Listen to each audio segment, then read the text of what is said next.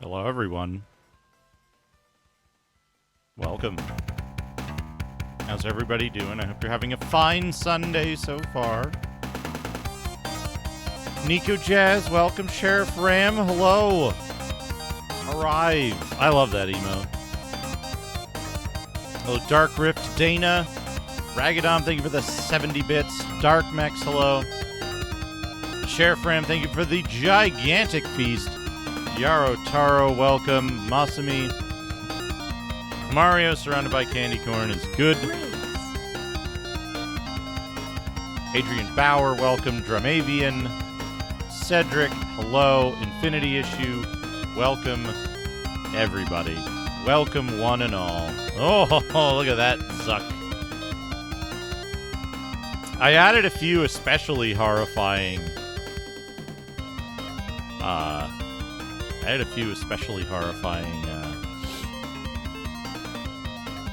pictures to this, but they're unlikely to come up. They're like 20 out of 3,000 or something. Hey, Mr. K with Road, welcome. Chubo. Great to see you, Chubo. That Mario Batman. Happy Halloween! Whoa! Look at that dude! That's just promotional art for Sonic the Beast Within, or whatever that game was called. Ugh! Fondant pumpkin. I don't think it was Sonic 06, right? What was that game called? Werewolf Sonic. Unleashed. Yeah. Yeah, Unleashed.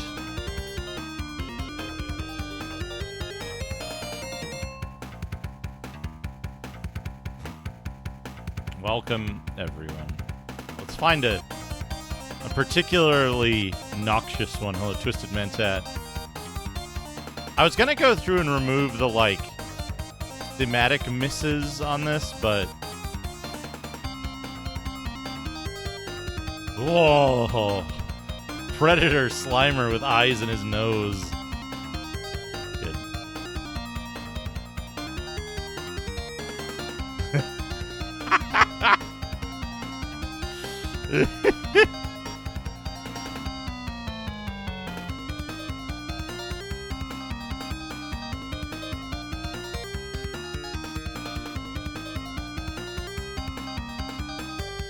Some of the...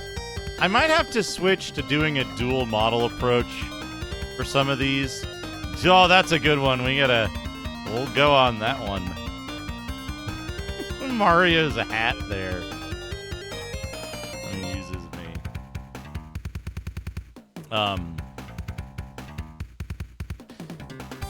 The representations of certain characters are like kind of too symbolically strong in Krangusleb, and I think I gotta switch back to using SD14 for those. Sonic, Mario, and Peppa Pig suffer the most from those. I have to like add additional modifiers to keep them from... It's because of the Dream Shaper influence, I think. Oh.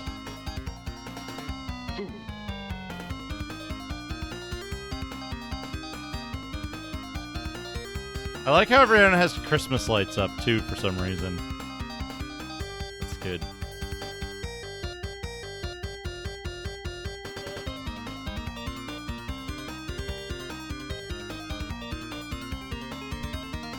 So I thought about what to play today. There were basically... Behold, your new power. There were 3 options. One of them got immediately eliminated because I wasn't excited enough to play it.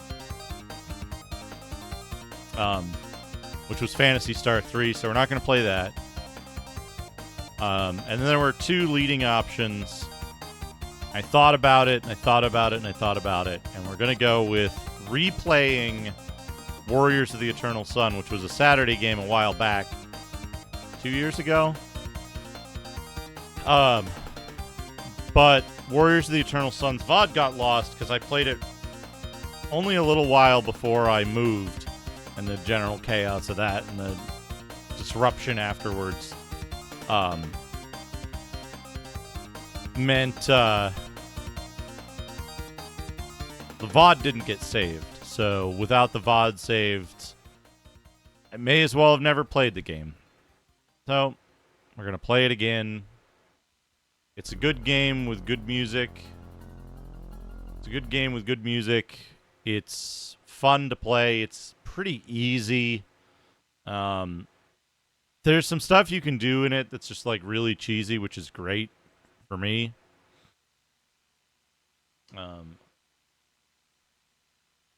Just wrote Nad Dragons.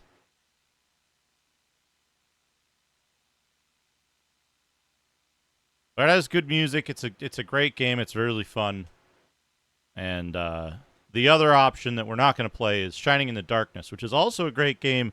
But Shining in the Darkness is at times a little frustrating, and it has like giant areas that need to be mapped by hand because the in-game map is like a temporary consumable item. So it can help with fixing the map up to make sure it's like correct, but you still have to like actually draw the map and put where all the stuff is. And it's a significantly longer game.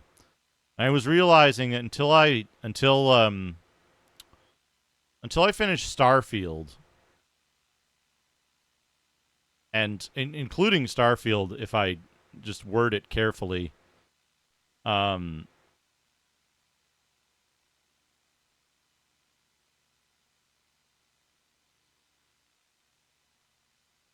hadn't finished a game, like a game of note, of significant length,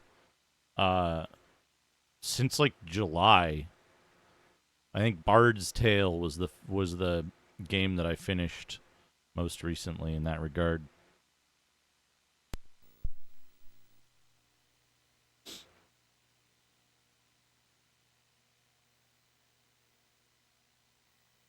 I did a little bit of New Game Plus in Starfield, but I actually wanted to try out different attributes for a character. I wanted to set up a different character, and part of my interest in Starfield systems and how it works is kind of tied to staying with one game for a long time. And New Game Plus resets all of your physical resources, like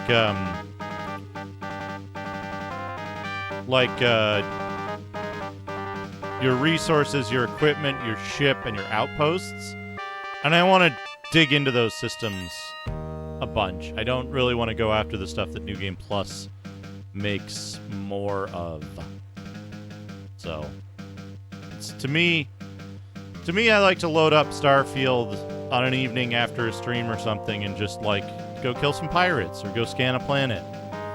And that's still a relaxing, enjoyable activity. I don't need to go chasing the kind of stuff that New Game Plus offers.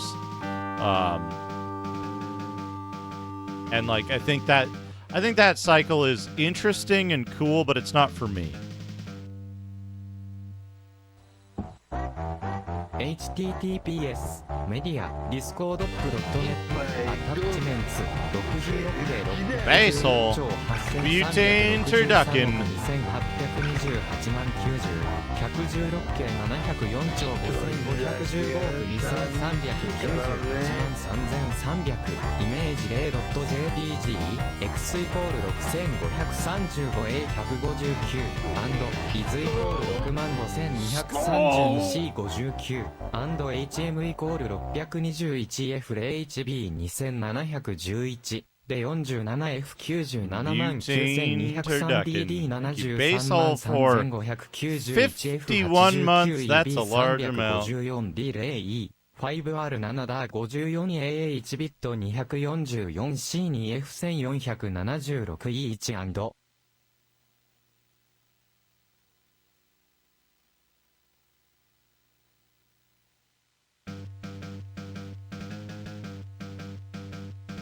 Anyway, we're going to be playing this. I don't think I'm going to time the game because starting and stopping the timer is extra mental effort.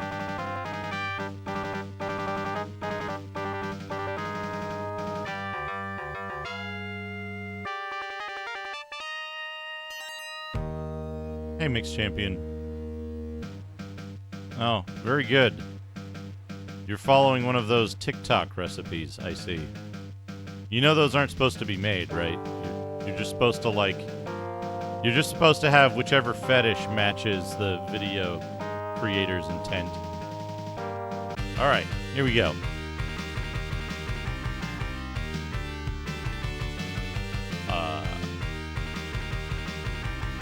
Create a new party.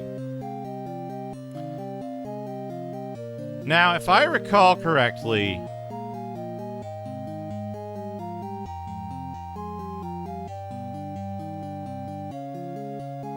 I don't think you ever need a thief.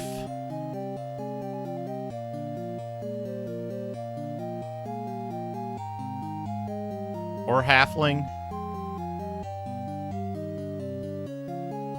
I don't think...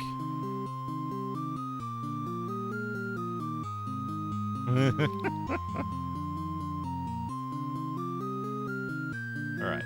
Let me, I should still have, unless I'm a colossal dummy, I should still have a Wotes folder that has the manual and the hint book. Why I don't have the PDF on here, I don't know. Let's go grab it. I should just put the PDF in the overlay. That would make sense. No, because I need to make it visible and invisible all the time.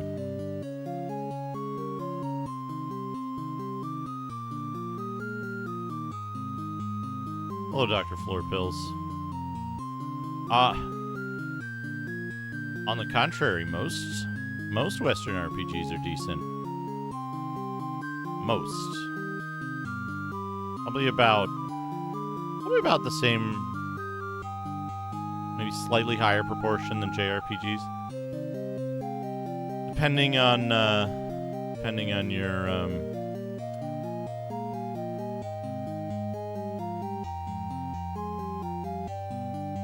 your preference.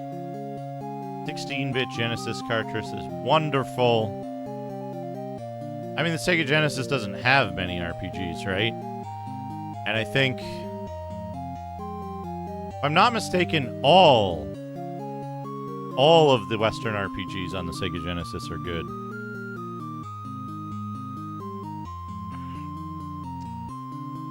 Dungeons and Dragons, Warriors of the Eternal Sun. Hello, Hector. Yeah, very cool cover art. This was used for... This was a licensed TSR artwork, and it was used for another module somewhere else, but I can't recall which. I know they also used it in Dragon Magazine at one time, and that's probably the highest... that's probably the highest fidelity print version of this artwork that you'll find out there. But it's very good. I love the detail, the skeletons, the... No, this wasn't used for Dark Sun. This was used for, I want to say it was used for an OD&D module. Or a BD&D module, I guess.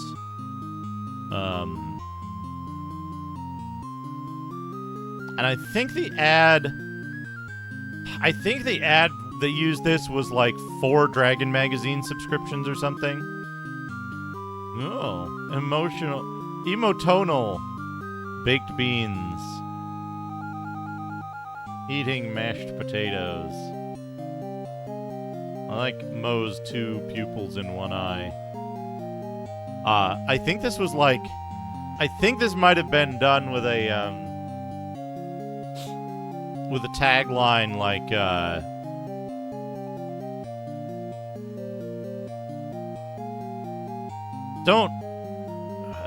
Don't get caught without your Dragon Magazine subscription or something. It was using the warriors, like, unaware of the dragon face to sell that point. Let's see. Clerics are proficient in both spellcasting and fighting. Heal damage, negate poison. We're definitely going to have a cleric. A cleric.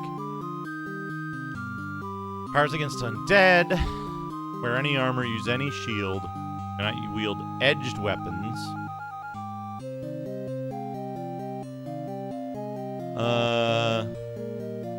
More hit points than magic users and thieves, but not as many as fighters. Innate ability to turn undead, but they receive no spells until they reach level 2. Fighters. Fighters can use any armor, shield, or weapon. Receive the most hit points of any class. Arrows have blades on them. Don't start that argument here, Dr. Floorpills. Don't fucking start. If you don't understand why Dark Sun would be problematic to publish in today's world, like, don't fucking start. Thank you. Thank you, mods. Book of Lairs. There we go.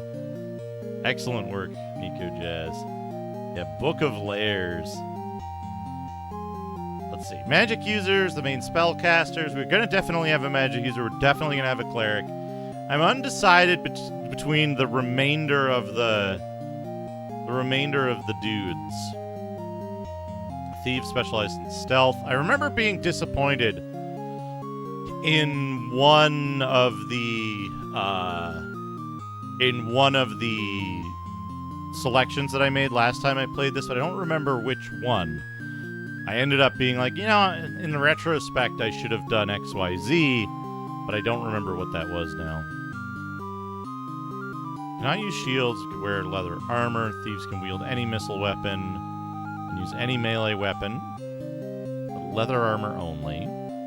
Only as many hit points as magic users. Find and disarm traps. I don't know that I ever needed to find and disarm traps, though, is the thing. Dwarves can wield any armor and use any shield, cannot wield spears. Use bows and other weapons. They receive as many hit points as fighters. So dwarves just get fighter without spears. They don't get any benefit from that.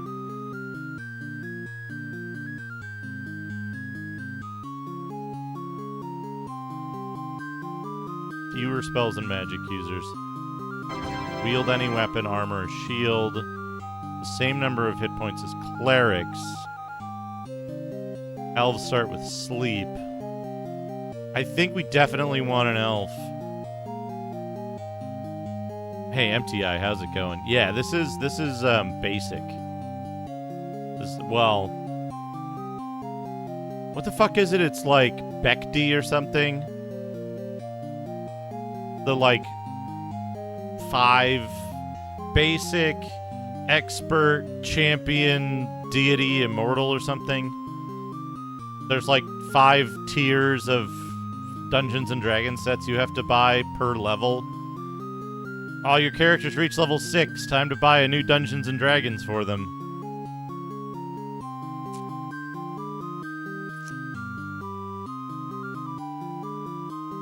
Any armor, any shield, missile weapons and melee weapons except for spears. Hit points as clerics. You can hide in shadows.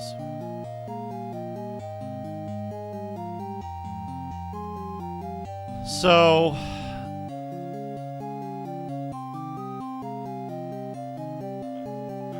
basic expert champion champion master immortal. Mashed totties pox triaya Gorliad mushy hill mushy peas. No, you know what they say. Mushy hill mushy peas chunky salsa. Letgus and Gomerds, attorneys at law.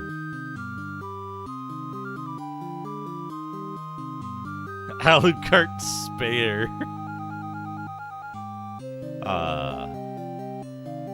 Oh yeah, and just as a general note to folks, I've asked my mods to be a little more proactive in keeping the mood of the channel good.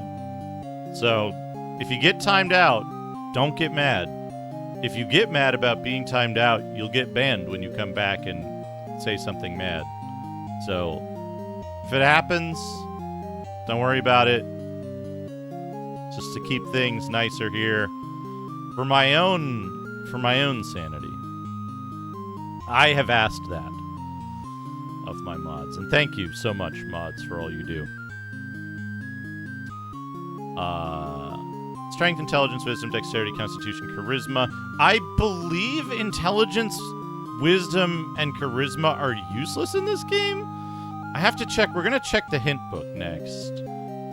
Characters have different amounts of experience they need to level up, and each character needs to get the killing blow to level up unless you're in the overworld, in which case experience is shared. It's very strange. There's some very strange stuff that we learned last time I played this. Oh, more. Thunky of Poas. Chunk YP Salus. Roast Beast. Hoda. Muir Roos.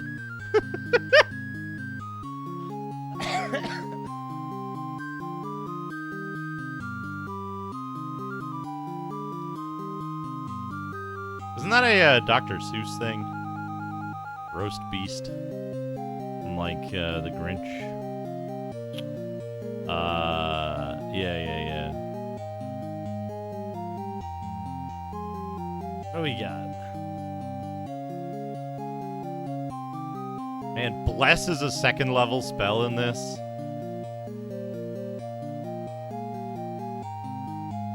Bekti is fucking wild.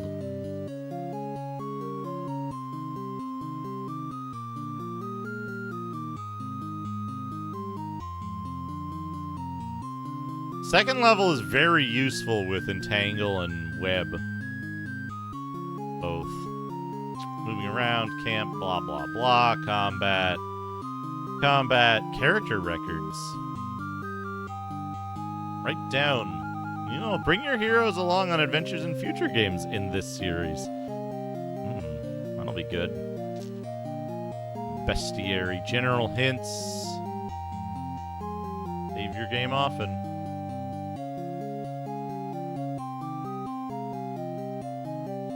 And then we've got the hint book.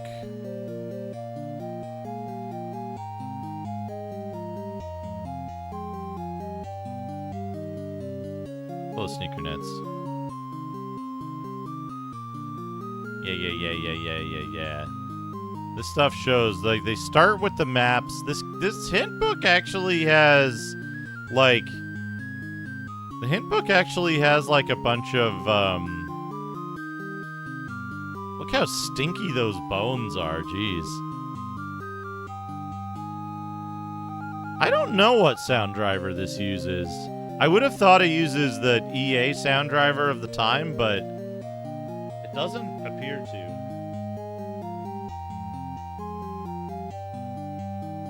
Yep. That should be up.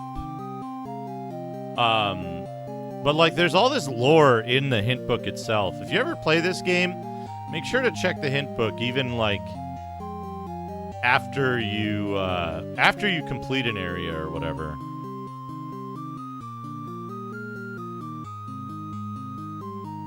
Yeah, Solid Snack. It's very much like that, I think. You know what's interesting? The hint book for Ultima Underworld actually requires you to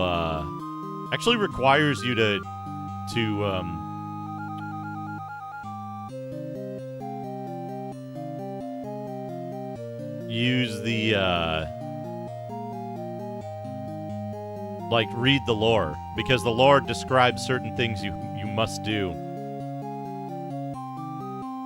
Music in this game is fantastic, but I'll take Green Herring's word for it that it uses gems. I haven't looked. Okay. So fighter can use any weapon, thief can use any weapon, elf can use any weapon. Dwarves can't use spears or bows despite the manual saying that they can. The hint book disagrees. And halflings cannot use bows, maces, spears, or staffs, or warhammers despite the hint book claiming they can. Weapon shop, armor class. The thief is limited to leather. Anyone else except magic user can't wear armor. Anyone else can wear anything, which is important.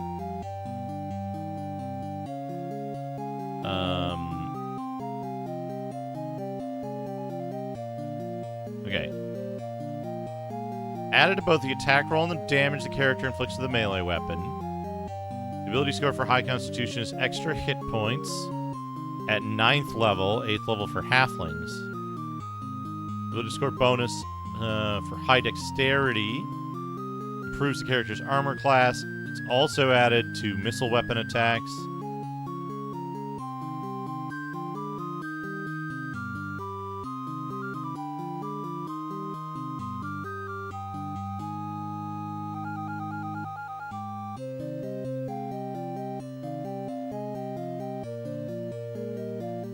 High Constitution in every character. High Strength, High Constitution, High Dexterity, High Constitution, High Strength, High Constitution, High Strength, High Constitution. Yeah. So, like, yeah. Here's the other thing.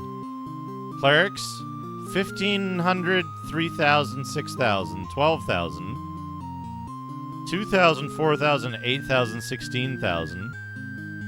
2,500, 5,000, 10,000, 20,000, 40,000, 1,200, 2,400, 4,800, 2,200, 4,400, 8,800. The dwarf is the same as the fighter, except they can't use certain, they can't use certain weapons. No worries. Like I said, it's. I have asked my mods to keep things more pleasant here, and I want to just avoid getting into those kind of topics. So I appreciate it. Thank you for not taking offense.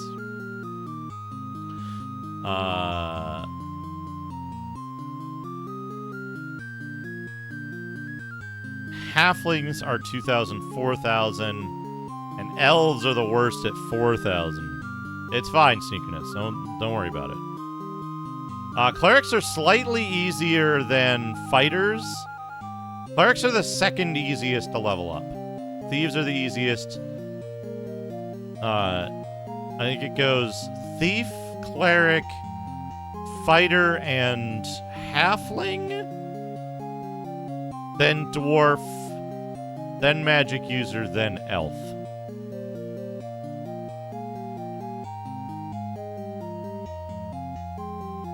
Okay, so that answers the question I was looking for.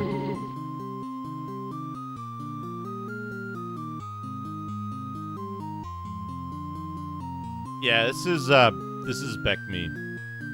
Regular D&D, you can tell because demi-human is the class.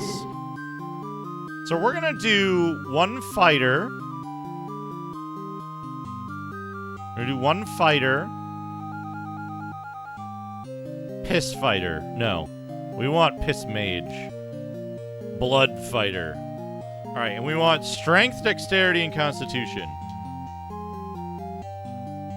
High numbers. High numbers.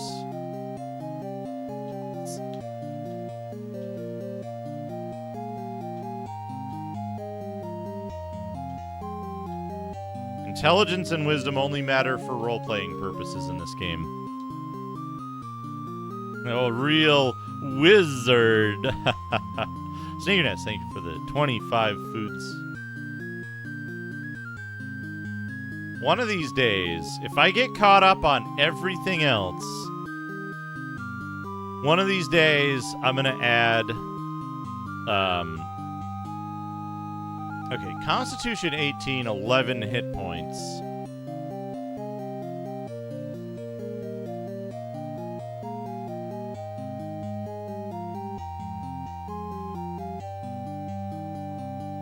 I guess that's just how it goes. No. They're rolled separately. Woog. Or I don't understand the bonuses.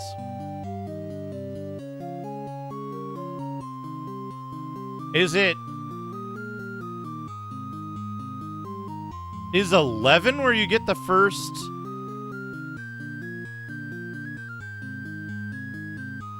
bonus?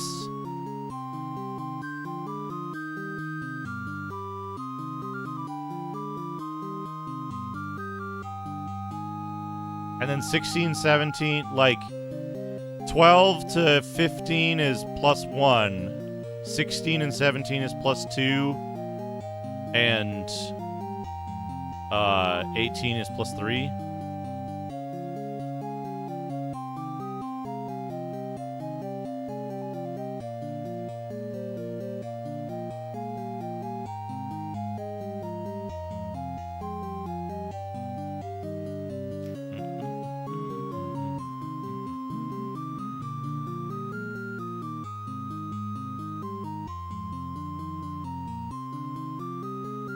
Yeah, I was under the impression that Klepacki wrote most of this game's soundtrack, but I could be mistaken about that. Okay, so I don't have to look at hit points, only these 3 stats. I guess the fighter can have a little less constitution than the others, because he's going to get more base hit points.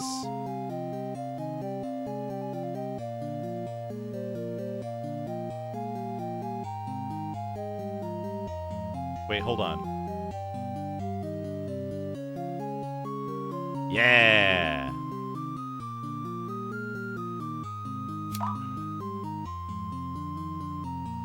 I think this one doesn't discriminate. It doesn't have, like, extended strength and shit.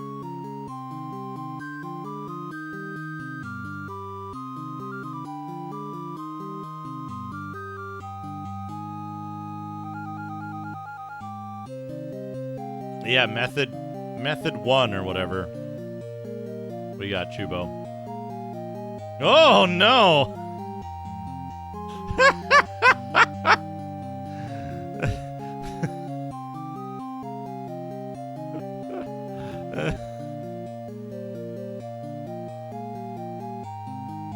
Horrors. Horrors from beyond.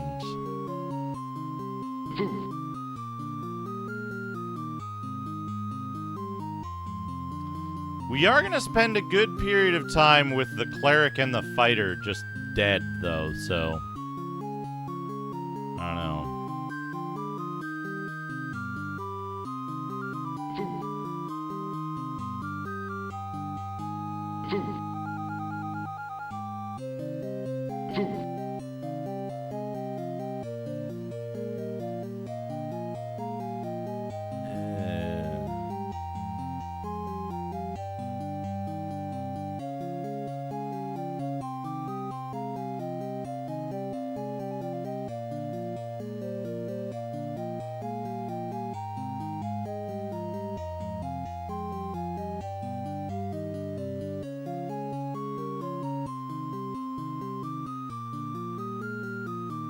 Oh, you know what?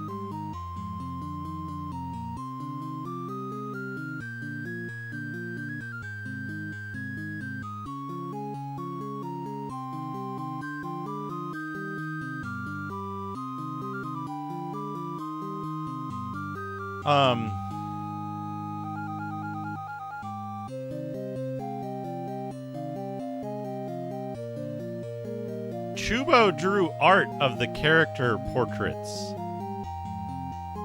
in this when I played it last time. I think. If I still have those portraits, it'll tell me what my party was perhaps what I should do differently this time. That's a pretty good score. That's a pretty good set of scores. 16, 16, and 17.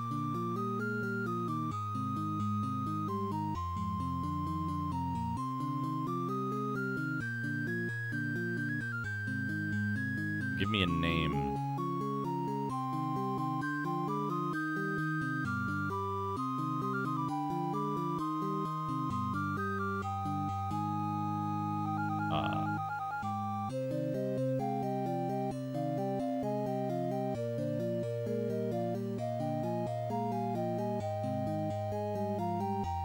Advanced roster. There we go.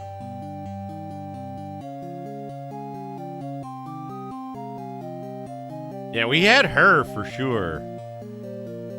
But I think we're gonna get an elf.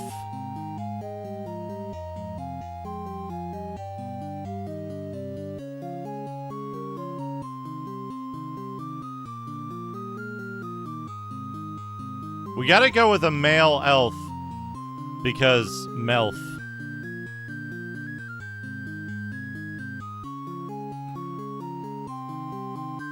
Do we want to name him Melf? No, we'll use, where's my list of names? I haven't used them in a while.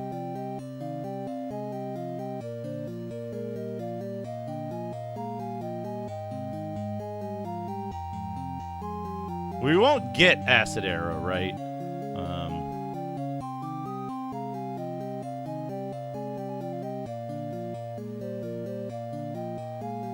Let's see. Where did I put it? Where did I put it? Screaming. Stupid names. This is... Hey, Camlone Mousewolf. This character is gonna be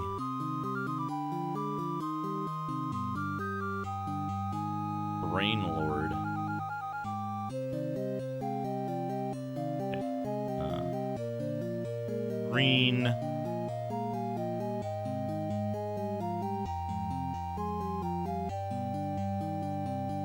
'18 dexterity is good, but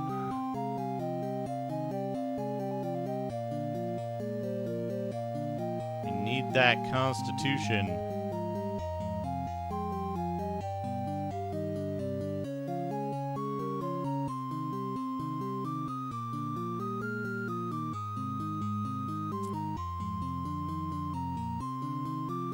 Hey, Formate, this is Dungeons and Dragons Warriors of the Eternal Sun. If you're ever curious, I know it's not always visible, but I try to keep the title along the left edge of the screen, to the left of the game, so that you can reference it quick. But it's sometimes it gets cut off by like the player or like web apps and stuff, so feel free to ask. I know that's not always visible. It's also hard to notice, so I always mention it. Close. Close, but no cigar. We need strength. We need strong elf. Strelf.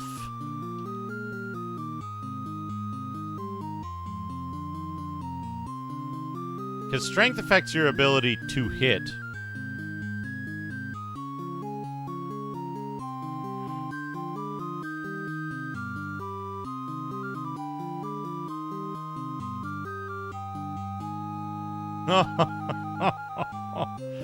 Thanks, give dinner.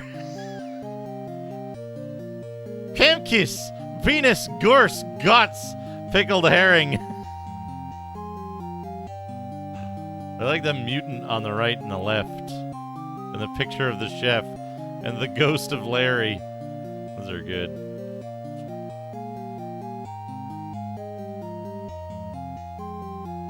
Yeah, no. Like I said, always feel free to ask. Because I know it's not always visible because it gets literally cut off sometimes. And it's not always legible if you're on like a small screen or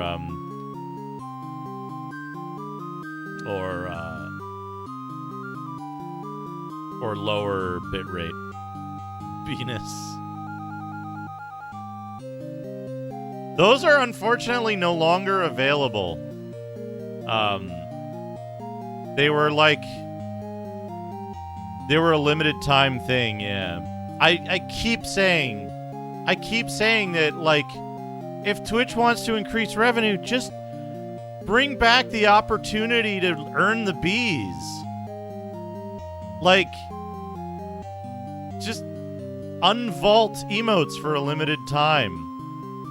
Yeah, they were limited and initially temporary, and then people complained so loud because they liked the bees so much that, like, they ended up untemporarizing them. Man, remember when fucking... What was it?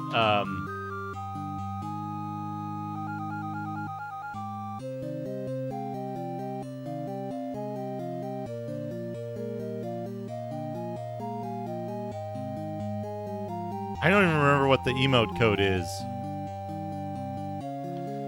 Remember when,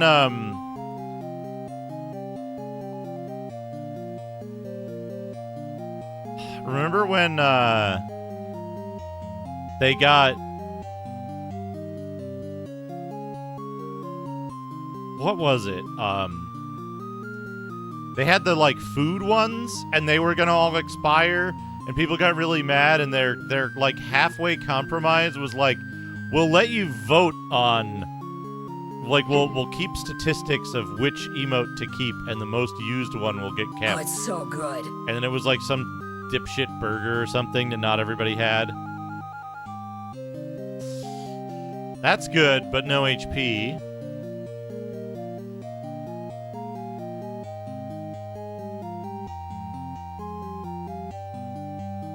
It's not 16 Constitution. We're not even going to look at it. That was 16 Constitution, but I clicked too fast.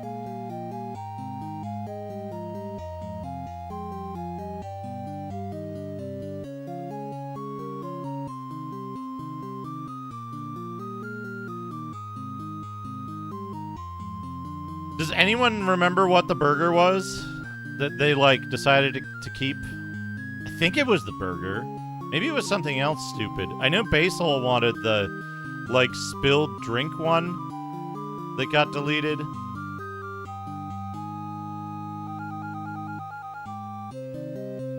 Don't give them ideas, Dramavian.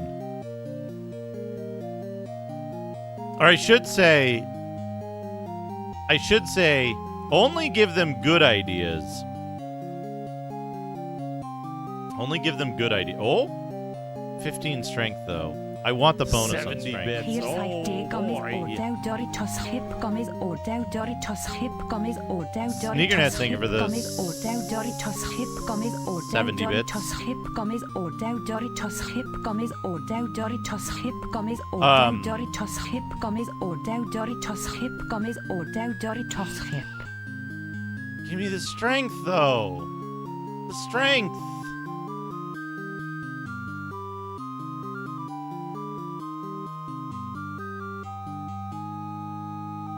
Oh, was it supposed to release this quickly? No, emotional ghost. I like that they're thinking about or saying or infested by ghosts. Also, Screaming Baby Larry. The Screaming Baby Larrys is a punk band.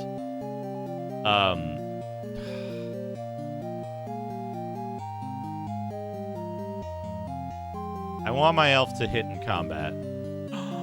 Damn it! Damn it! We gotta keep this one. We gotta keep this one. It's too good. Alright, Cleric. I think we gotta go with Conundrum. The bowl cut is really stupid. But if we pick the lady, it can be Lady Doctor.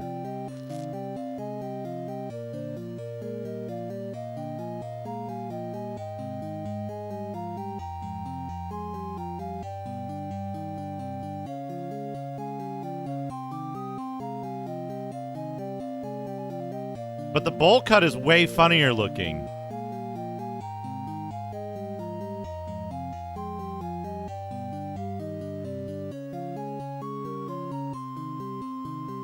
Alright, we'll go with blue.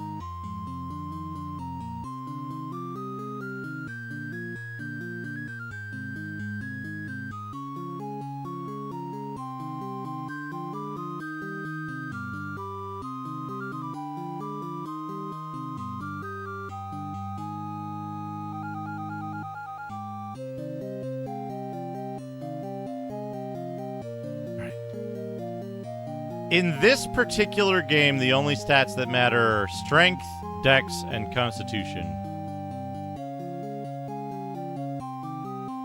Intelligence and wisdom are for role-playing purposes only.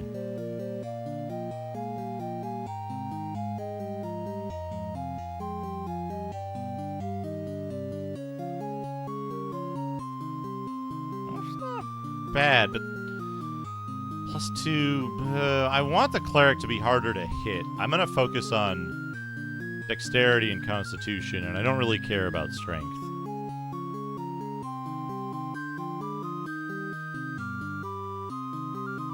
I think we want +2 at least in both.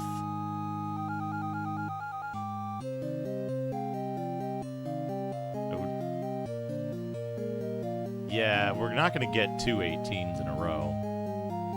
No way.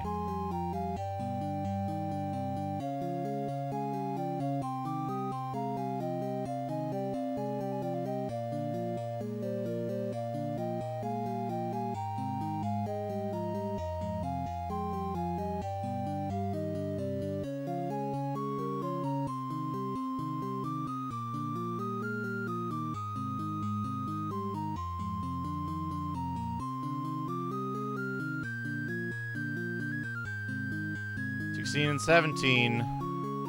Let's try to get one of those 18. Or a strength bonus and 2 +2s.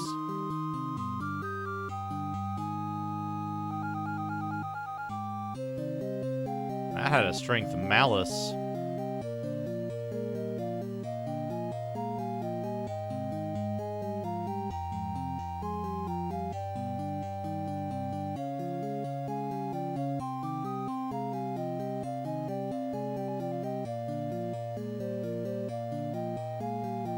You know what would be a cool idea for a game, I think? Like a compromise between the point buy methods and like wasting a bunch of time re-rolling scores. Here's my idea.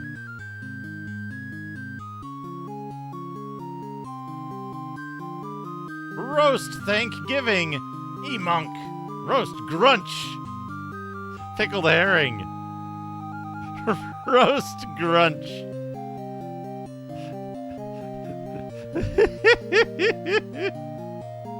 Oh, Shemp. What do you suppose Bing will give you if you put in roast Grunch? Here's my idea. What do you think about this, chat?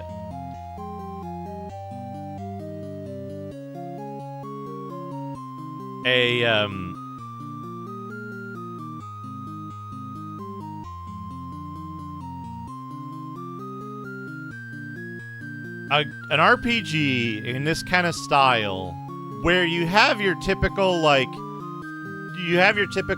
point buy or whatever methods.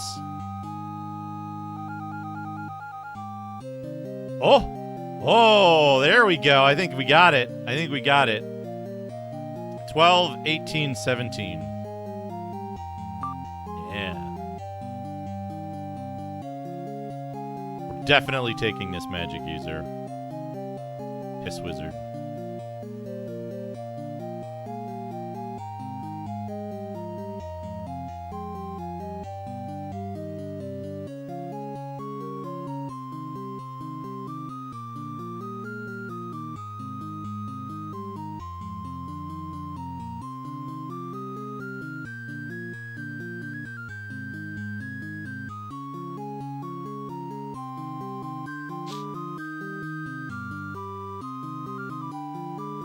And here we truly only care about dexterity and constitution, but I want that constitution to be an 18. You know. I think that's good.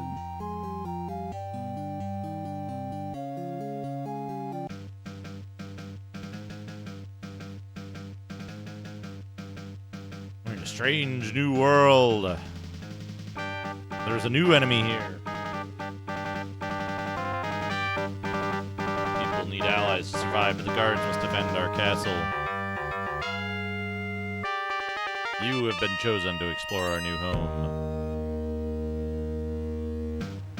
Gods have given us a second chance. Serve me well and bring us allies.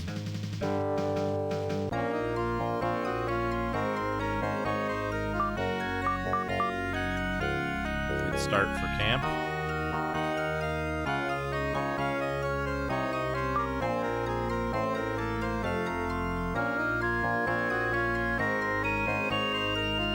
I'm unsure if the PC Traveler game actually has death and character generation, or if it has,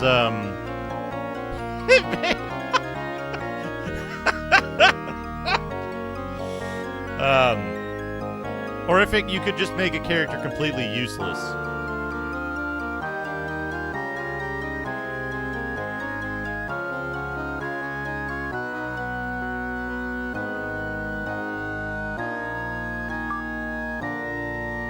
Want that sleep spell to start.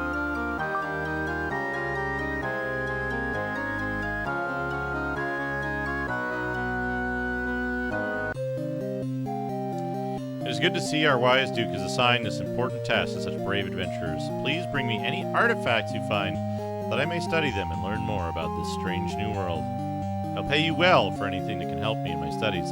Hopefully what I learn will benefit you as well.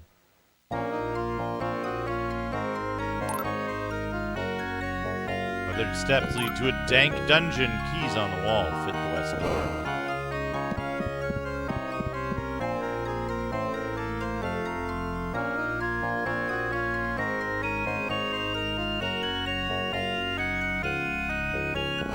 I have what I believe are a set of T4 books, and you can definitely die in character generation in T4.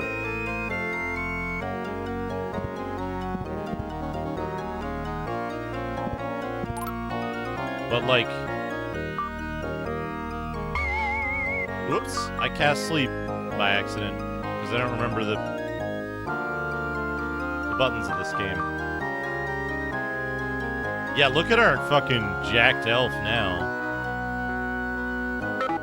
But yeah, I think you're right. I think T10. I think T10 they changed it. What I want, though, is I think I want... Let's see.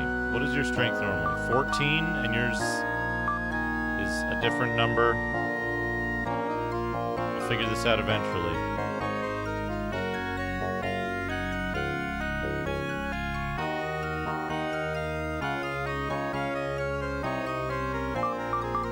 Yeah, so 17 and 14, so with that.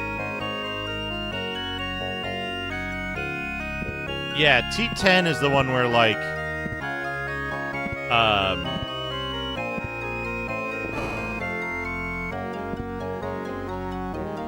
well, you know Dr. Floor Pills, it's one of the, like, it's one of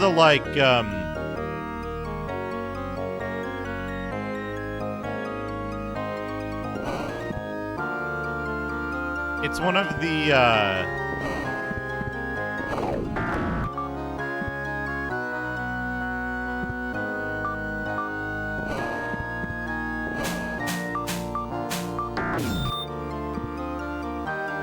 one of the ways you can mitigate what is called level 1 Dungeons and Dragons syndrome.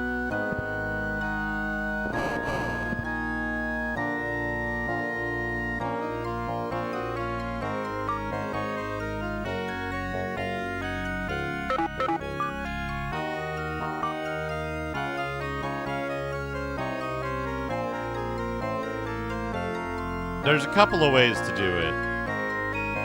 Beastmen have a camp to the northwest. Coming from the north.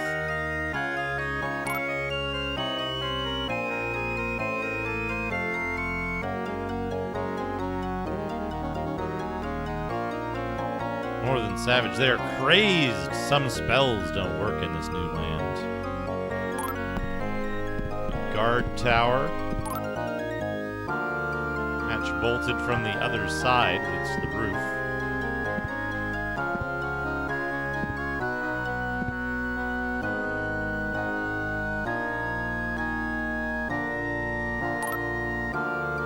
Silver carvings line the corridor. The smell of incense fills the air. I am incensed. The south is carved of cherry wood.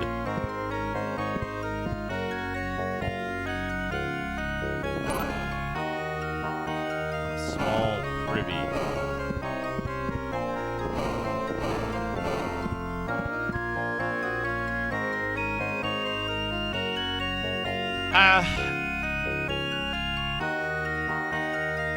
I think the thing is, to a child, like,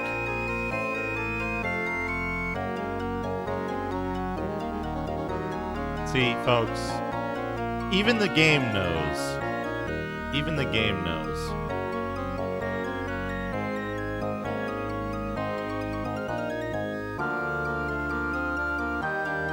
I think, like, caravan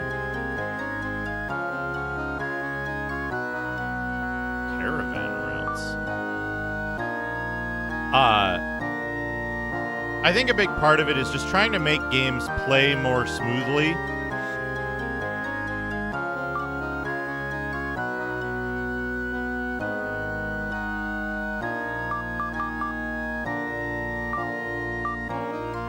And so, like, one of the ways you can do that is to make the systems a little more forgiving.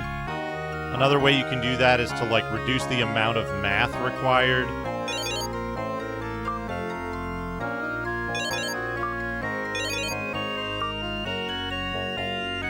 And I think you don't need to equip... Yeah, you don't need to equip weapons and armor. Or you don't need to equip armor. Armor is used automatically by the best available. Pretty sure.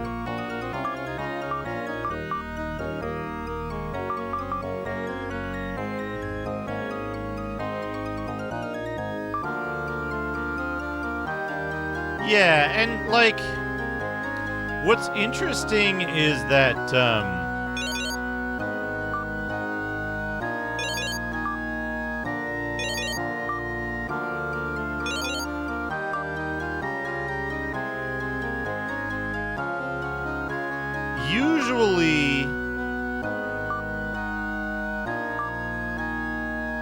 usually there's a cycle that happens, right? Where, like, one thing builds in a certain direction, and then when it reaches some point of saturation, a new thing appears to fill the gap, right?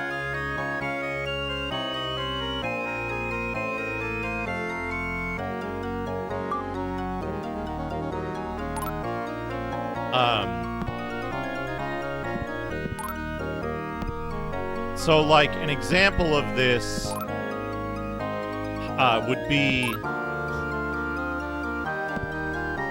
I think it's XKCD did a comic that was on a similar topic, the, like, food size cycle.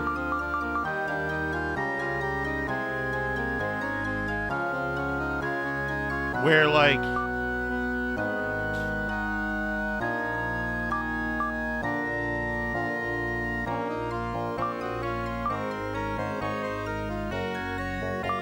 food gets bigger and bigger over time, and then a new food is introduced to fill the gap in mini size, right? So, like, burgers get giant, and then sliders become popular, Or like burgers get giant, so then people start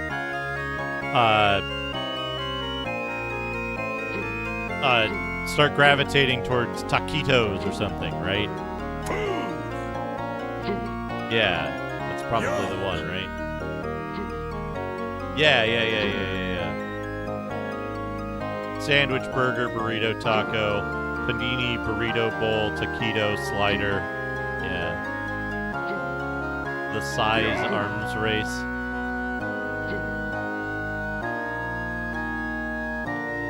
But one of these has like a gnarly encounter in it. I better save.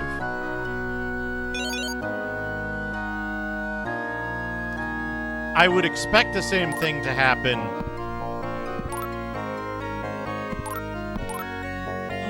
+1 axe. I would expect the same thing to happen with tabletop RPGs, that like complicated RPG becomes simpler and simpler to attract a larger audience, and then like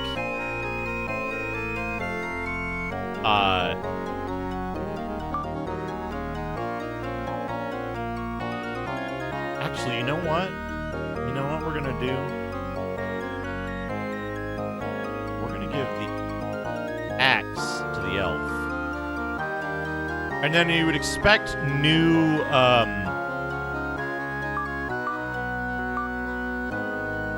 systems to come in place that are more complicated to appease the market that's edged out by wanting more complicated games. But in tabletop games specifically, that hasn't really happened, which is interesting to me, right? Like, we don't have that full cycle. And I think a part of it is that, like, raised. I'm gonna give him 100 bits. I'm gonna go. Akabidi.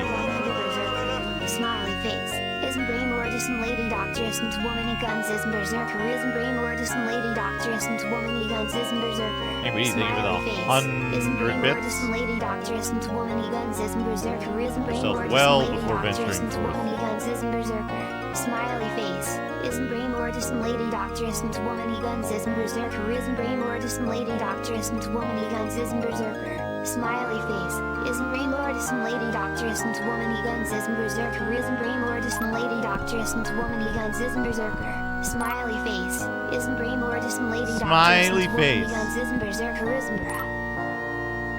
Oh, +1 sword. Well, there we go.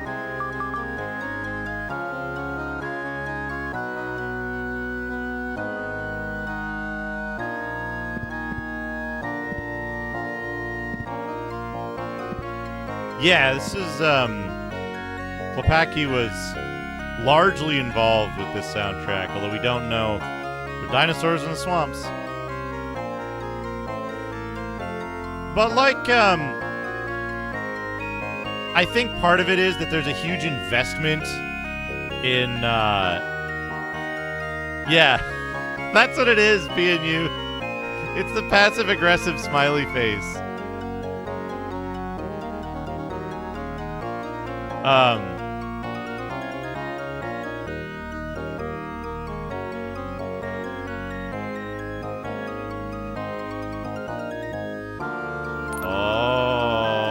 a dusty cellar, a potion of healing.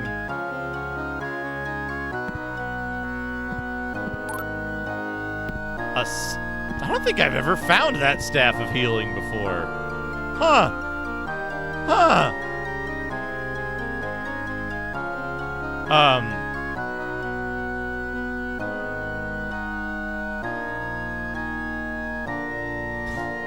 Yeah, this is Hollow World. Some spells don't work in this new land. His wandering eyes soon caused his demise.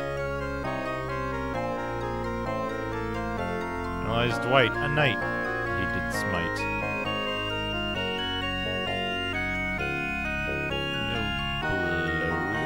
There we go. This tower has been converted into a crypt.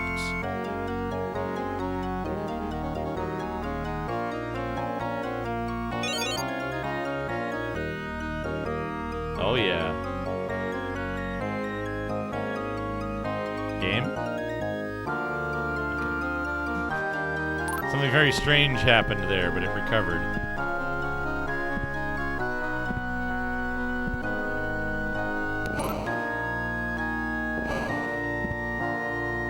Now, there's probably like a zombie or something. Ooh. +1 chainmail. Who gets that? AC 154? 16, 17, 18. I guess it doesn't matter. Doesn't matter. Just keep it there. We can sell that leather off.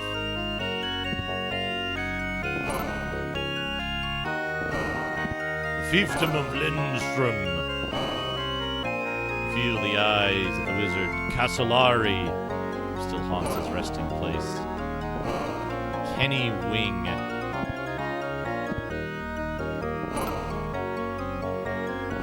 Noble family of Sperry Glen. Nice little Easter eggs. Beware of the swamps. Dinosaurs live in the swamp. Louise, a thief shouldn't sneeze.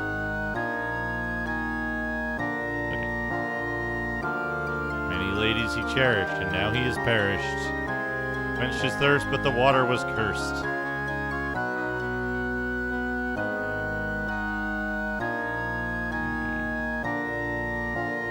Poor Mel, he cast the wrong spell.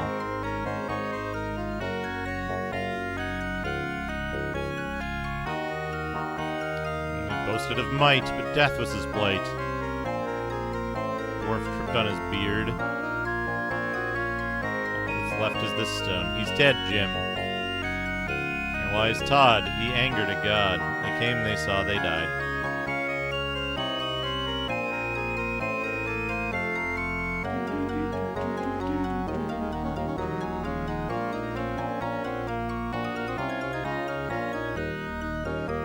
Save.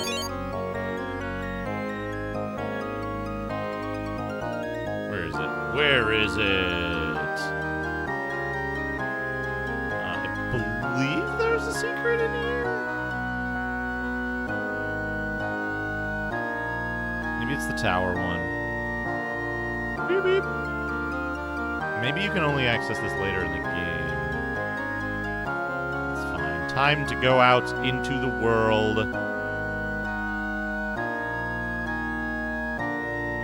Hey, Dialoco.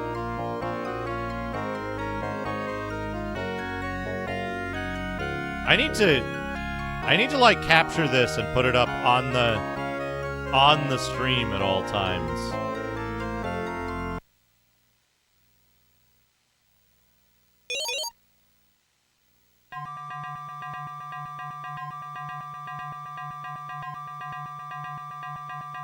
All right, Chucha, I hope it's good. Also, the way you described that, I'm imagining like the corner of just a regular city block, and there's just a soft serve machine there mysteriously.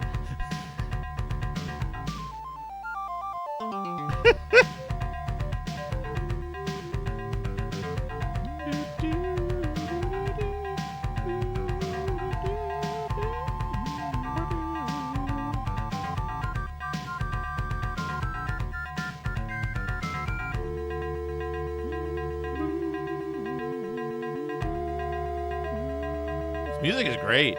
Music is really well done. It's like a little bit mysterious, adventure-y, and like action-y all at the same time. It's very good. Very fit to purpose, in my opinion.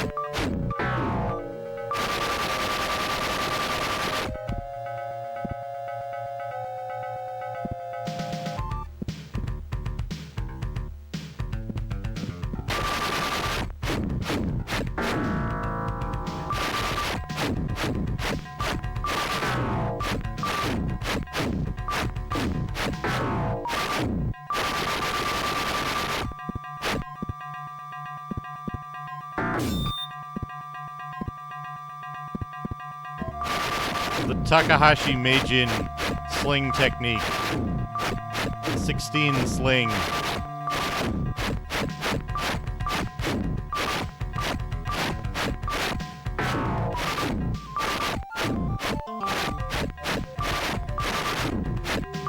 There you go, tongue.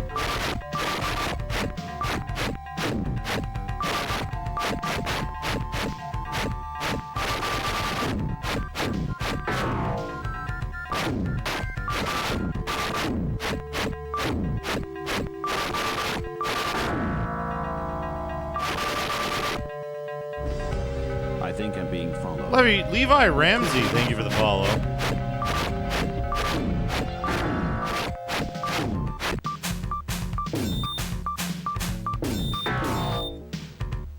So the thing about this game is, when you're in these, like, first-person segments,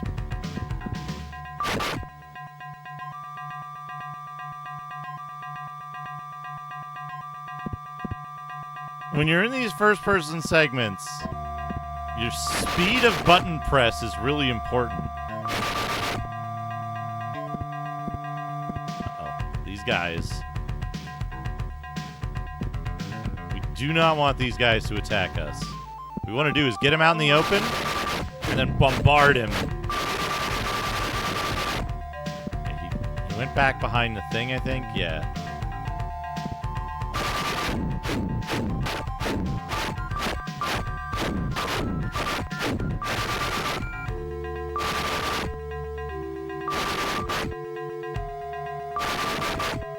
Come on, dude. Where'd he go?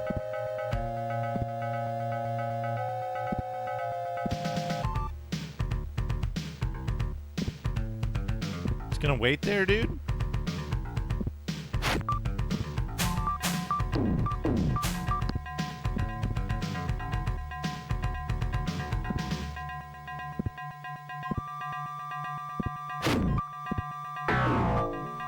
Got him. Good.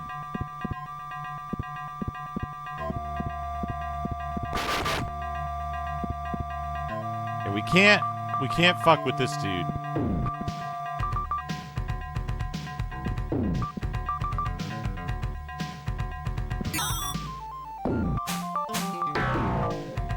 Maybe that'll work.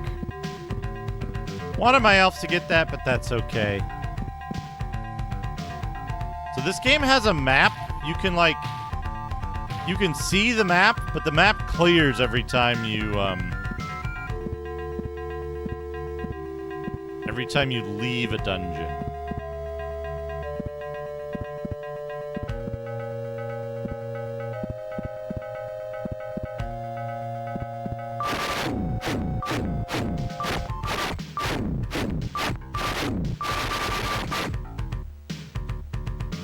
I might have not cleared the escape route that I need for this.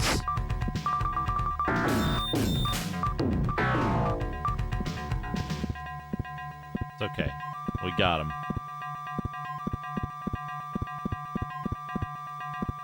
This is the escape route that I need, and if I didn't kill everything along the escape route... Oh, no, I think I'm okay. I think I'm okay, because that brings me back to here. Yeah, there's most of the map of the dungeon.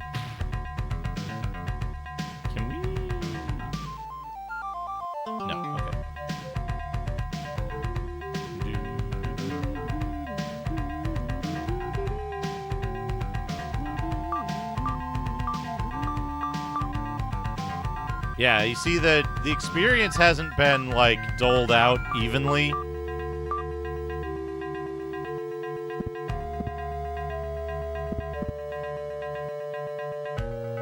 That's okay. We want to go out and save the game.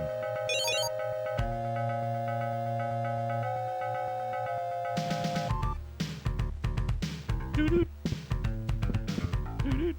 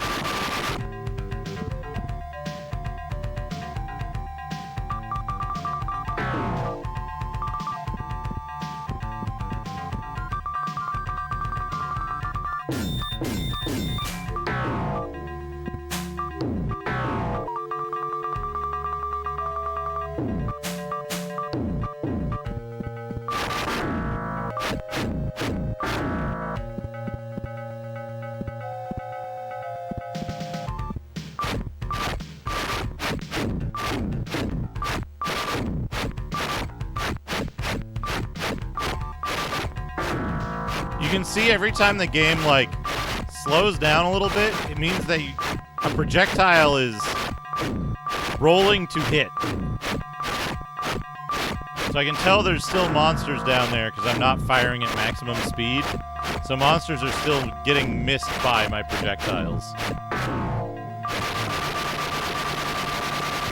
Now there's no monsters down there. They've all moved to the side or something.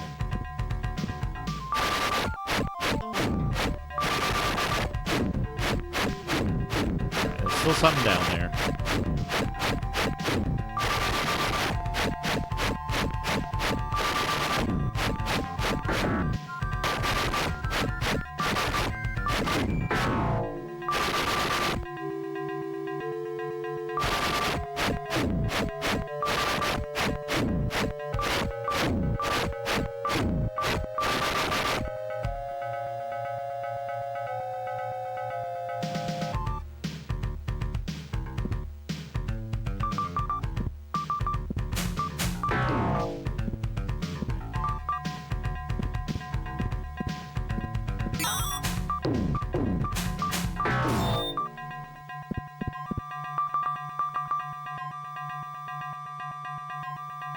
Somebody's going to level up soon, and it's going to be my fighter. Which is good.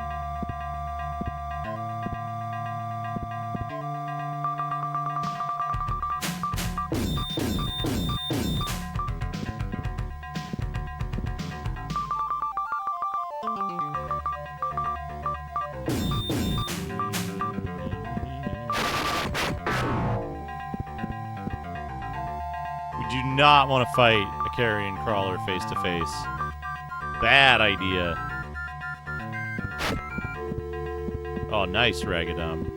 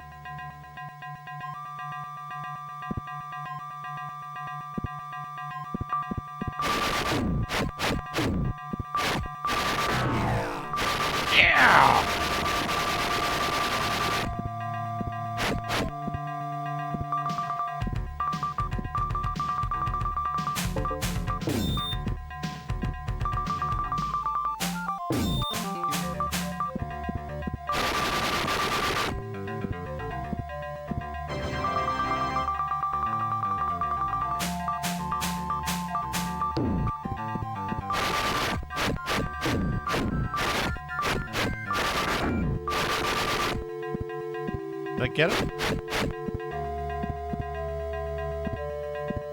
think that got him.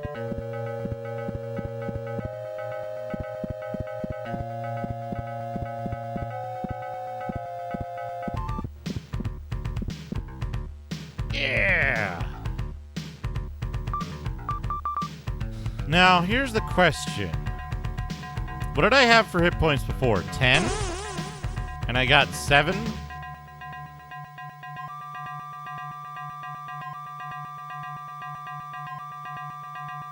And I got 7.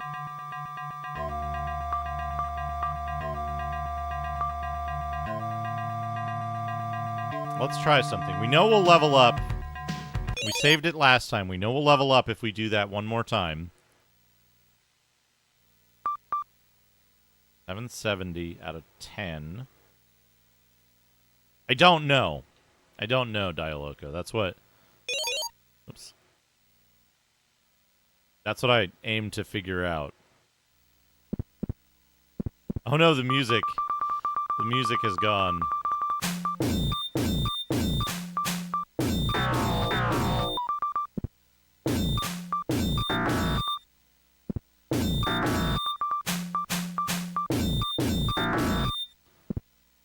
how are we looking now? How much do those flying vipers give? Not a whole lot.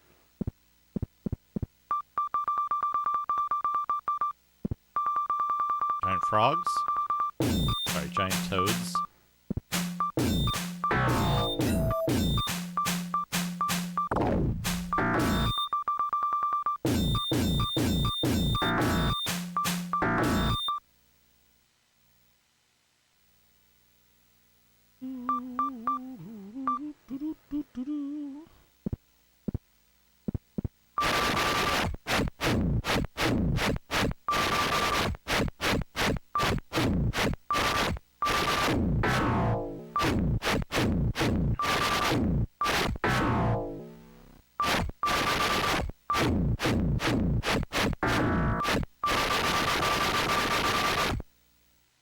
Okay. 500.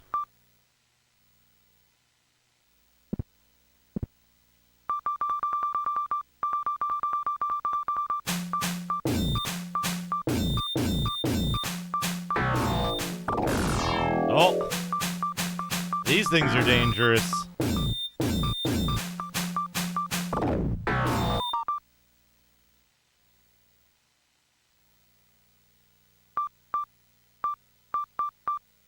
That's okay. It's okay to have your fighter die. Okay, the elf is also dead, which is not good.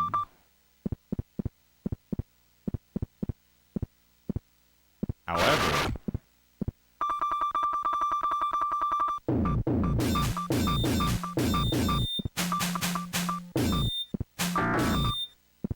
did I mention that when only one character is alive and able to act, they can do so much, much faster than if there's multiple characters alive?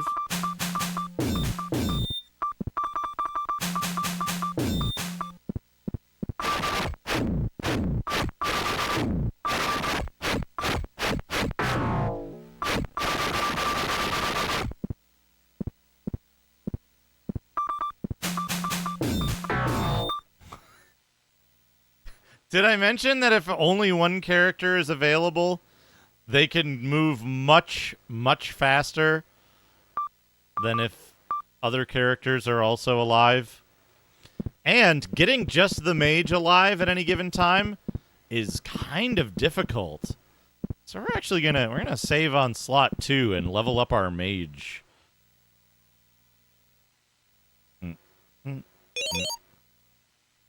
HP at the start is fixed. To answer part of that question, we don't know if HP is fixed later in game, and we're going to test that right now. I don't know where the music went, but we'll deal with that soon.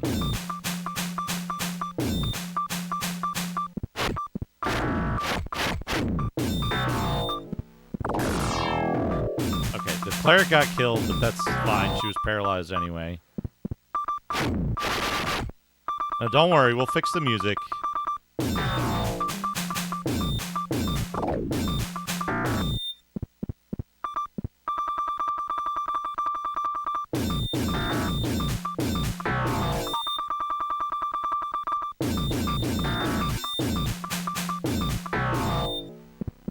We'll fix the music once we've worked out this idea.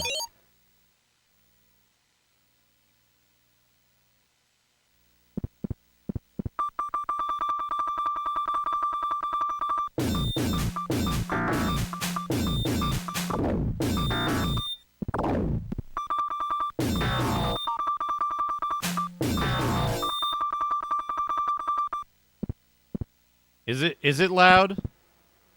It shouldn't be, but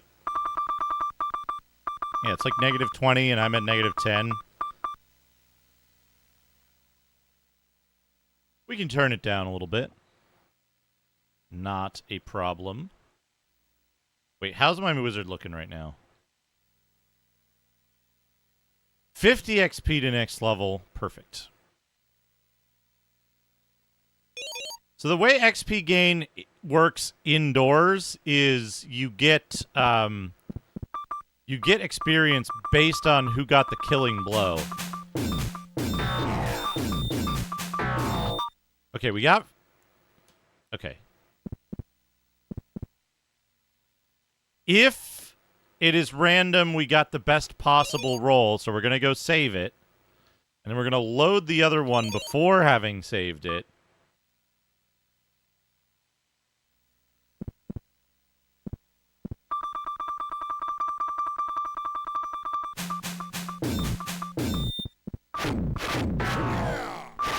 It is random.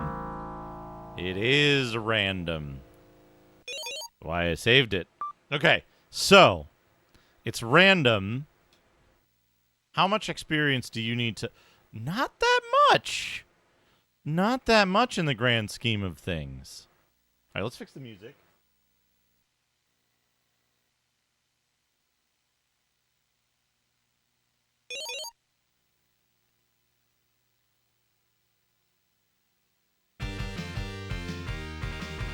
Yeah. Yeah, it's harsh, for sure. It's harsh. It's... I struggle with this. I struggle with this... describing this, right? I have my sound setup is very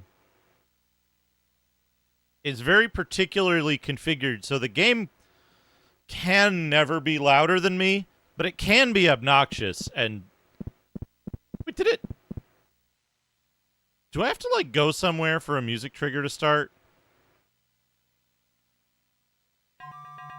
There's the music trigger. Hello, Astral Vortex. Welcome. We're going to level up our wizard now.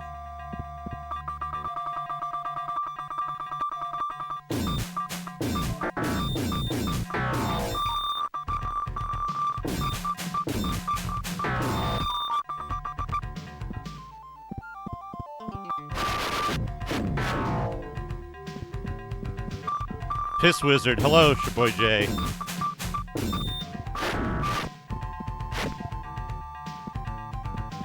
So what's next? 21?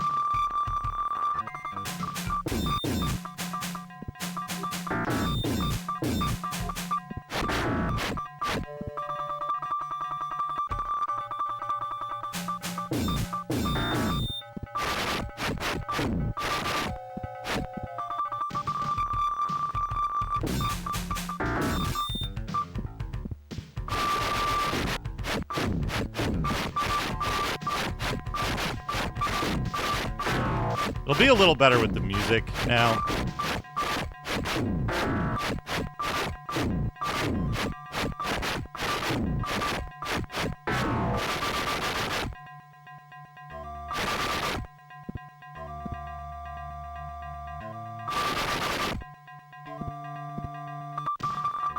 I haven't triggered yet. There, we triggered.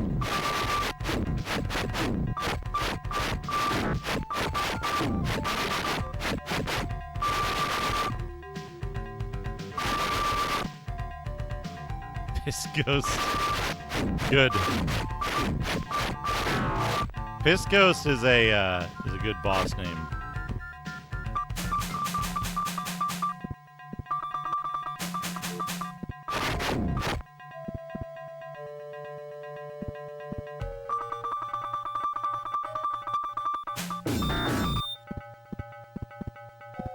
We're not going to do the cube fight. Because the cube fight is too dangerous. It gets to have attacks at all, which we don't want.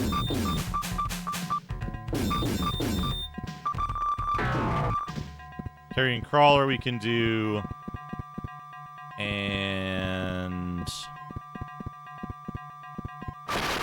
Owl Bears we can do.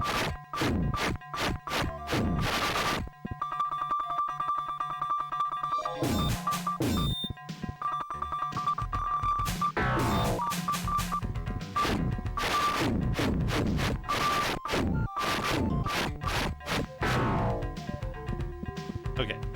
How much experience is that? We were, what, like 24, 30? It's like 2,000 experience to do this whole cave.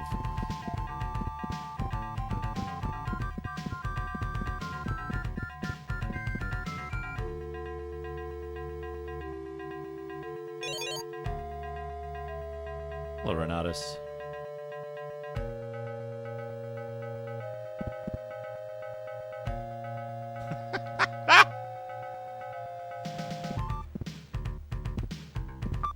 That's pretty good. Assassin face is good.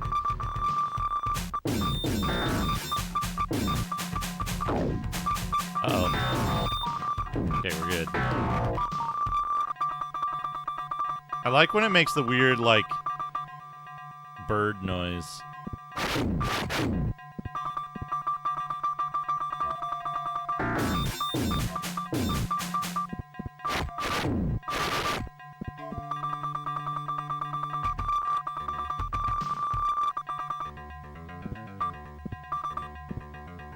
Where'd he go?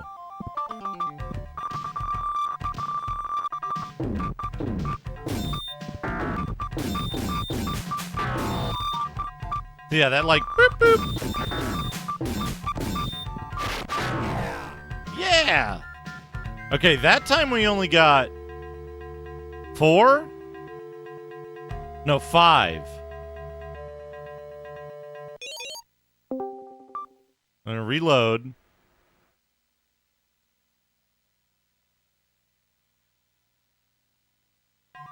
Go get the music.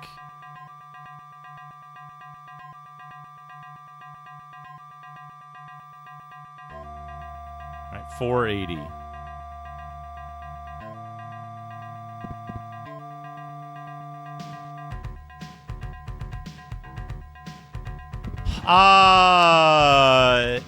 There's the games that are good are very good. The games that are bad are very bad. I think the NES Pool of Radiance is probably fine based on what I saw of Dino playing it.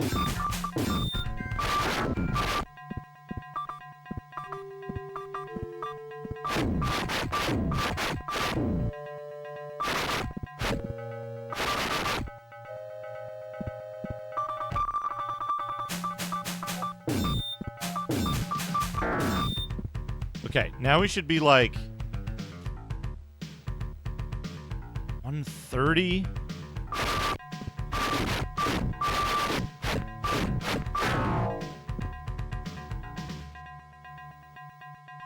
$80. Save it again.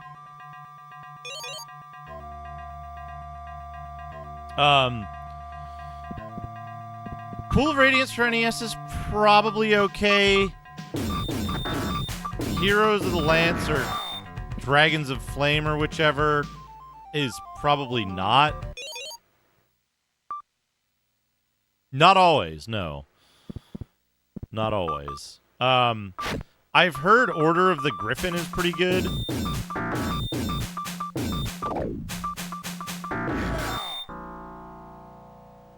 That's 4. We don't want 4. We want 7. 21 is the number we want here.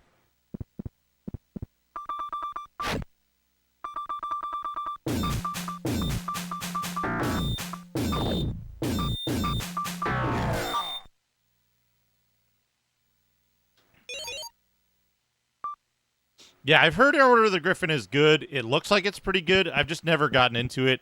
I think it's kind of similar to this game, but it doesn't have the... I don't think the combat in the 3D sections is actually real-time like this. I think it just modally... Yes! 21, there we go. It switches modally to a tactical battle when you get an encounter, like Pool of Radiance does.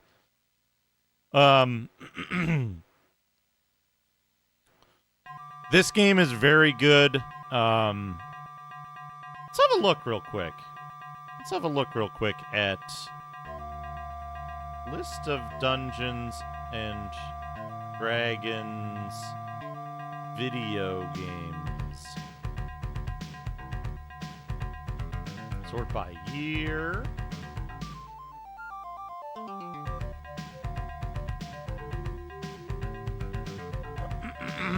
Hillsfar is not a great game either way you slice it. Eye of the Beholder has fine ports to other things, but it's best on DOS.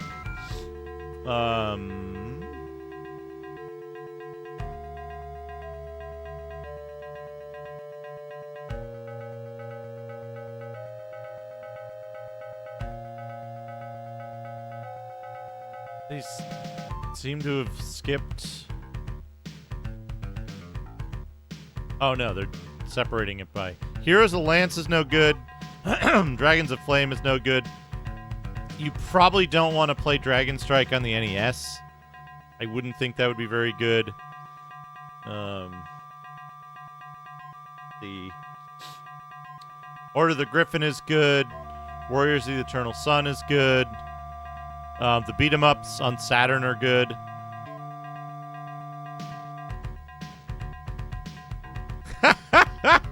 Oh, this certainly has better audio. Because it has good music when you can hear the music over the deluge of stuff. Slayer is good on 3DO. Deathkeep is good, but you probably want to play the Windows version for performance reasons.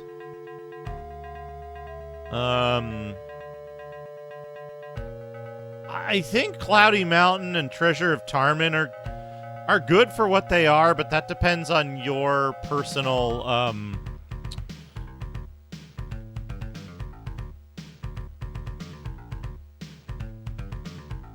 like, it's tough to play first and second generation video games, console video games. It's just those games are hard to play. So if you're okay with first generation games, then it's a fine game. Hey Puzzle, how's it going? Those are fine games, but they're in television games, right? They're not going to be. They're some of the best, most interesting in television games, but they're not going to be like. You know what I mean? They're not going to be complicated. They're going to be pretty straightforward, barely adventure type of games. Which isn't saying that they're bad, right? It's just that's what they are. Some people like that. But yeah, there's a few good ones. There's a few bad ones. Those that are good or bad are. This is an old game. Adventure, Josh. This is Dungeons and Dragons: Warriors of the Eternal Sun. I think there's only like 4 or 5 games with this specific perspective.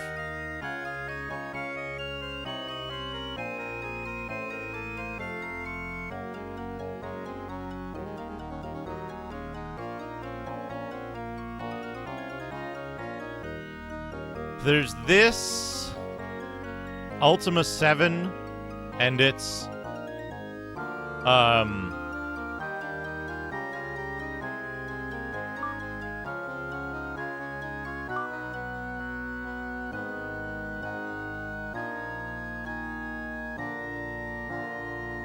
Progeny,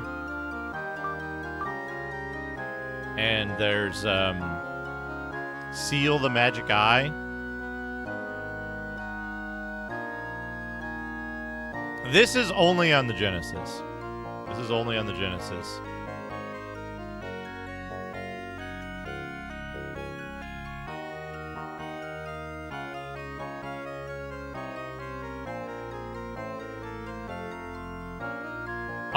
Ren worked on this as part of working with Westwood back in the day. This is a game that Ren worked on.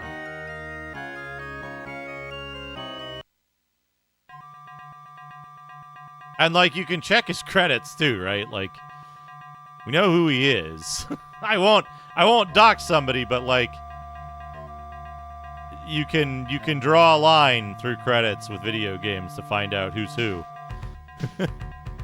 Yeah.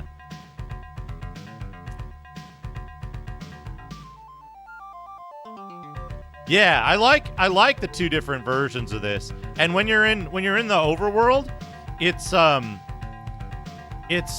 turn-based combat. It's turn-based party combat. No, this is a game he worked on back in the day. I think he I think he did quality assurance on this, some contributions to design, and work on the Blue Book.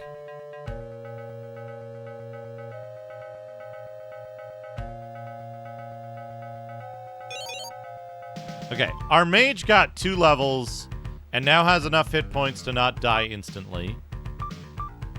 And is now, like, gonna level up slowly. Now we're gonna go do the harder but faster part. I think, maybe.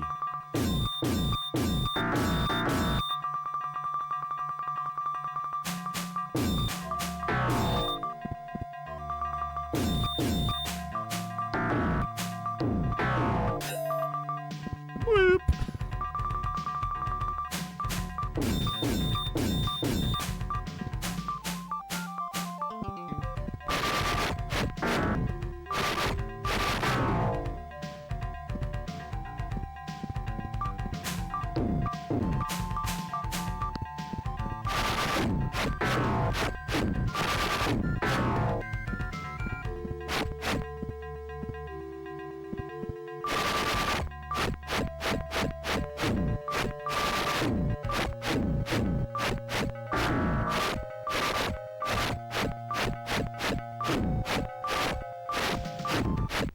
How long do I figure this game is? I can check my timer from last time I played it.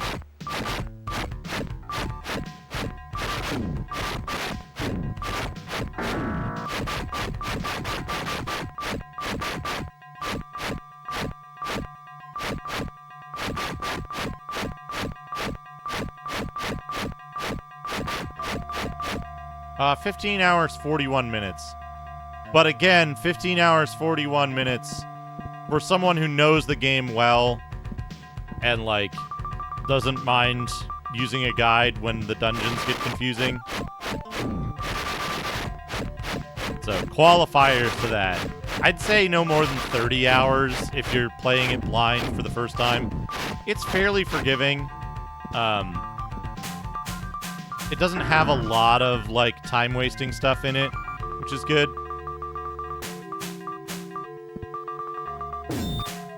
Right? It tells you. It tells you in the manual. Newfie Banga, thank you for the raid. And Sir Kitty, thank you for the follow. You get a shout out for Newfie Banga, both the shout outs.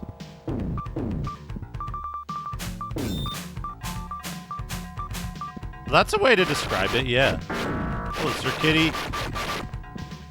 Hello, Pet Koton. Welcome. Time Gal. I always tend to count Time Gal as one of the... one of the best selling. That was a particularly poor level. Let's reload. Oh, man. Nice. Nice. This is Dungeons and Dragons Warriors of the Eternal Sun, which is a Sega Genesis RPG done by Westwood Studios, published by EA, I think.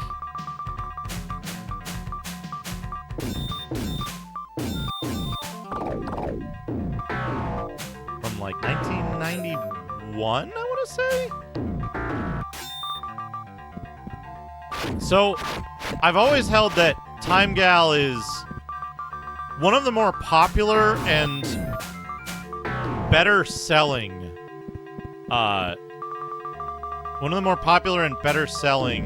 Sega CD titles from the first, like, 1 or 2 years of the system.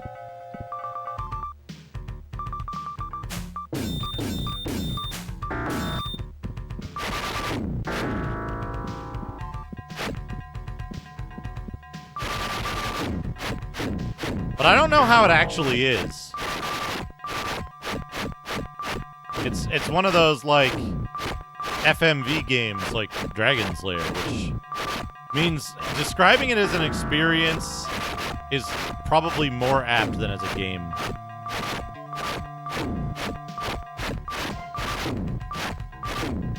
But yeah, in general, I know it's not always visible to everybody, but in general, if you're here and you're curious what I'm playing, I try to keep the title on the left-hand side.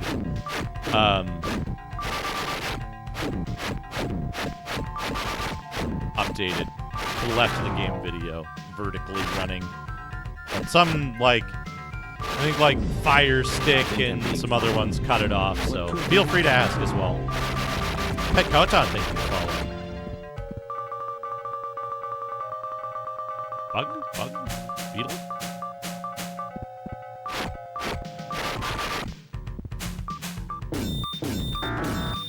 Okay. We just check our fighter's experience. 80 to next level. That's good.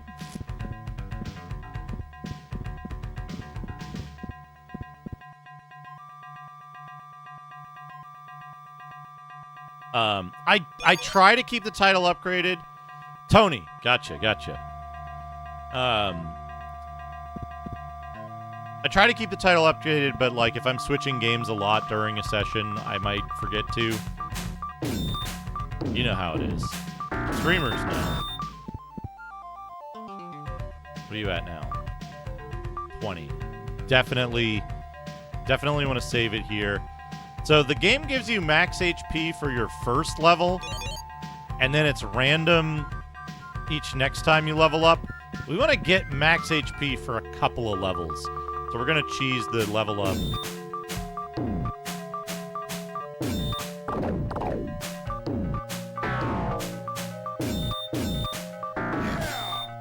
That is awful. I think that's the minimum I can get. The maximum I can get, I think, is 10.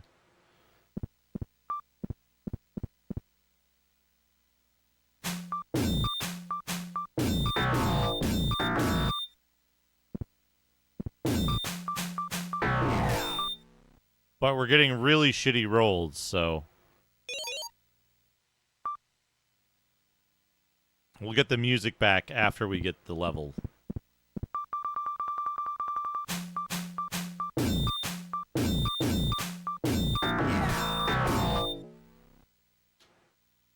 Oop, nope. Load. This one.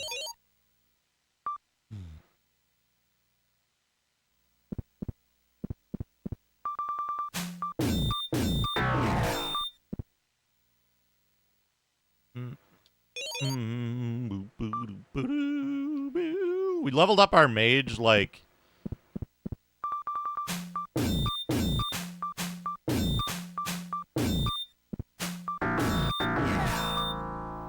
We leveled up our mage twice, I think, because everyone else in the party... everyone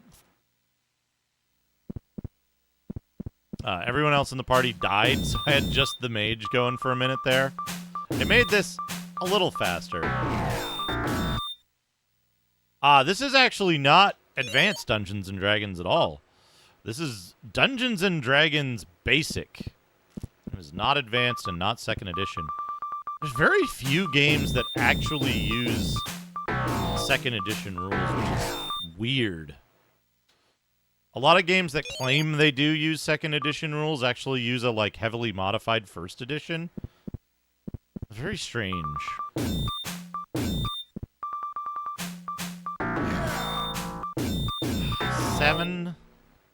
Seven's okay, but like 7 out of 10, right? So let's see if we can get we'll get an 8 or a 9, we'll go with that.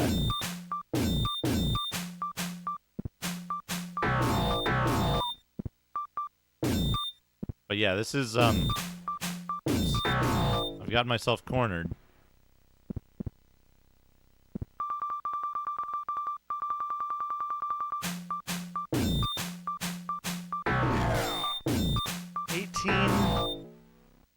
$18.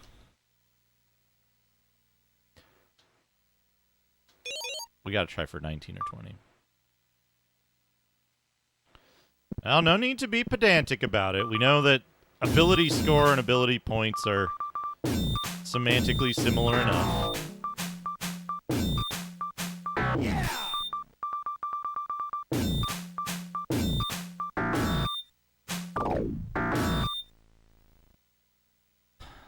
How quickly are you going to level up, fighter?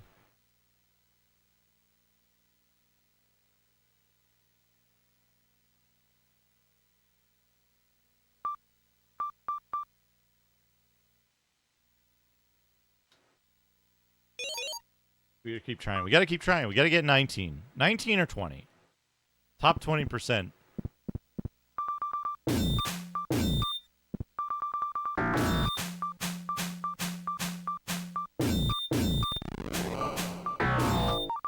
I don't think there is a concept called ability points in Dungeons and Dragons 2nd edition.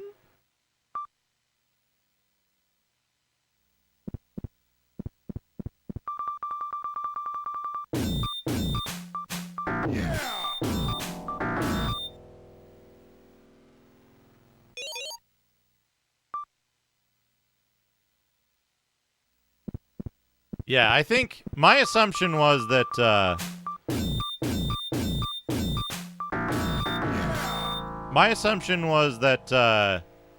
most people are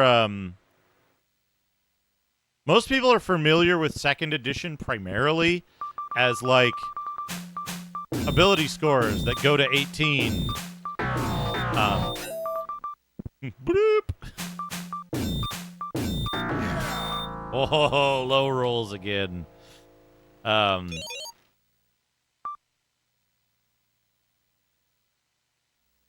you forgot chainmail too, right? There's a lot of editions of Dungeons and Dragons.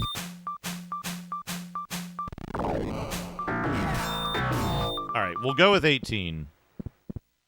You know, a lot of people dislike THAC0, and I don't think it's the best way to do what... I don't think it's necessarily the best or the most easy to understand, but I don't think it's as bad as a lot of people say. The thing about THAC0 is that THAC0 serves one purpose. It serves one really important purpose, right? Which is, it pre-calculates a bunch of mathematics so that the math that you do in combat is really simple, right? So,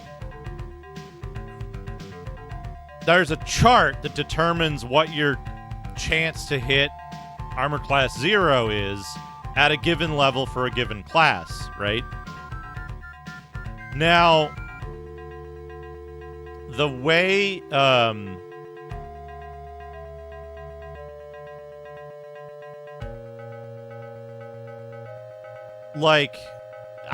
this is the first time I've ever heard that chainmail isn't actually tied to Dungeons and Dragons, Josh. That is the first time I've ever heard that. If it's original research, I'd be curious to see. I'd be curious to see what your sources are that disprove that, because it's been kind of an accepted thing, and there's a lot of sources that I've seen that do point to that being a progression of it.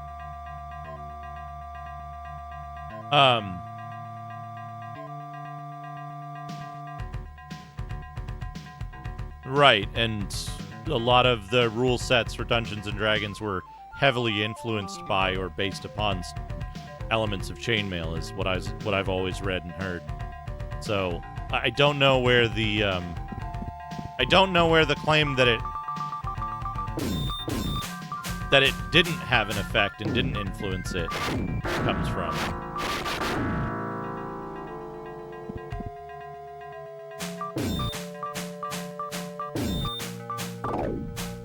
Right, and if it's original research, right?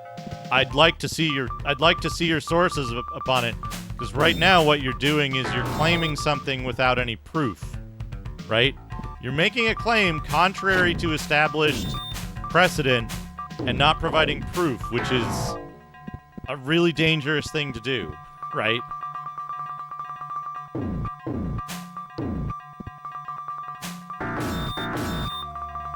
Yeah, about THAC0, like...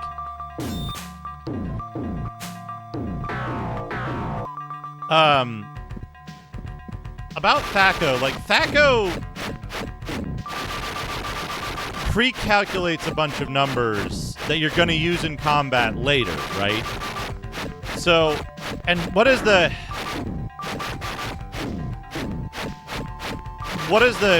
single equation, right? It's like Thaco minus armor class lower than dice roll. Is that right? Thaco minus armor class lower than dice roll.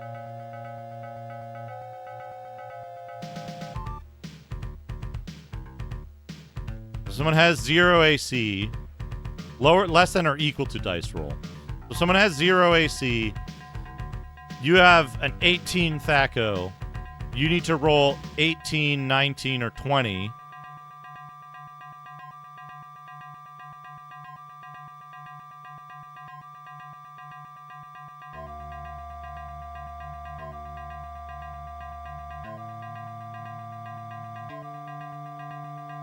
No, that can't be right, denial of self. Right? It's their AC.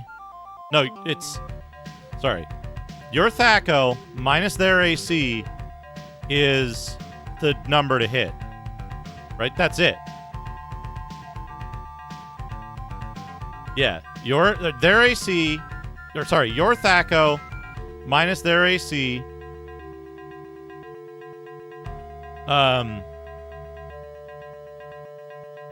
is the target number. It's very simple. I haven't used it in a while.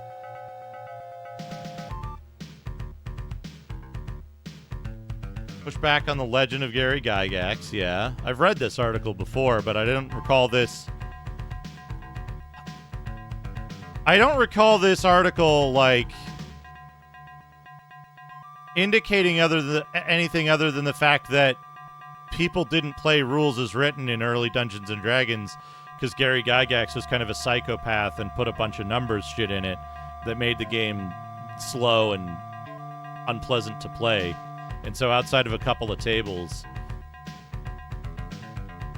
but that doesn't disprove that Gary Gygax included a bunch of shit from war games and specifically chainmail in D&D in the rules as written that people didn't actually use, right?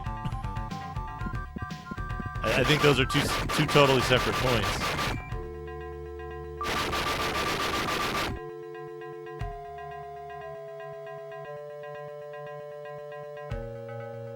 Thank you, Mr. K with Road.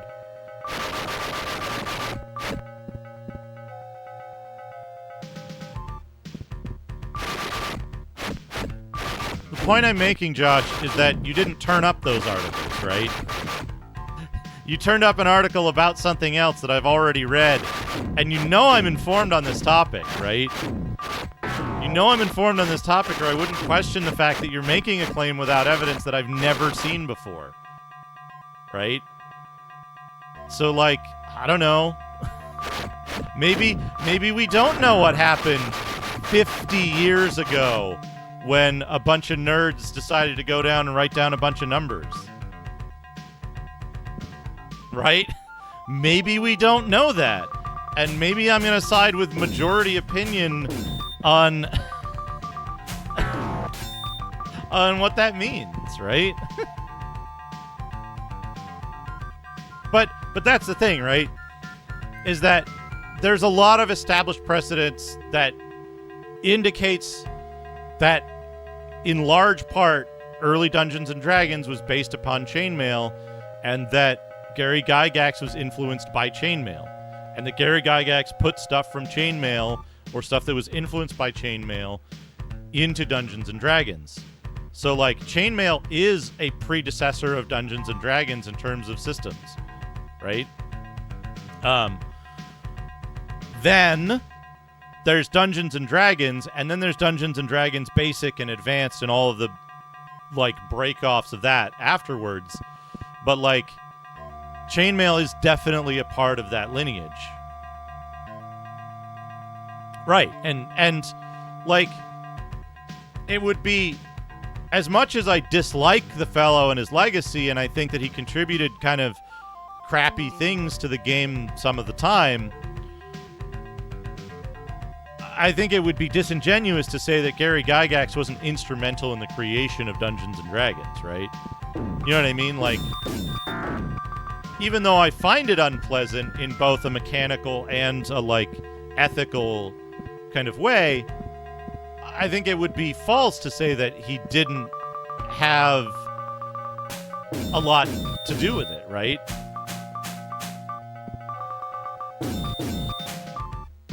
No, I know. I'm just saying, like, even coming from the position of somebody who's like, you know, I'm not a big fan of Gygax's contributions, he still made the game, right? He still was instrumental in its creation, distribution, and popularity. So, like, there's the idea that, like, yeah, people didn't like all of Gygax's rules and nobody played Dungeons & Dragons that way. Sure, but without that stuff there, I don't think a lot of people would have ever known about Dungeons & Dragons. It wouldn't have been a product that established market dominance. But yeah, like, the way it works now, right, is,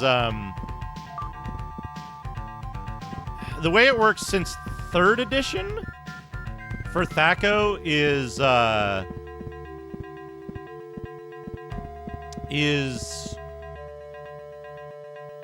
base attack bonus plus roll,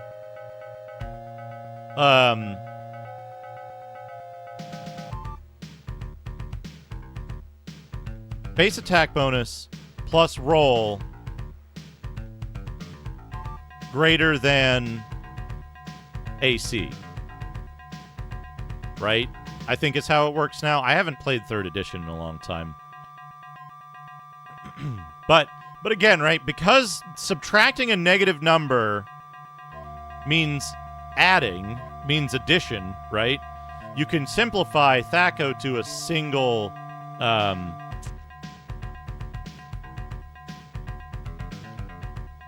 to a single equation as well, right? Because it's Thaco minus AC less than, or Thaco minus AC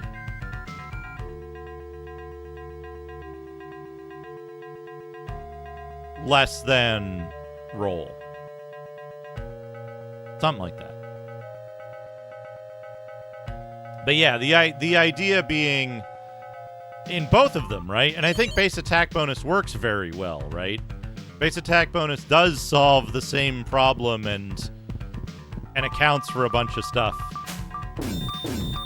in the same way. It's just easier to understand. But I think Thaco gets a lot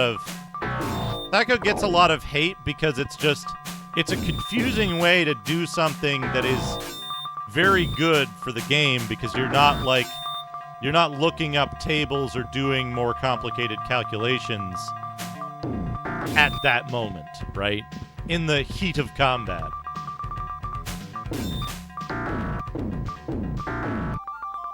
Oh yeah, early Dungeons and Dragons stuff was so rife with, like, errata and, like, weird shit that, like, you would see these questions in, like, Dragon Magazine where people were writing in and they're like, how do I handle this weird edge case? And they'd be like, oh, you need Unearthed Arcana, which clarifies this rule, page 271.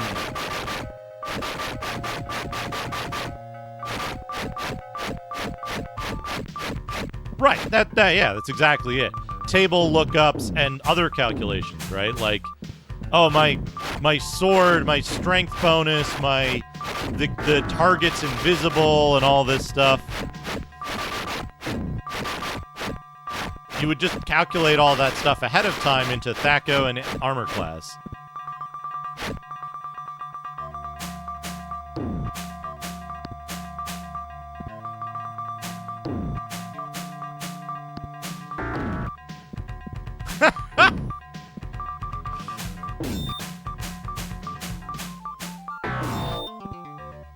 Dear Dragon Magazine, I would like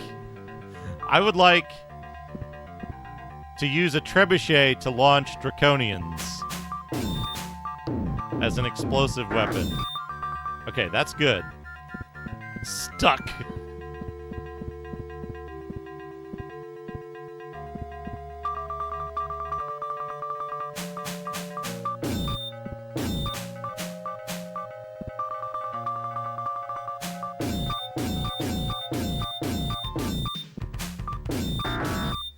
It's interesting, you know.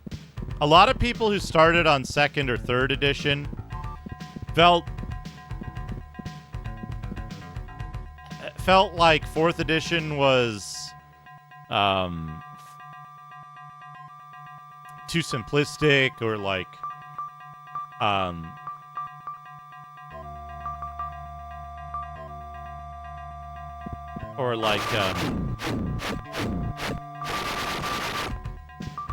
like an MMO or various other things, or combat took too long. And what's interesting is that a number of people that I've heard of,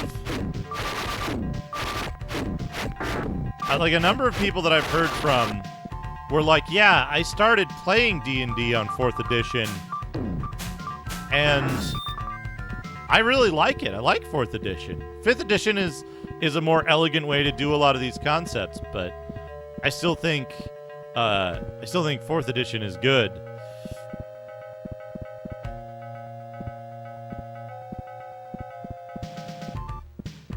Yeah, 2nd edition is weird because, like,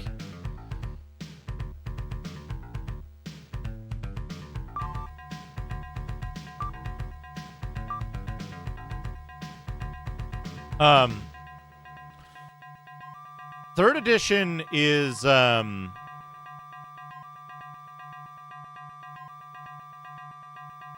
second edition is weird because, like, when it came out, there were a lot of, like, errors and unclarities. All right, did I save the game? I better just make sure. And, like, instead of publishing, like, a revised 2nd edition, they just started including it in more books for people to buy.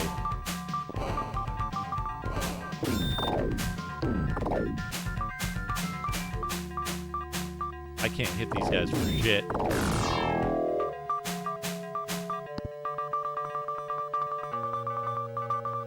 And they won't move.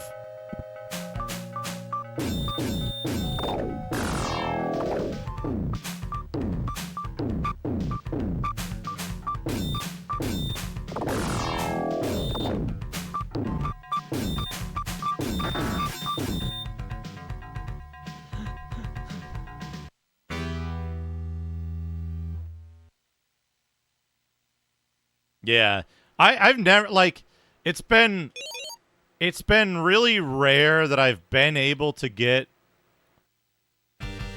I mean, that's, yeah, basically, oh, you wouldn't believe me. 2nd edition was run by TSR of the early 90s. Yeah, and again, right, like, it wasn't perfect, but, like, okay, these trolls do move around and split up and kill the shit out of you. Okay. Load the game before we have to...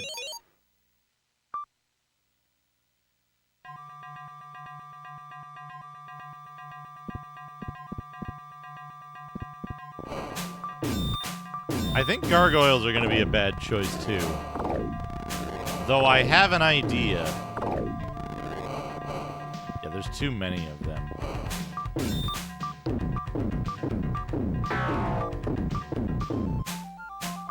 Zombies have low AC, so they might not be bad.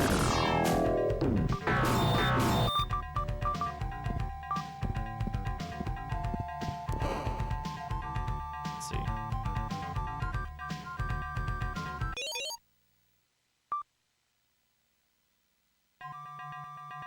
I'm out of coffee. Let me crank the music up.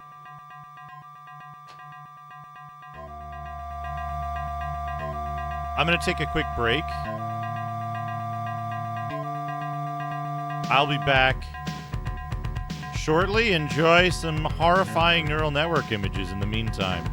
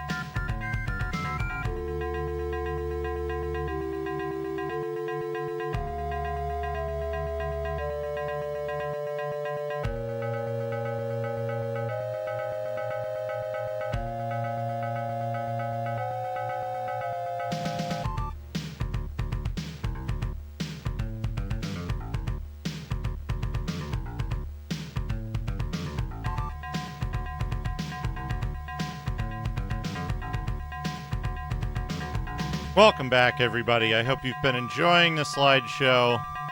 Tell me what your favorite was. Hello, Viscount. Jack of the Lantern. Tell me your favorites in the comments below. The one you're thinking of, oh, you wouldn't believe me, is probably Crash Bandicoot. Let's see if we can get one. Happy Halloween! Ugh!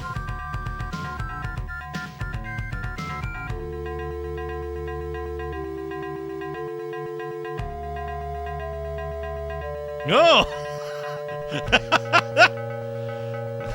Coming to medieval Halloween.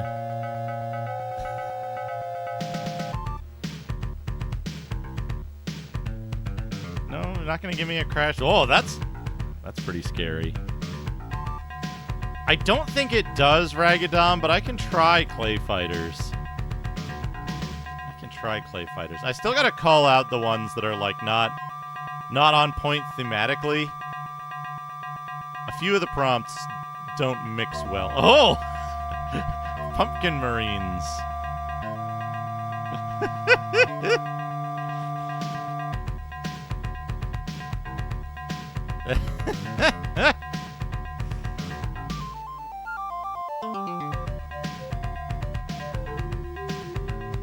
It does not want to give a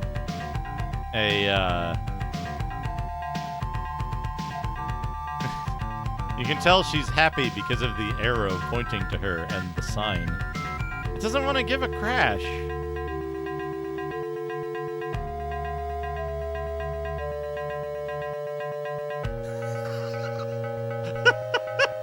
I like that the pumpkin she's holding has the mustache on it.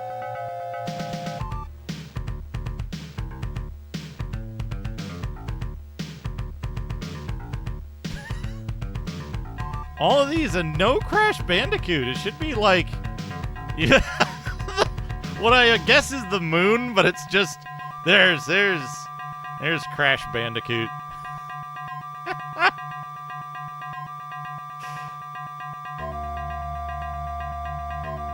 Muscular Super Mario cosplay.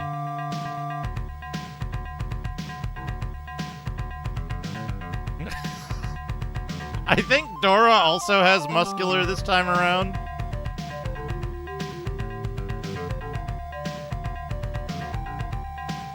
Oh, that's a good Teletubby right there.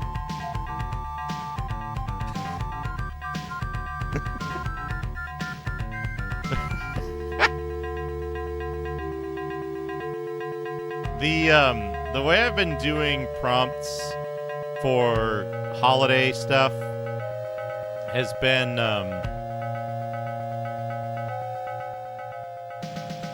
kind of combinatorial. There's 3 lists, and it's character, action, style. And so, like, Zelda Trick-or-Treating by Norman Rockwell would be an example of one of those prompts. And so there's a list of characters like Mr. Bean and Zelda and Mario. Okay. Cactus Bee, thank you for the raid. Welcome. I've just returned from a break. Excellent timing. Hello, Jack. Hello. Akabidi, welcome back. Cactus Bee, welcome. I hope you had a good time with Curse of the Azure Bonds. Venus. Folks, give Cactus Bee a follow. Very fun streamer. Very cool. Very nice person. Very good artist. And incredible emotes. Look at that. Look at this. Look at that. Excellent.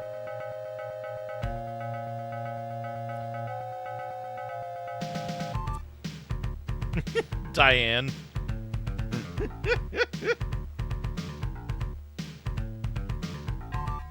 Catbox. Okay. Yeah, those are very good. Save the game. Now, there's two things we can do. One thing we can do is we can go over here and hope we get a dragon encounter. Because sometimes if you get the right encounter in the right area, you can, like... You can cheese the encounter by moving somewhere where they can't attack you.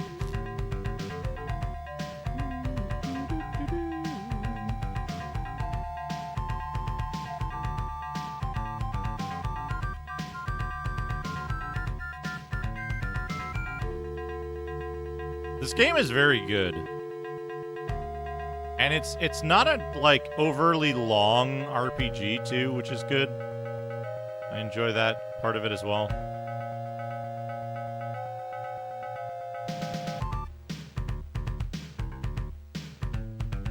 I don't know why I'm not getting any encounters here, but sometimes you can get.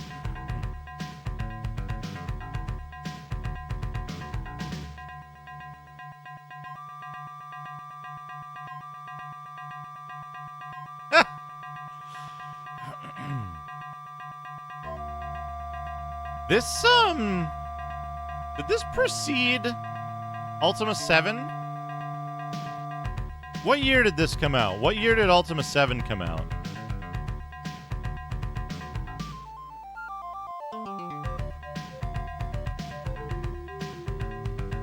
Also, I don't know why I'm not getting any encounters. I might be accidentally running away from the encounters up here.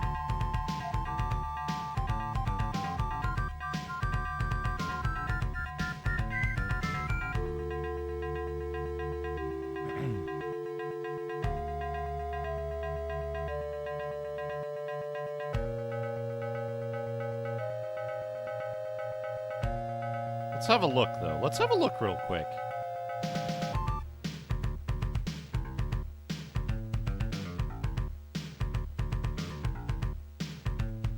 While I eat cheese.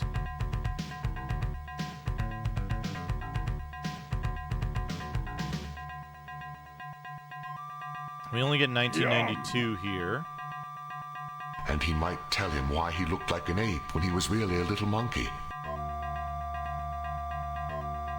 And April 16th, 1992 for Ultima 7.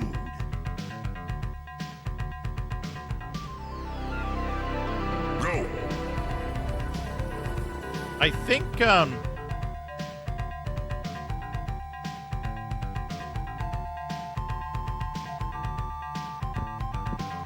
I think there were others who did,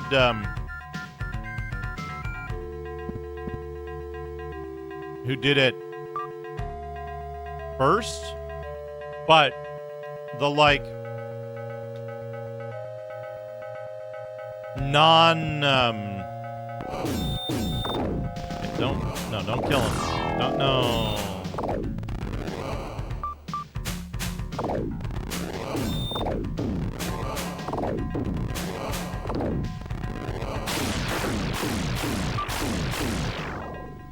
Get out of there.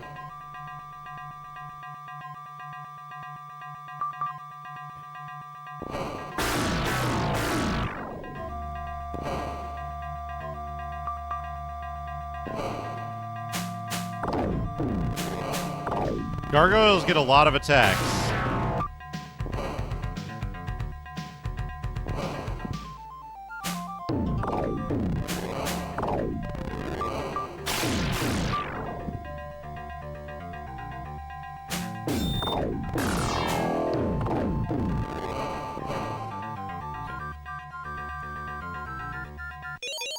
So, this isn't an isometric view, and neither is Ultima 7.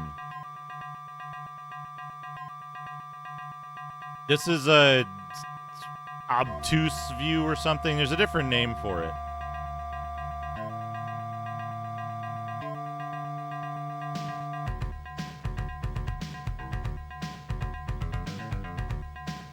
But, yeah, weird projection. But, hello, Crux, welcome. There's a couple of games that do stuff like this. I don't think Ultima... Let me see something here.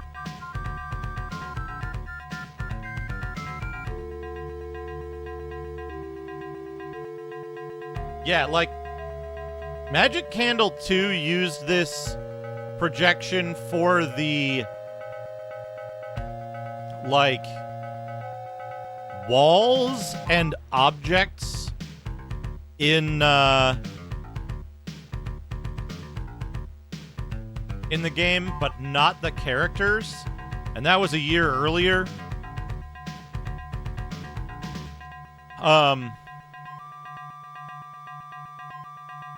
Ultima 6 used something similar, but the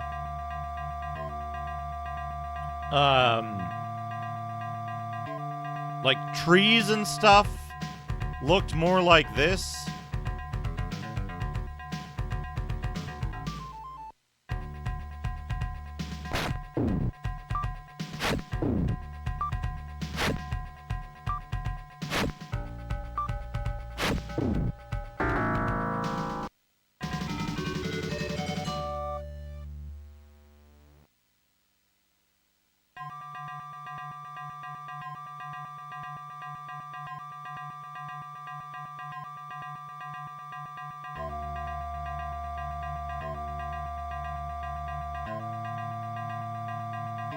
Yeah, but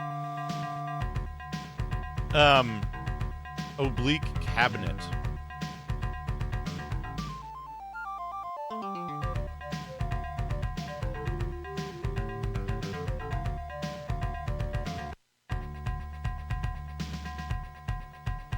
Oh, I'm gonna die.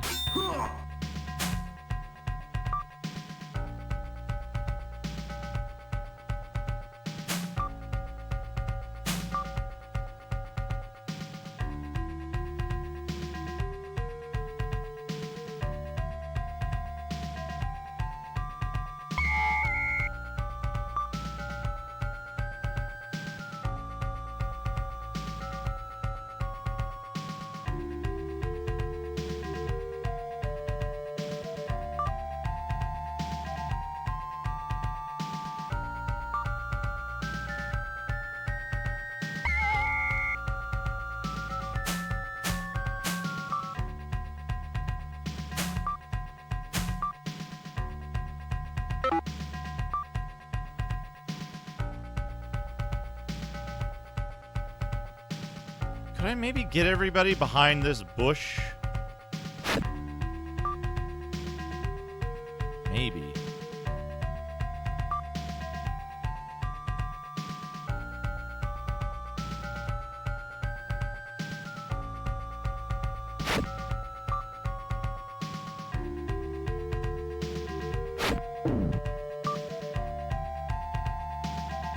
My cleric's gonna be at risk for a minute here.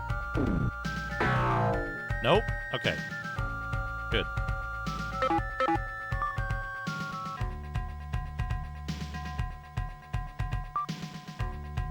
Yeah. Hide behind the bush. Everybody group up. Okay, we got him. We defeated the panther.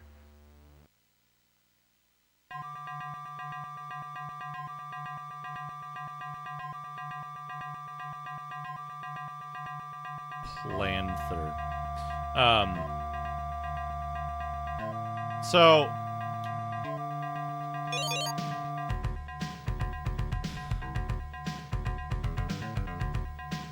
transfer an item. Wand of Lightning to you.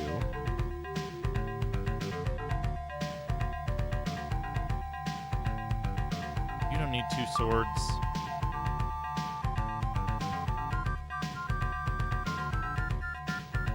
Save. Now, can we do the trolls? No, not the trolls. Cavalier?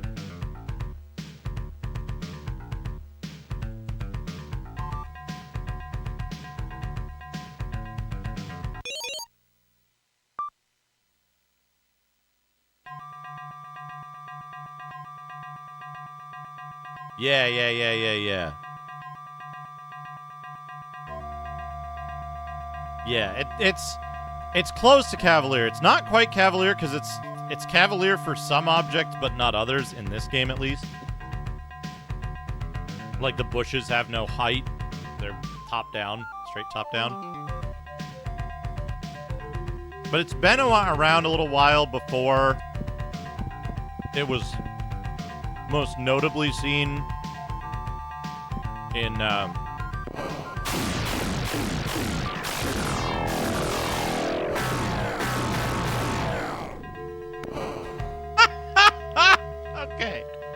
Okay, I think I figured out what I need to do. This is Dungeons & Dragons, Warriors of the Eternal Sun. Okay. I think I might have accidentally reloaded on max HP gain, but... Alright. So the elf needs to fire the wand, and then we need to get the hell out. 18 is the number we're looking for.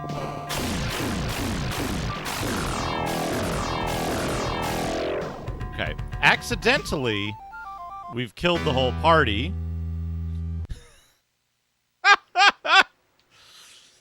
Because we didn't get out in time. That's okay. We're doing fucked up stuff to get XP really quickly. Accidentally, yeah. Yeah. We didn't mean to kill the whole party. It was just a risk that we were taking.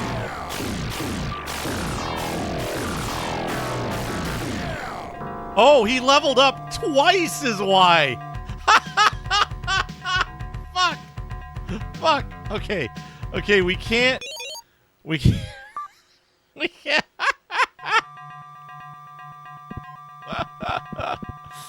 What about here? Okay, there we go.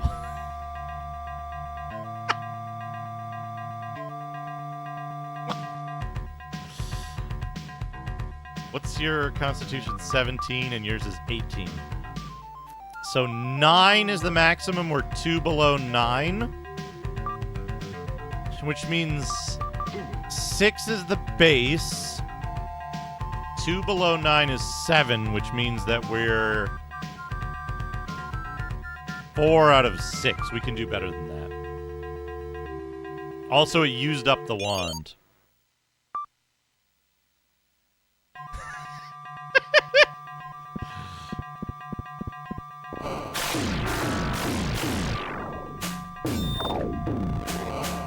It used up the wand again. Hold on, I gotta see if...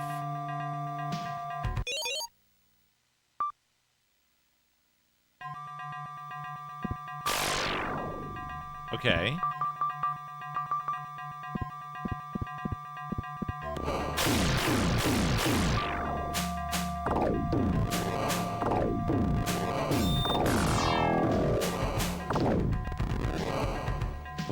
Okay. That didn't use up the wand, but it didn't do enough damage to kill them.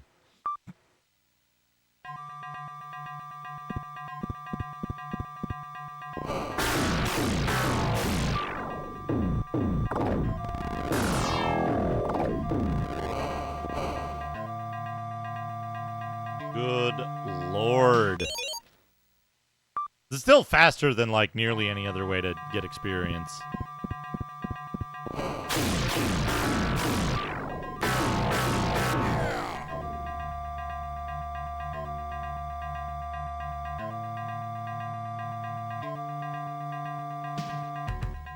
We're looking for what, 18? Yeah, we're looking for 18.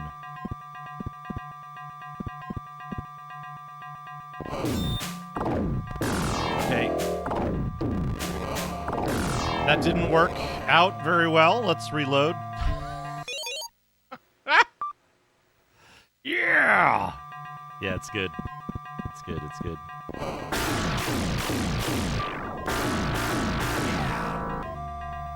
That's how we want it to go.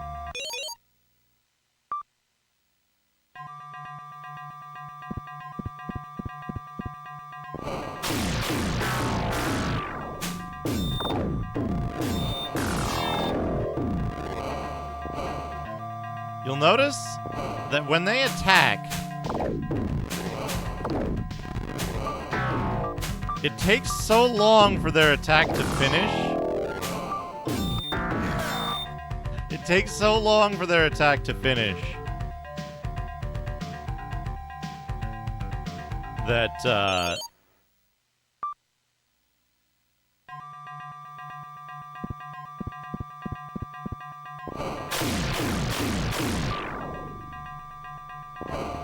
the lightning bolt doesn't come back and hit them again.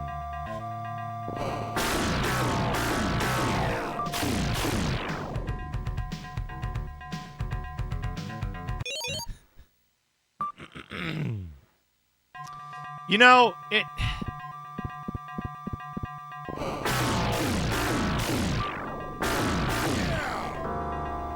Westwood is an interesting case because, like, because of the stuff they did early on, because of the stuff they did up to and shortly after their purchase, and, like, what they were relegated to after their purchase,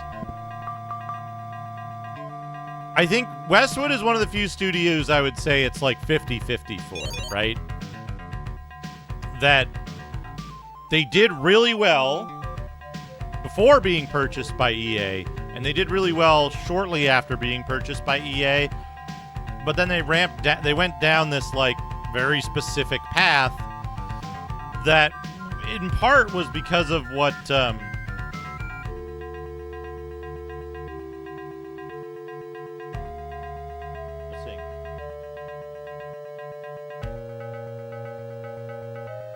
was in part because of what EA was pushing on them.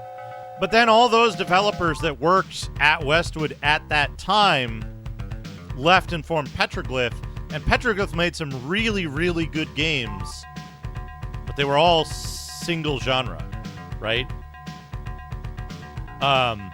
So they continued making good, that team continued making good games outside of EA Westwood, but they didn't have the same kind of variety or pedigree, right? So we know what the future might have held for Westwood if they remained independent and if they found a way to fund their games separately from that, like, publisher cycle, and it would have been more Command and Conquer. It would have been bleeding the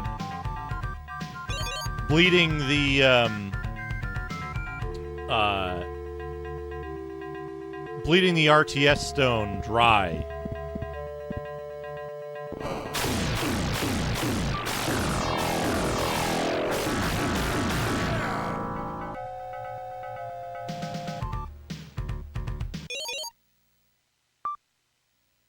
I think partially that and partially the the flight of talent from the studio before and after the EA acquisition left them with a group of developers with a particular set of skills.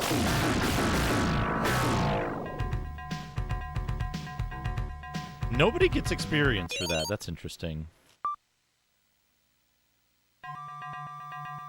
Well, they're different. They're different things, right? Right, Dialoca? Like, some studios have good game designers and good financial management, and some studios have one and some studios have another, and, like, it's rare that studios have both, but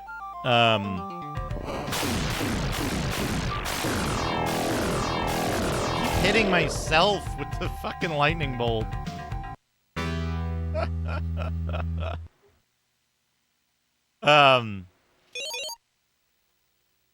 Right, but, like,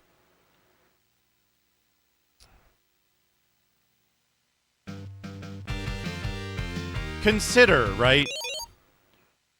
Consider the example of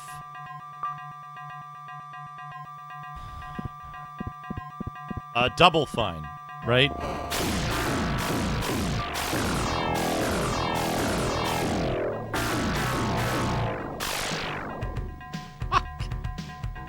I want all that delicious experience. behind those trolls. So Double Fine is a really good example of when you give somebody that doesn't have a great deal of financial sense control over the financials of a company that's designed to make games, right? Some game designers are actually better performing when they have financial constraints and better project management, and better financial management in their companies.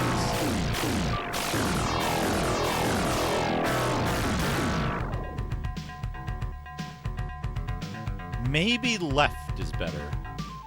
Maybe left is better.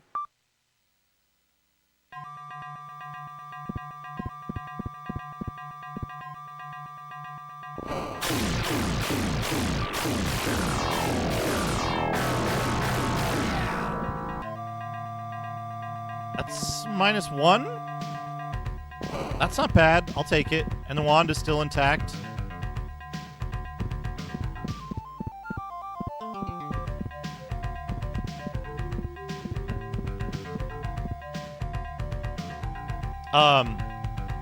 Right, but like,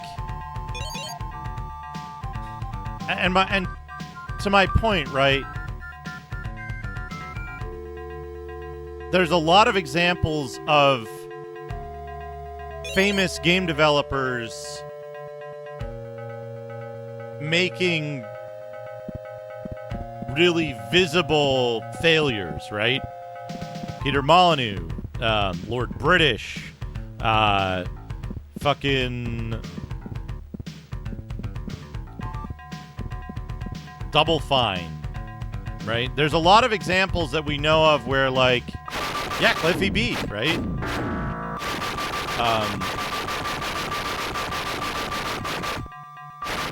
Right. But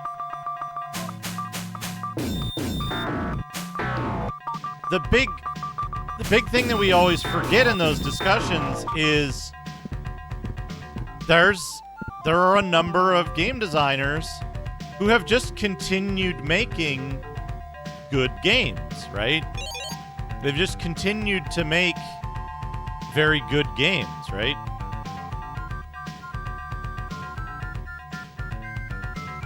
And again, right, like, regardless of Peter Molyneux's attitude and, like, approach, he did some really impressive stuff with, like, he did some really impressive stuff with Populous, with Powermonger, and a handful of other games early on, and that was largely just him, right? He did some really innovative stuff. He was just a terrible leader. He was put into a position of leading people, and he didn't do well at it. And all the other people who worked at Bullfrog and Lion's Head were like, Moonbeam Arcade, thank you for the raid. Get you a shout out.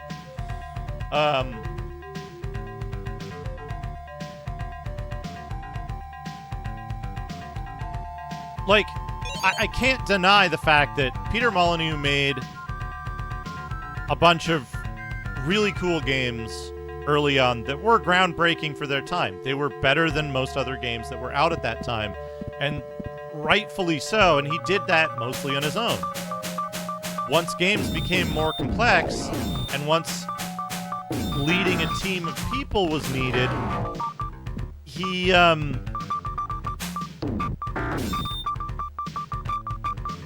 was not good at that, right?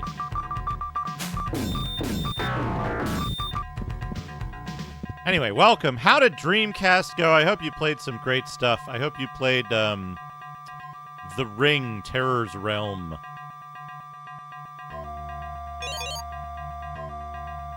Welcome, Raiders. We're playing Dungeons & Dragons, Warriors of the Eternal Sun. We're getting level ups. 25.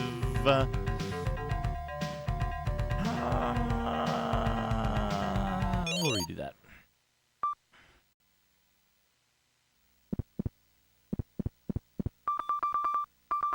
Welcome. Hope the Sunday service went well.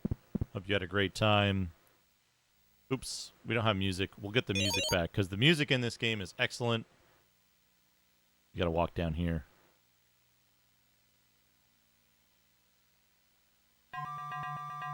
There we go.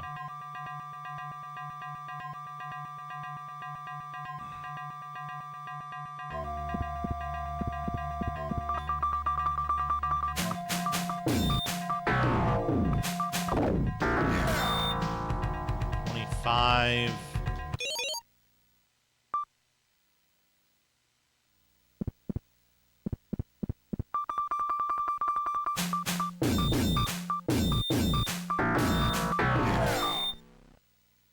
We want... I think the maximum we can get is 10. So we want to get 27 or 28 hit points here. Damn it! Are you... 69 experience points needed for next level.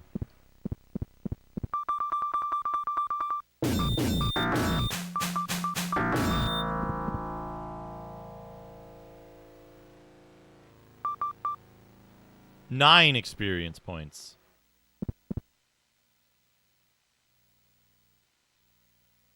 I'll say of Magic Carpet, I really enjoyed the first, Hey, Awesome Phone.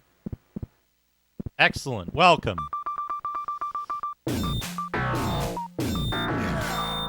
26. We're save scumming level ups. Magic Carpet was a lot of fun to me for like the first maybe 6 levels. What kind of amounts to a tutorial. Once you get all the powers, and then, like, I had an okay time for the next couple of levels, and then it was just, like...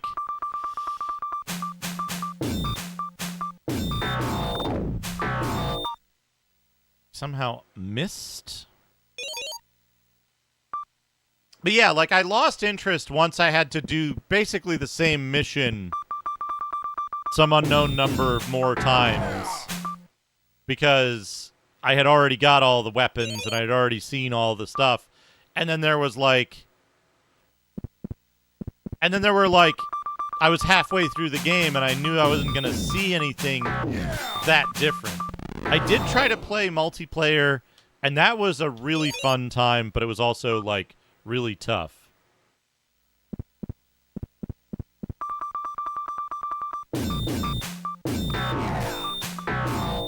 $26...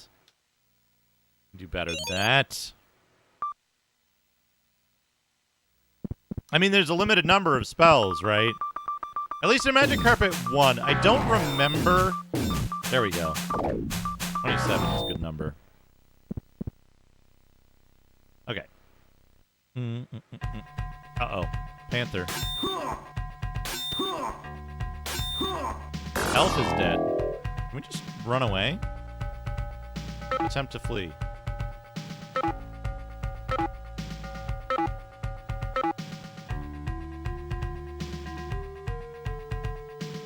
Okay. Just wait. Hello, Corpus. Welcome. Can you go over here? Yeah.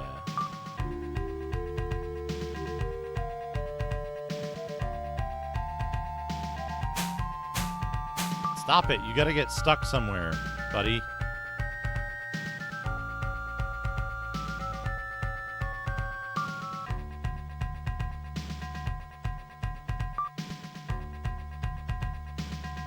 Fine. How about here?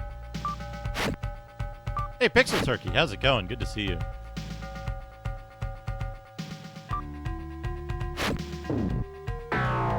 The Magic Carpet was a game that I liked very much for a period of time, and then I just never finished it because, like, after a while, I felt like I was repeating the same stuff in the later levels.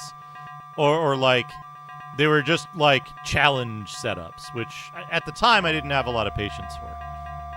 But overall, it was a fun game that I enjoyed. I just never finished it because I, like, got to that point of feeling like, okay, that's everything the game has. Cool, I liked it.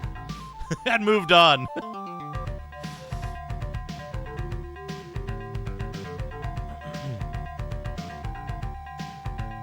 But I liked Bullfrog's games, right? Like, there aren't many developers that had as good a track record for me as Bullfrog. But again, I agree, looking back, I think that it was one of those cases where, like,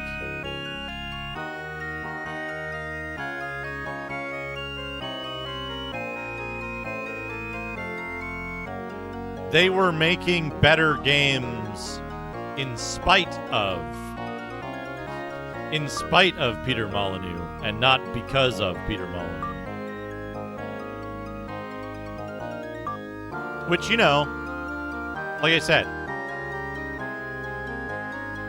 I can't, like,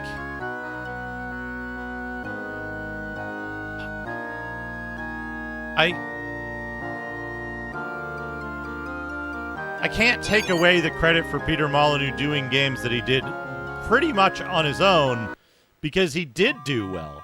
But I can say that he doesn't appear to have been a competent leader or company head.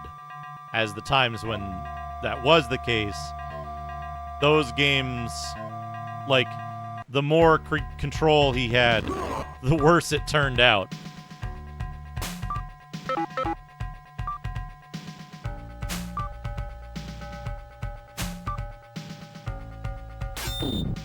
Yeah. Do you want to tip about that, Cactus Bee?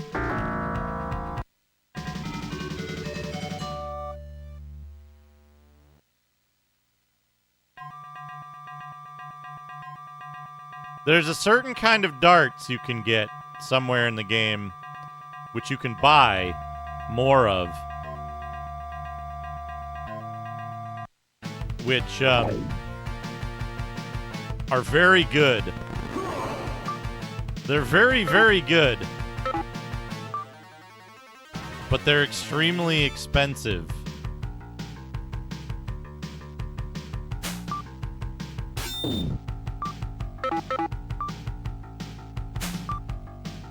Yes.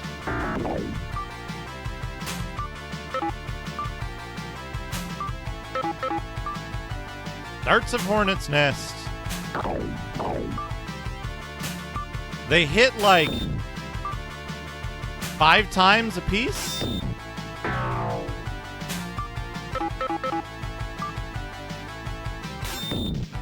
Yeah. So if you can afford them, they're great. They're very expensive.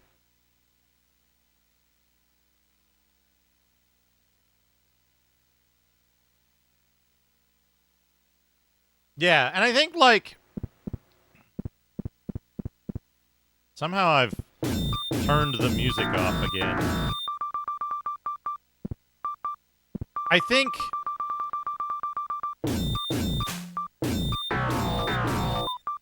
a big part of it, right, is, like, you can see where Peter Molyneux had both, like, as a player, you can almost see exactly where Peter Molyneux's influence falls in games like Fable, right?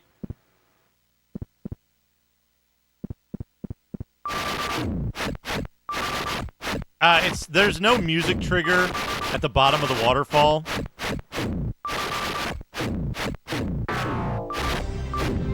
Captain Video, thank you for the follow. Could they want from me?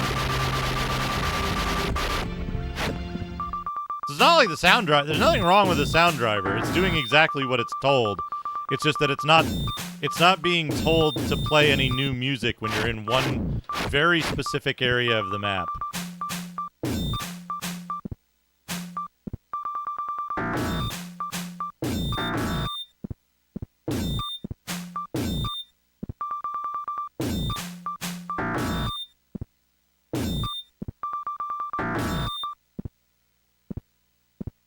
So, but here's the thing, right? I think that,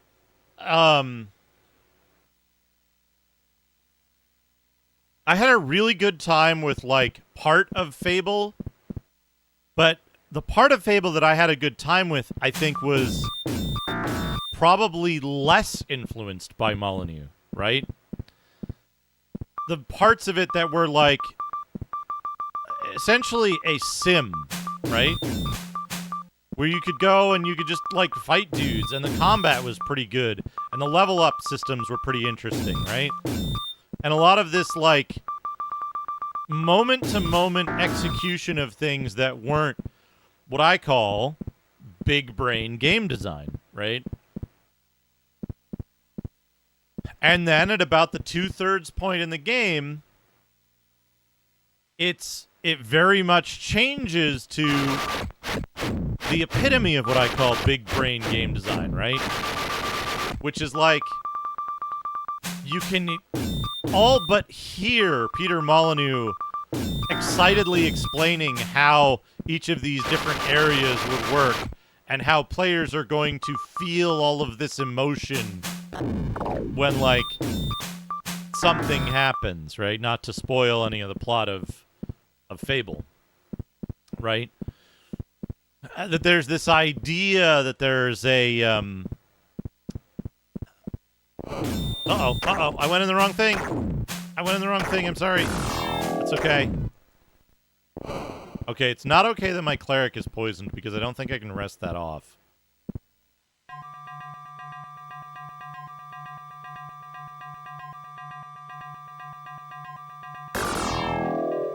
Yeah. Okay. Let's reload. Where did we save last? This one? 2725? No. City. Hey, Captain Video. This is the Genesis version. There's no other version of this game as far as I know. I'm playing it on my Genesis. Whoa! Yeah, if you're ever curious what game I'm playing,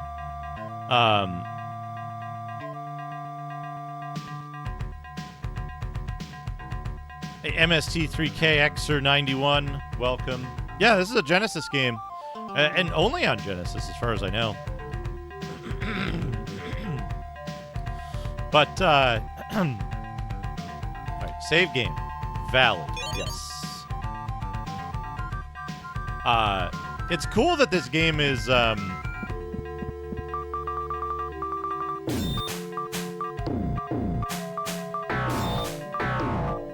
that this game is modal the way it is.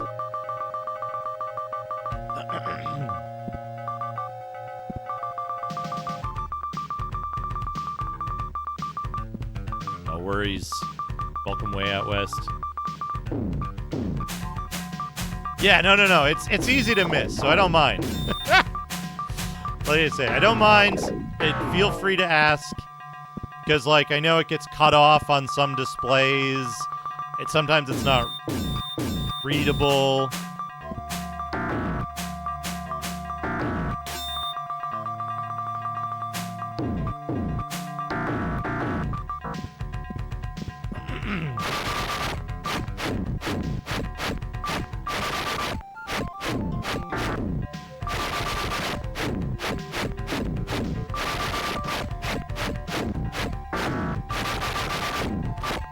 Yeah, so, Lark, one of the interesting things, right, with Fable specifically is you can kind of draw this line between the, like, systems design and, like,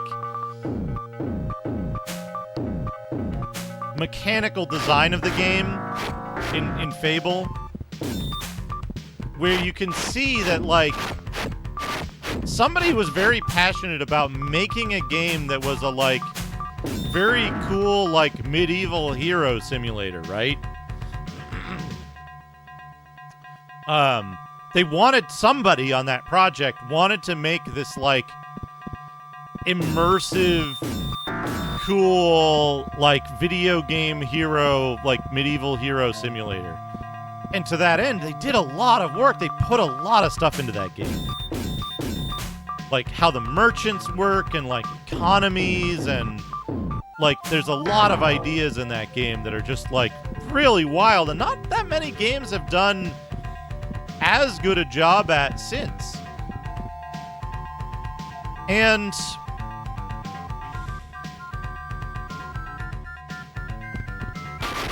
they're the kind of thing where, like,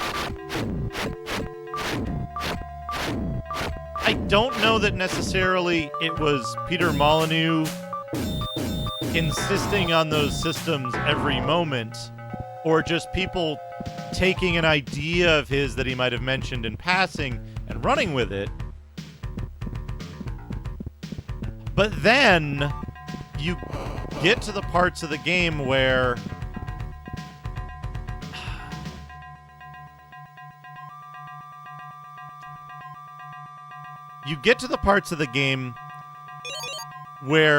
clearly someone wanted to tell a specific story, right? And so regardless of how powerful your character was, regardless of how the rest of the world reacts to your character, regardless of the fact that you're killing these giant trolls with 2 hits, right? You can become invulnerable with a single spell, that you've become this, like, powerhouse that can't be stopped. Someone was completely obstinate that you must fall to these story beats. You must follow this specific path. And nothing was going to stop them from telling their story that they thought would be super emotional for you, right? We have a quest for you. Your mother has been found and she's being kept in prison, and you have to go rescue her. Oh, you've been trapped by the evil villain, and now you're in prison, and there's no way you could possibly escape unless you do this stealth segment that requires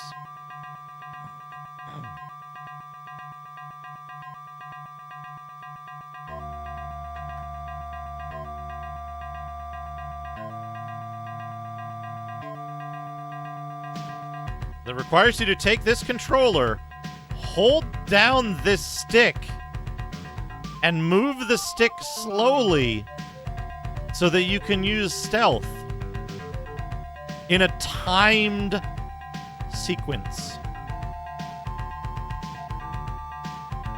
Someone sat down, and very likely it was Peter Molyneux, and extolled how players would be exhilarated by doing this engaging, riveting stealth sequence where they have to listen to the warden's bad poetry and sneak over to his book.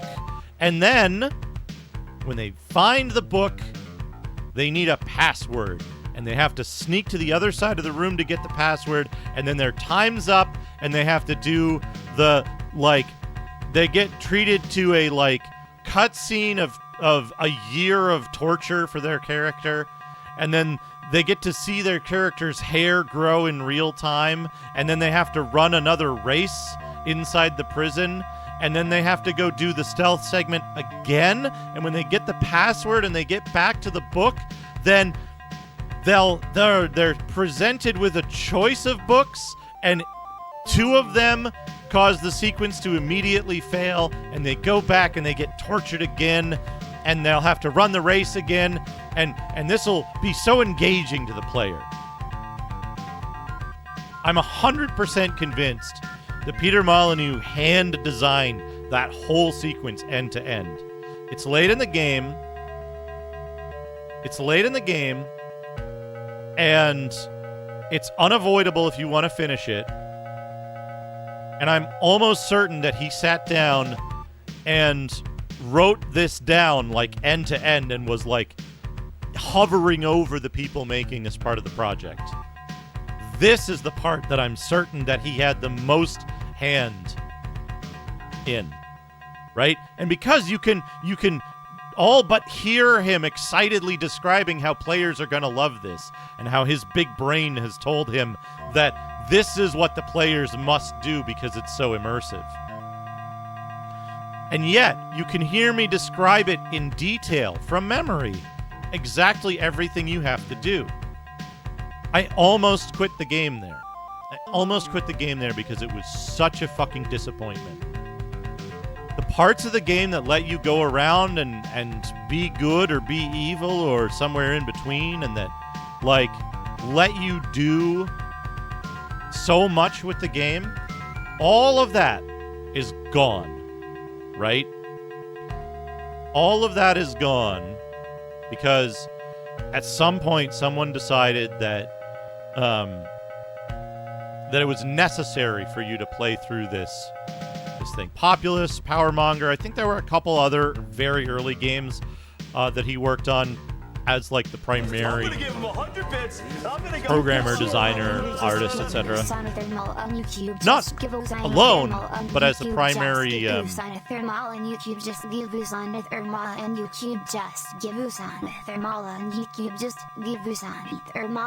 Agaviti thing for the 100 bits. The thing is that a lot of people don't realize how early on Populous 1 and 2 were, what games were available at that time, and how much influence they had, right? Not many games were out that allowed you to do that kind of stuff at that time, that looked the way it did, that ran the way it did, that had stuff like individual object AI, even simple as it was, right? Before, by quite a while. Yeah, so like I said, right? I think that Molyneux was, at one time, he did create innovative games that weren't like stuff that came before and were, I think, at the time, rightly lauded for their advances in gaming, right? There weren't games like Populous before Populous. There were games like Populous after Populous, and some of them better, some of them more involved, some of them more interesting. But Populous was, in many ways, the first that combined a lot of those elements into a single package that worked really well, right? Whether you like Populous or not, you now have the choice to play other things that are different and more fleshed out and things like that, right? And at the time, Peter Molyneux was the force behind creating Populous. It wasn't him like pulling the strings on a team of people. And I think he did fairly well at that when he was working alone and when he was working with technology from the 1980s. Right?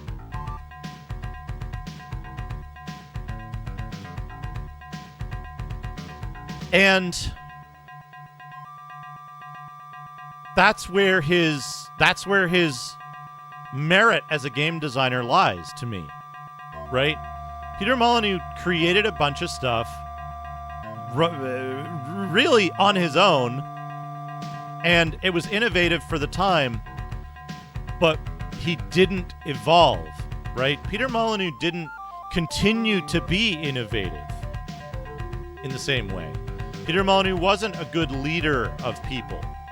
And so, and he was kind of a prick, right? He was kind of a prick. His career was built on like over-promising and exploitation, right? His success with Populous was because like some distributor sent him a bunch of computer equipment and he like didn't tell them they sent him way more powerful stuff than he ordered or something like that. He got some like inventory error in his favor that he never reported, and like it's a little scummy, but yeah, if I was making a computer game in the 80s and I got that windfall, I'd take it. I can't fault him for that.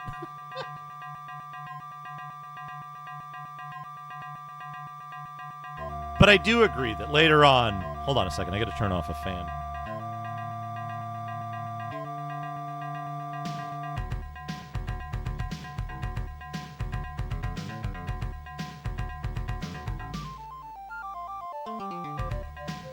But I do agree that later on,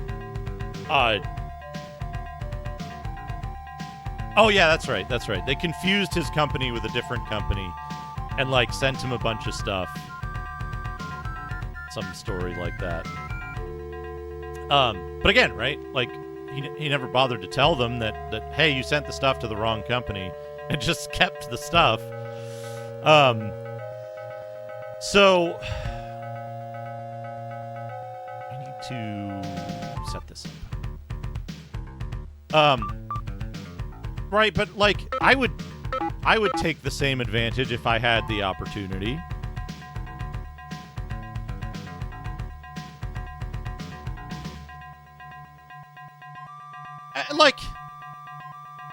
Like I said, I won't speculate on that, and I wouldn't say like, oh, Peter Molyneux is such an unsavory character because he took advantage of this kind of thing, right? Like,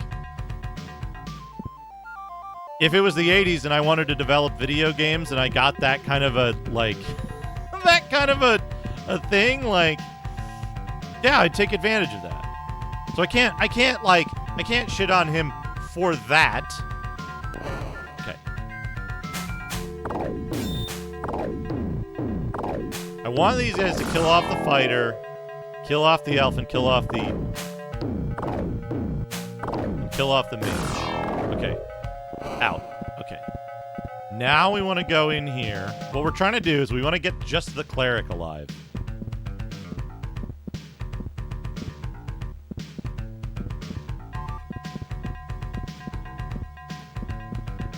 Okay, this is good.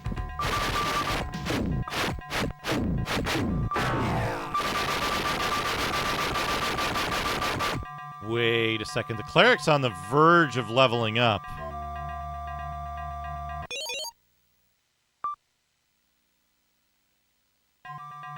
So we can do this like this.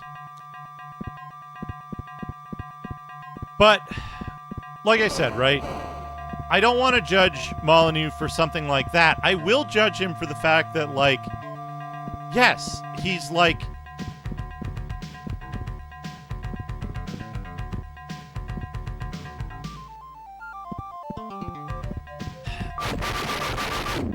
It's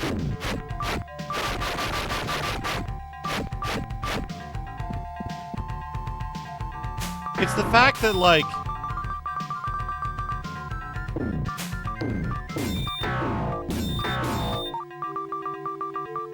Molyneux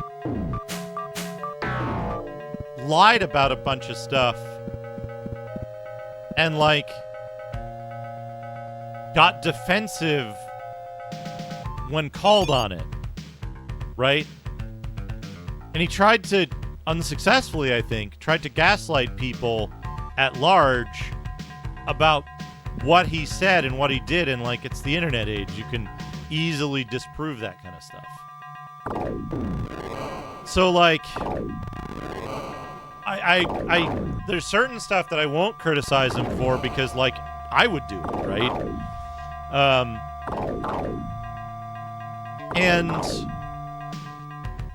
like, I think that critically, right, I think that Peter Molyneux probably didn't positively contribute a great deal to the projects that he worked on. But the teams that worked for him did produce amazing stuff, right? Not always what was promised, but still, like, very interesting and very cool stuff. And to that end, right, like, I don't think anyone should trust Peter Molyneux today, but I also don't think it's right to say, like, he never did anything. He did impressive stuff at one time when he was working primarily by himself. And I don't want to delete those accomplishments because they are important accomplishments in gaming. They should be tempered by his actions and contributions since. Okay. Cleric level up time. We can get it's 16, I think.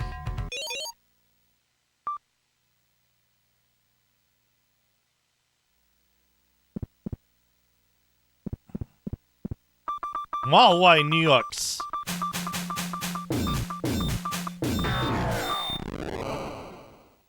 All right, cool. I saved it at precisely the right time.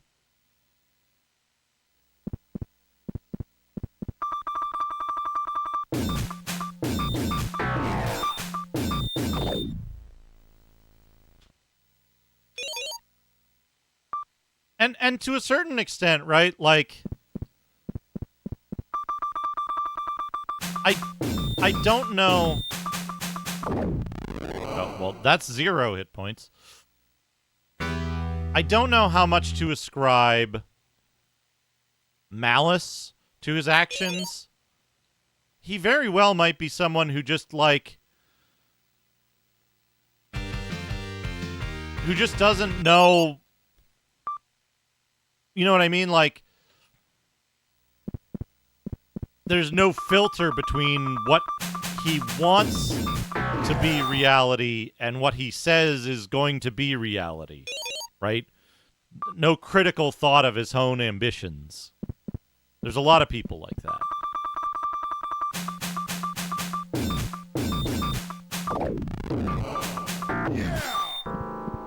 15. I'll take 15.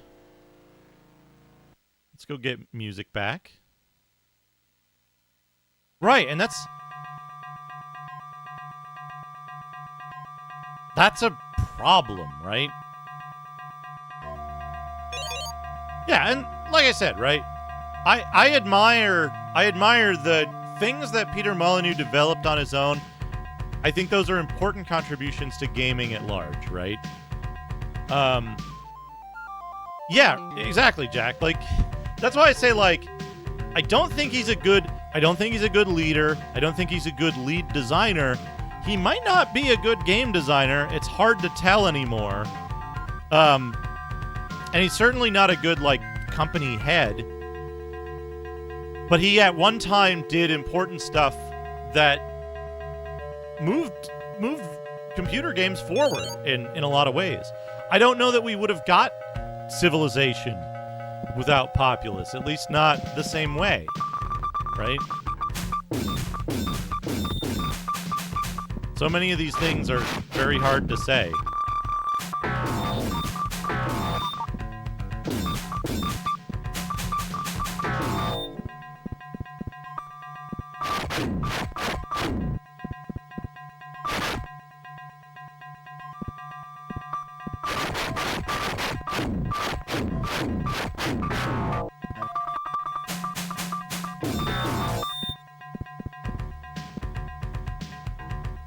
So, but that's it, right? Like, I was going to say earlier, we think a lot, right? Here's the other thing, right? The NFT stuff, like, he's the fucking prime. He's the prime candidate for being a gullible sucker for grifter NFT shit, right? He's the prime candidate. Somebody just goes and tells him, like, hey, it's going to be so cool because all of this shit that, like, has no basis in reality, right? And he'll be like, oh, yes, I can see it. This is going to be so great for video game players, right? Prime target. And to that end, I feel bad for the dude, right? It's like, yep, with no critical thought, because he'd be so excited about, like, oh, you'll buy an item in one game and then you'll be able to use it in another game. Not thinking of the, like, tremendous amount of implementation that would have to go into making that possible, and, like, that it's already possible and just not rely on bullshit grifter systems, right? Like, he's the perfect target, right? And to a certain extent, I feel sorry for him. Like, I'm not gonna be like, I'm not going to be like, man, I feel so resentful of all these elderly people that keep scammers in business. Right? You know what I mean? Like, that's not the right way to approach it. I feel bad for Molyneux getting taken in by the baddies that are the ones who are, like, using him as a way to further NFTs. Now, I wish he would have some fucking critical thinking, right? But he doesn't. I blame him a little bit, but not like, you know what I mean? Like, I don't think he sat down and, like,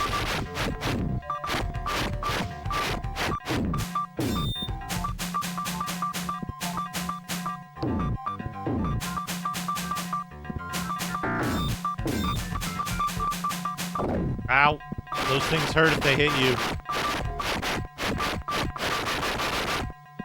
Right. This is all based on, like, how he presents himself in public in interviews and in other stuff, right?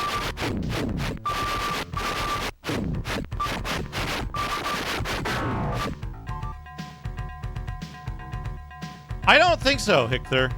I think that those two things are completely compatible, right?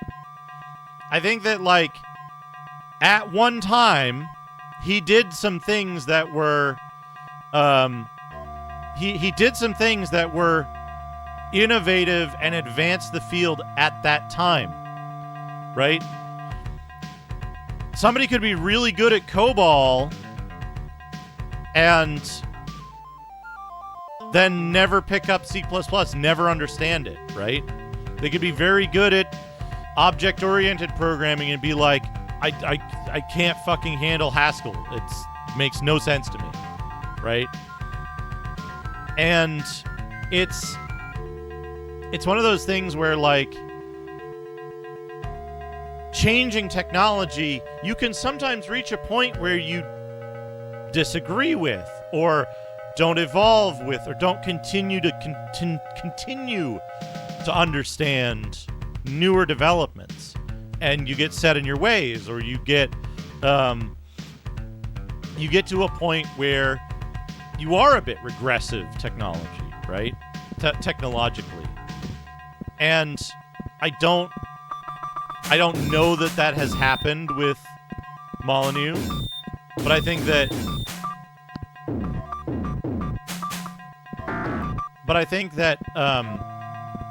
it's a possibility. I think that his actions seem to indicate that, like, for example, you can have somebody who's really excited about technology or about game design, right? And the minute you start selling them on an idea that claims to accomplish many of their dreams, right? As soon as you start selling someone on the idea of something that accomplishes their dreams, if they're very excitable about the thing that they dream a lot about, critical thought goes out the window instantly, right? Right? It instantly goes out the window. And that doesn't mean that you're not a good person or that you don't have, like, better goals or motivations for something. But you can be very easily misled about something if you're excited about it, right?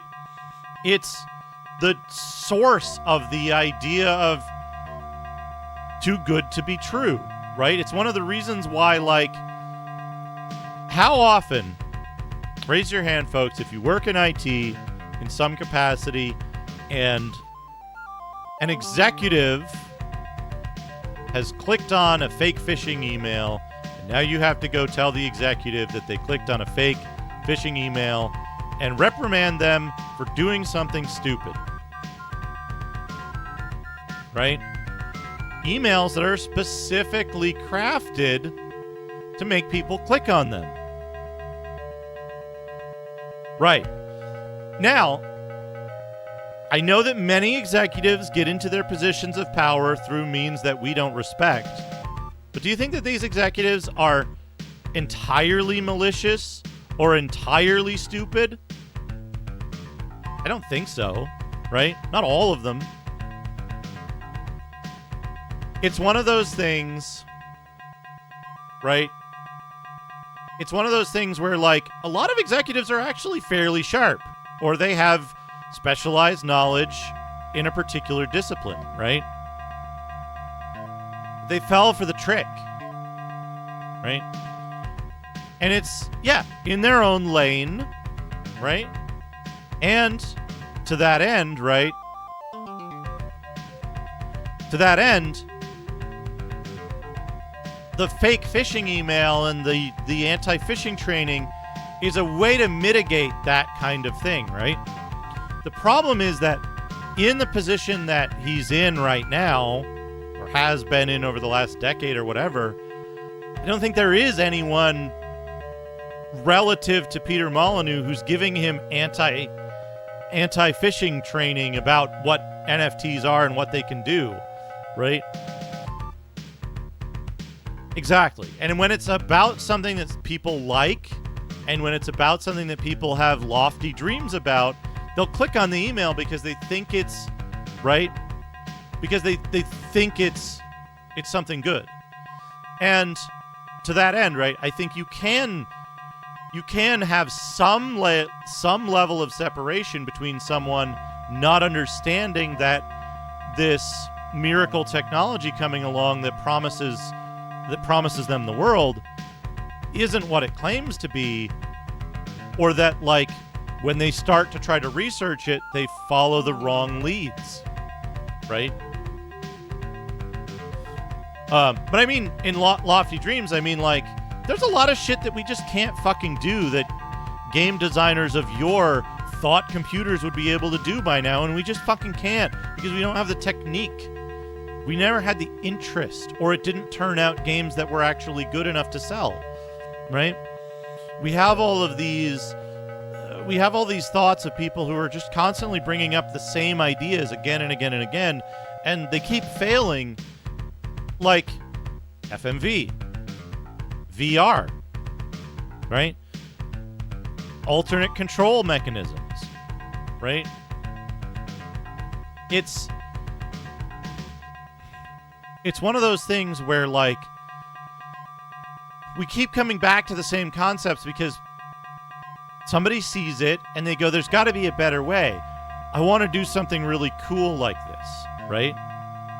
But how many times has VR surfaced? How many times have we tried to do VR and failed, right? Because VR is never going to have, in my lifetime, I expect, it's never going to have mass appeal. It's never going to be something that replaces the experience of playing a video game on a display.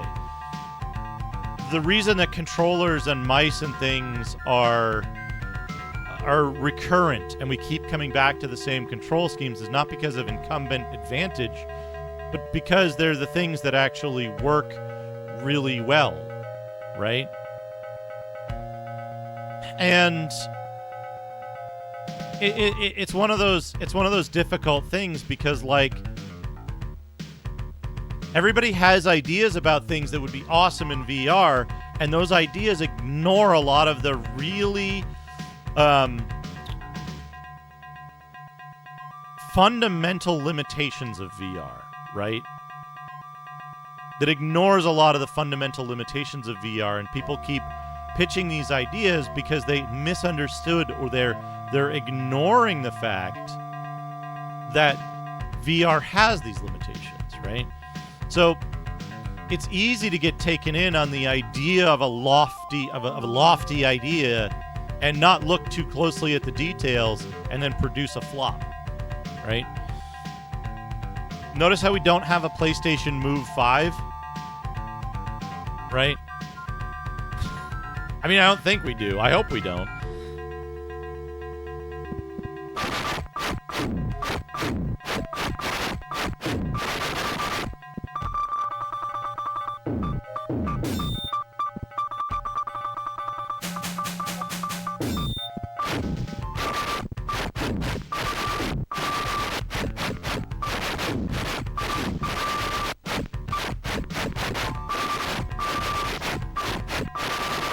Connect 3.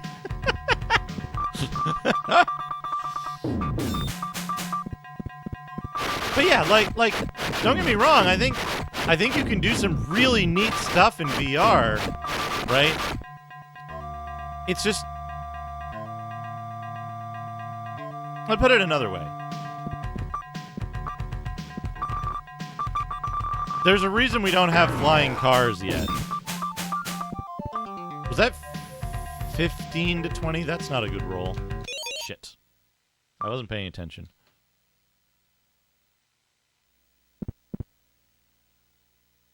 No, Crux. There are a large number of people who are simply unable to use VR, right? It's not a matter of doing it right. It's not a matter of the hardware, the software, anything. It's just it's completely incompatible with people physiologically, certain people physiologically. It's not everyone, right? There's a lot of ways to mess it up otherwise. No, I know that. I know that, but there are also people who simply can't use VR. At least I should say in its current state. There might be something someday that fixes it, but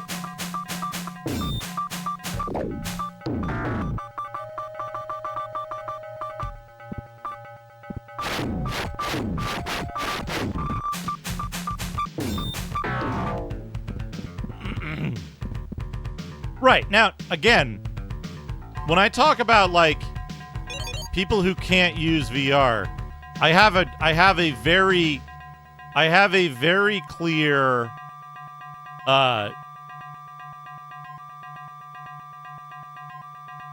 very clear example of this, right? Me, I cannot do 3D movies, 3D TV, or any of the, like, glasses-based 3D stuff that's out there. I can't do it. I don't have a problem with VR, right? What happens is when I'm exposed to that content in 3D, the like 3D glasses-based stuff, my dominant eye switches sides. And I experience a 4-hour period afterwards, during which I experience dizziness, nausea. I can't stand up. I can't walk. I can't drive. We had the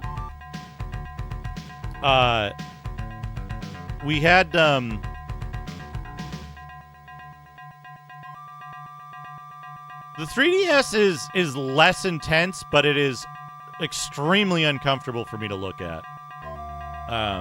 Like,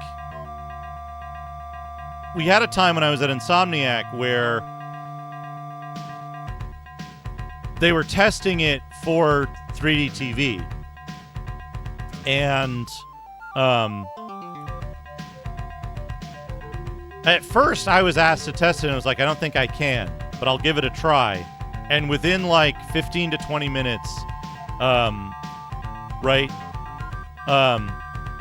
within like 15 to 20, and again, right, this is in a test environment, Crux, right?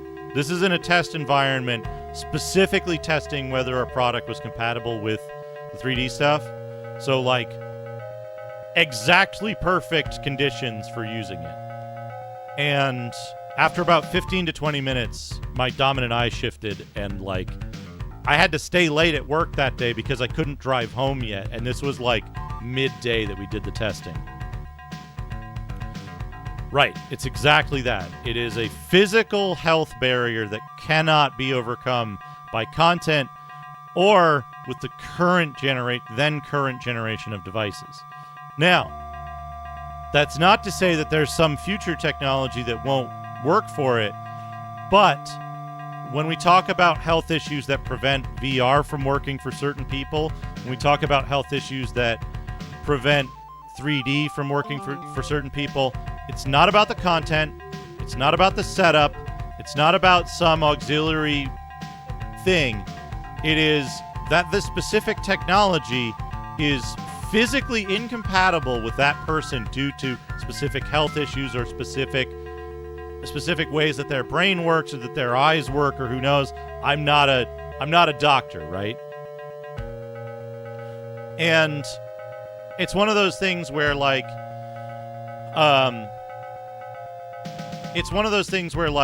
I would love there to be a VR that didn't require a heavy headset, that didn't have like I have astigmatism that's different in each of my eyes, and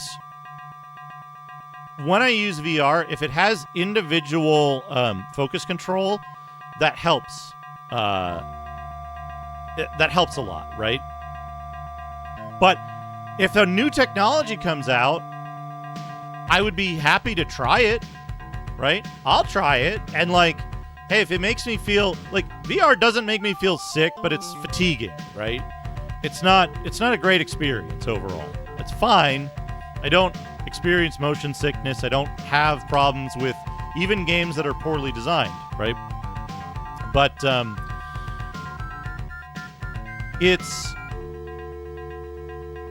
one of those things where like, yeah, I'll try it, right? But right now, I don't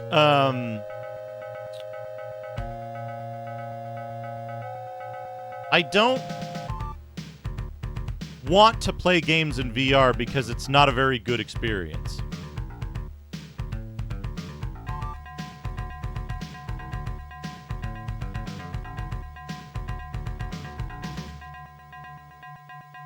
Yeah. But the other thing, right, with the 3D stuff, like I said, right? Every other person on the team, every other person in the office had no problems using the exactly, like, we had a special team member come in and set up the 3D TV stuff. And they're like, you must sit here, you have to do this, you have to do that, which everyone did. And it screwed me up for 4 hours, and it didn't harm anyone else, right? So the key thing here, right, is like, I know some people cannot use current VR technology, right? And in addition to that fairly small portion of the population, right? It's not insignificant, but it's a fairly small portion compared to the population at large, I think. That said, right? Even for those who don't have physical problems that prevent them from ever using current technology VR, like Jack said, or sorry, like Lark said, same color username. Like Lark said, the designs for games in VR right now don't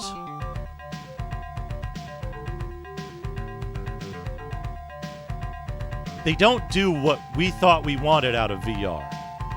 And that might be because what we thought we wanted out of VR doesn't make for great games.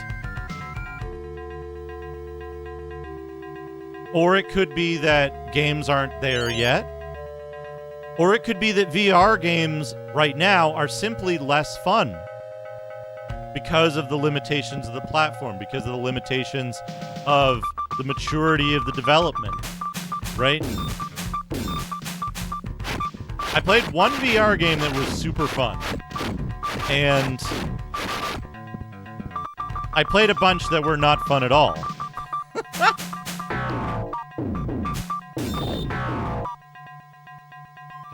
Nope.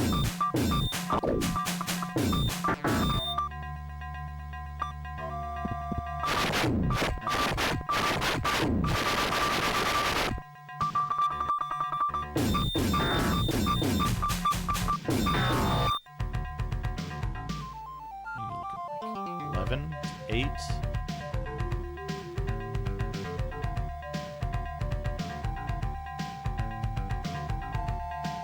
So,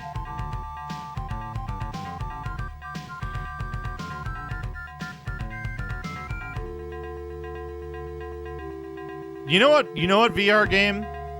All right. Chat. I played one VR game that I thought was great. Every other VR game that I played, I thought was kind of crappy. Can you guess? Chat, can you guess which game I liked?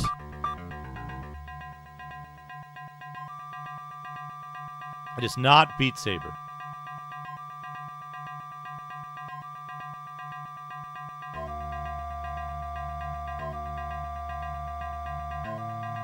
It is not Super Hot. It is not Half-Life Alyx. It is not Tetris Effect. It's not the Valve Aero Defense thing. It's not Skyrim or Doom. It's not Phasmophobia. It's not Minecraft. Not hot dogs, horseshoes, and hand grenades. It's not Arizona Sunshine. It's not Orbis. It's not Vox Machina. Not Kotatsu Hentai VR. Not Chat VR. Not VR Chat. Not Keep Talking and Nobody Explodes. Not Gorilla Tag. Not Pistol Whip. I actually have to look up the name of the game. It's not the sex one. It's not Rec Room. I have to look up the name of the game because I don't remember its proper name, but I haven't seen it yet. I would recognize the name if I see it. It's not No Man's Sky, not Job Simulator. It is when I used VR, I played a bunch of games. One of the games I thought was great. The rest I thought were kind of crap. Now it's up to chat to guess which game did I think was great.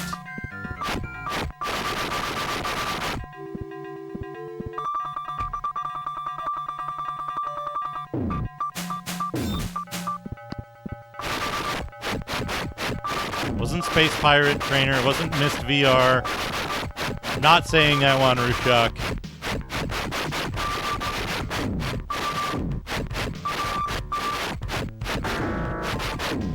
I'm gonna look up the name so I know, it was not Gallery Call of Starseed.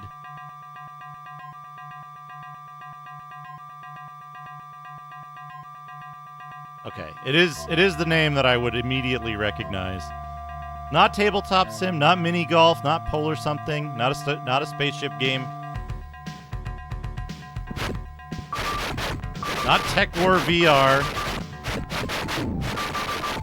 Alright, it seems like... Hey, Fuse, how's it going? Not The Climb. Not Allegiant. Not Into the Radius.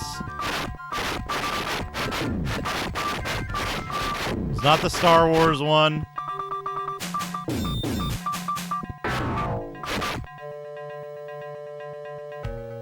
Okay, perfect. Not Surgeon Simulator. It's not the one where you fly around in a hover car. It's not Elite Dangerous. I thought about playing Elite Dangerous in VR, but I realized that Elite Dangerous would be like... You can't read any of the text. And even on like 7680 by 1440 at arm's length, I can't... I have a hard time reading the Elite Dangerous text. Not Polyrunner, not Hot Brain VR. Not a PvP wizard game, not Moss. Not IKEA, not Horizon. Are you ready, chat? Not Blade and Sorcery. Although Blade and Sorcery Blade and Sorcery I think is the one that I looked at and was like, that looks kind of cool. I do Space Gravy. I've been thinking about it. It wasn't there yet. The resolution was too low at the time for me to want to consider it because of the difficulty reading. A game that I thought was great was Robo Recall. Robo Recall from Epic Games was just extremely fun. The limitations of VR didn't make a huge difference to it with the teleportation moving thing. And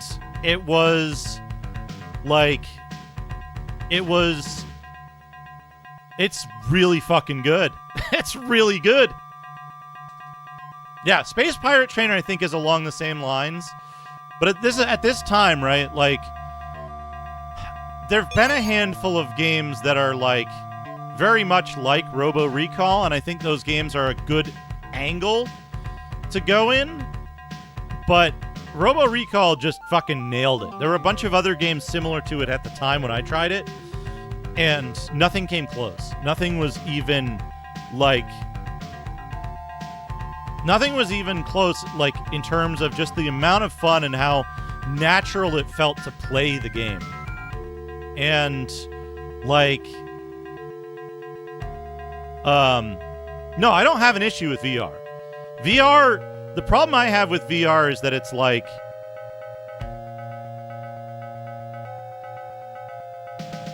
it's fatiguing to use VR, right? It's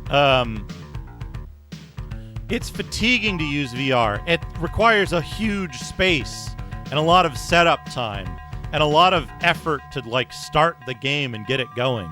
We had to do a special VR night for people to try out VR, right? And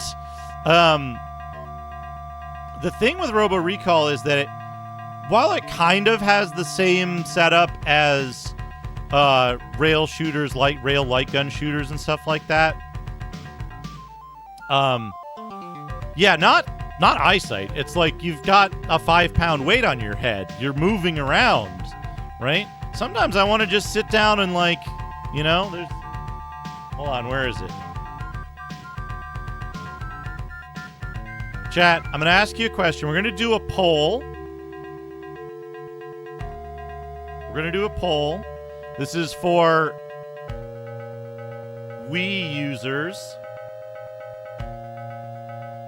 Posture A or posture B? Posture A, posture B.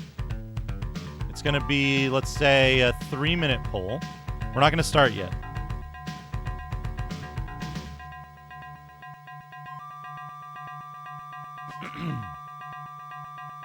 I'm going to demonstrate posture A and posture B, okay?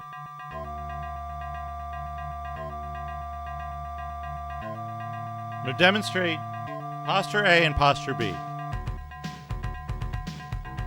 While you're playing the Wii, here's your Wiimote and your nunchuck, right?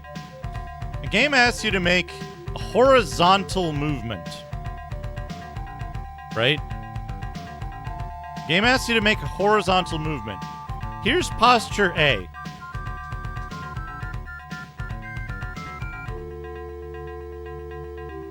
Here's posture B.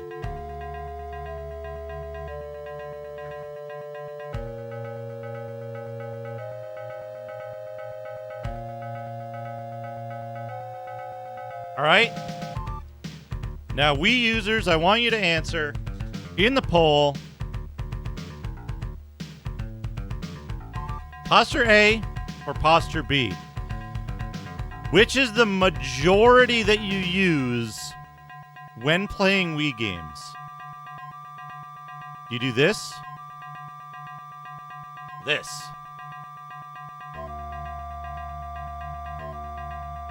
Right? Now, granted, adjustments for your physiology, right? Posture A is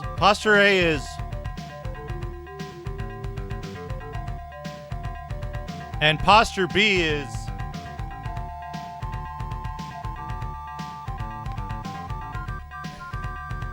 right? And like, maybe you're not leaning forward. I'm just crouching to like,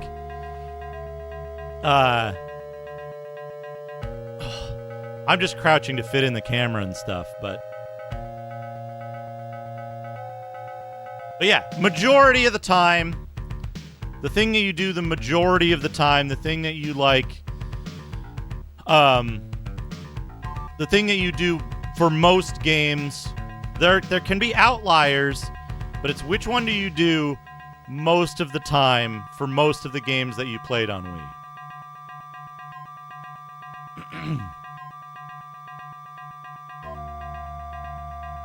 Right. And again, right, like if you're doing an exercise game for exercise sake, you're obviously going to use B. It wouldn't make any sense to do A, right? And of course, there's like, maybe you've got that one game you're really into and it sells the experience for you and you have the most fun doing it that way, that you play once every 2 months. Maybe like when you have a bunch of friends over and you're all having drinks and stuff and it's more fun, right? It's like karaoke. But when you're playing the majority of the time that you played your Wii, even if you still play your Wii maybe, which one did you use? And like, we already see, right? Posture A? Or posture B?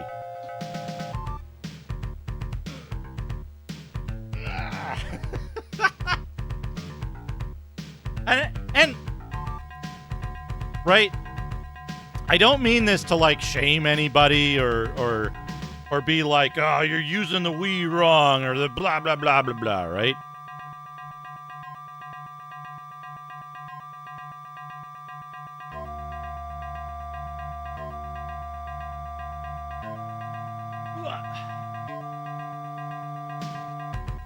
Right, and so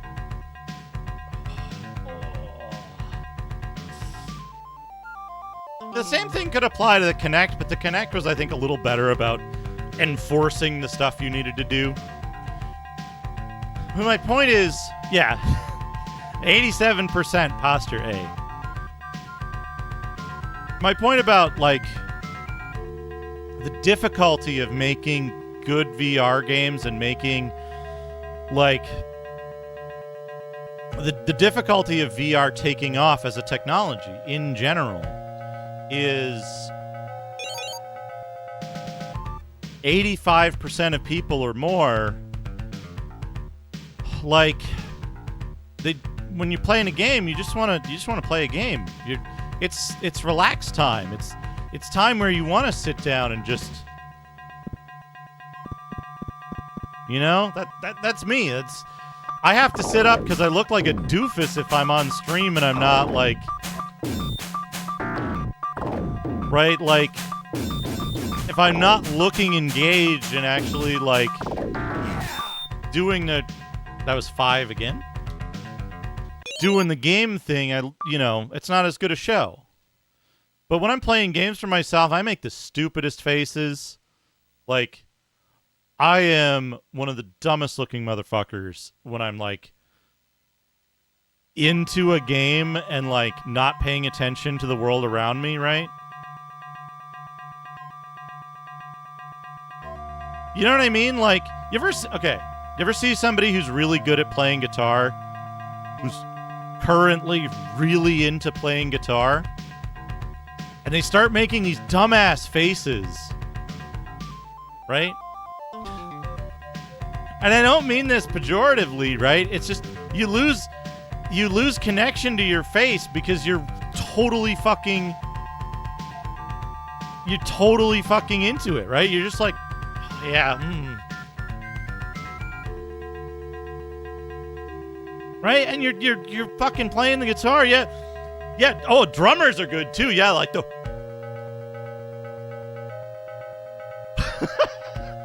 because they're just into it, and like you're not controlling the drums with your face, right? Like,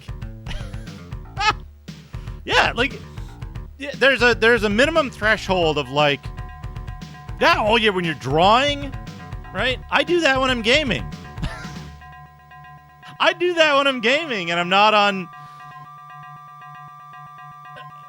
When I'm not on stream and I'm not performing, I'm like, I swear, like if I'm playing Starfield or something offline in the evening, I'm probably just like, right? Like, I'm a fucking doofus, right?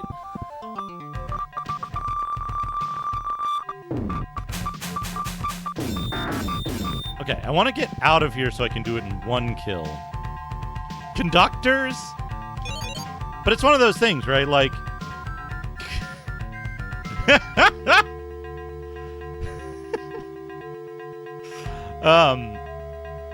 it's one of those things where, like... Hey, Blasticator, welcome. It's one of those things where, like...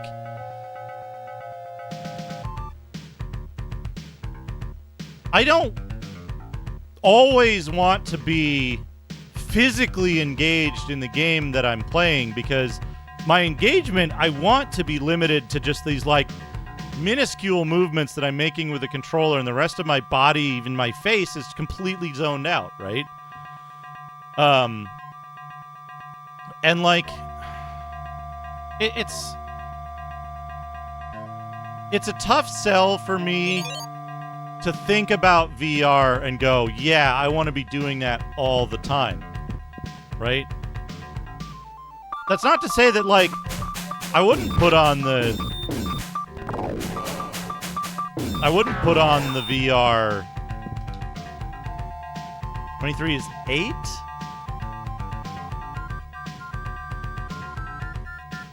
What did you start with? +2? Couldn't have been 9, right? Yeah, I think it was 10, 9, 8. Yeah, because 18 con. 8 is perfect. Oh yeah, the music in this game is great.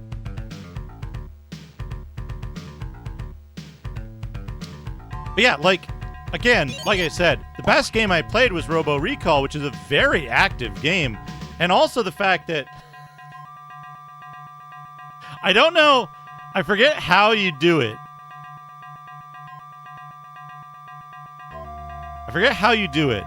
But I'm pretty sure that, like, in Robo Recall, it tracked your finger positions for your first two or your first, either your index finger or your index finger and your middle finger. So I think you could do funny shit in it. You could do funny shit in it, like giving a robot the finger and then blasting him.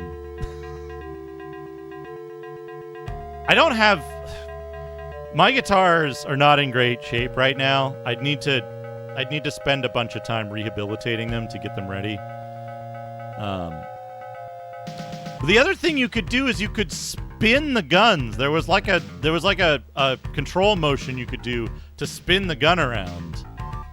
And, like, the way it worked was, like, you know, you kind of, like, shoot outside the screen. You could also, yeah, you could do finger guns, and you could do a thing where, like, I forget what it was, is like,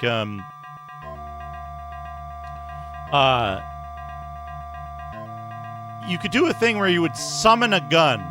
Instead of reloading, you would just replace the gun, and you could throw the gun away. So you could do, like, blam, blam, blam, blam, blam, and then just toss the guns away and pull out different guns and shoot somewhere else. So it flowed really good, and it didn't have, like, it just was really, like, it was really enjoyable to just play through it. But it was also very short, right? It didn't have a lot of, like, it didn't have a lot of, like, filler in it. It was a very short game. It had only a few weapons. It was very much a tech demo, but it was super fun. And I played through it like 3 times. Oh, that was the other thing. You could grab robots and then shoot them, or you could grab them and use them as shields. Or, like, throw them at each other. Is Strange Days the thing with the, like, brain spider thing? Happy Thanksgiving Dinner. Roast clown. Execugle. Roast clown. Ghosts of Peakled Hearing. I like that the clown is steaming. Yeah, Snacks and Jackson VR. Good idea, Ragadan.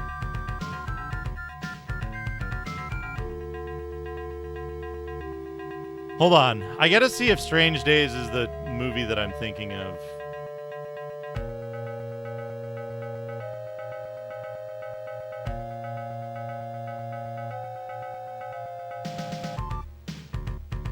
Is it? You ever have that thing where, like,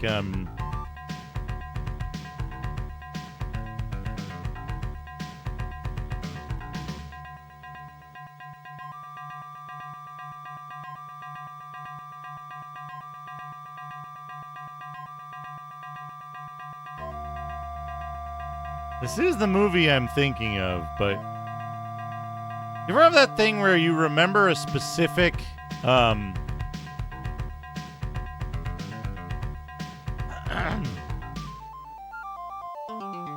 you have a specific image in your head of it, like from like the VHS cover, and then when you search for it now, you get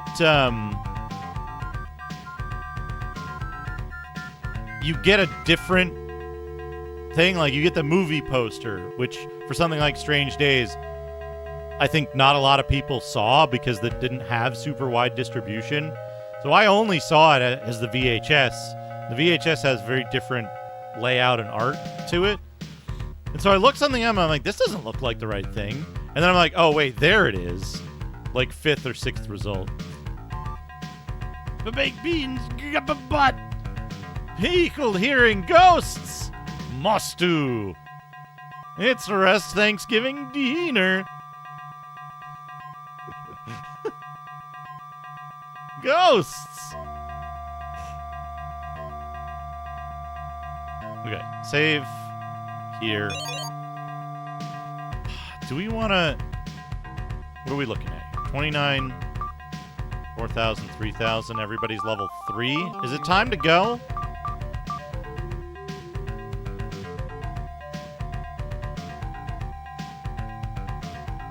It's time to go. Blasticator. He would follow. What they want from me?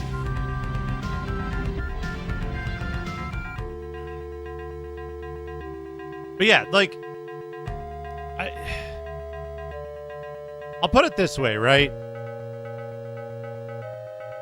If I could slam on a VR headset and, like, pilot a mech with a HOTAS or even with, like, mouse and keyboard. Hi, Ash. That would be dope. I would do that, like, once a month. But that's also a hard sell for something that costs as much as VR. So I can see why adoption is slow. I can see why it's difficult for VR to get a foothold. And because of that, making bigger games in VR is tough because, like,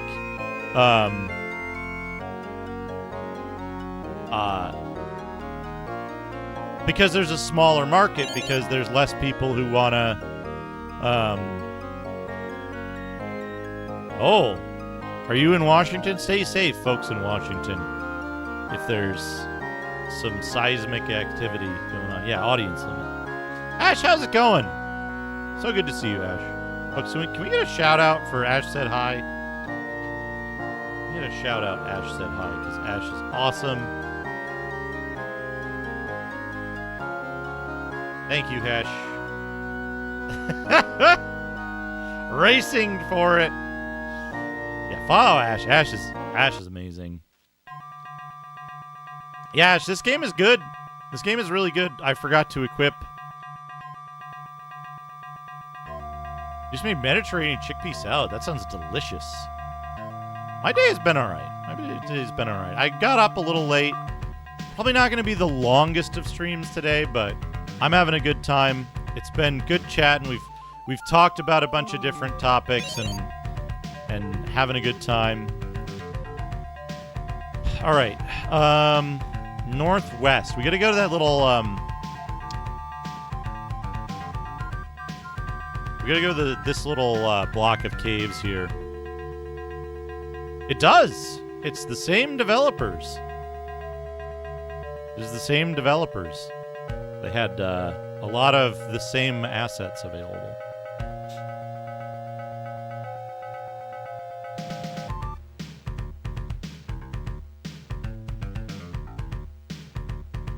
What's that? Celebrate what? What are we celebrating? Oh, happy Thanksgiving. Whoa, there's a boar.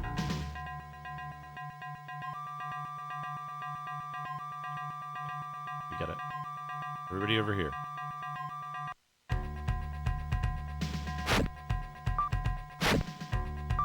Canadian Thanksgiving. Happy Canadian Thanksgiving, everybody.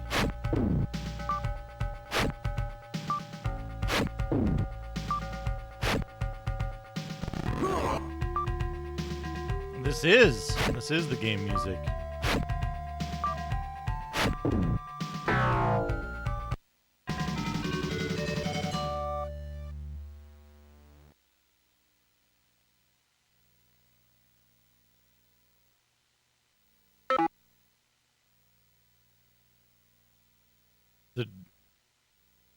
The music seems to have dropped out because I was in the menu. It should start back up again, but let's... I gotta get my characters into the right spots. Whoops. Oh, you can just do that. Excellent.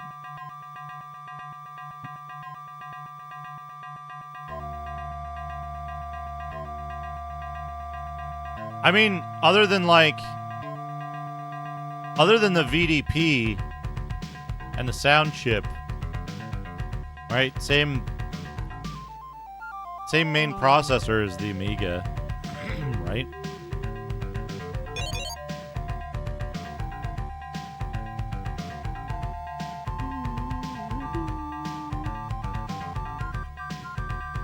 I forgot to check what spells my cleric can get.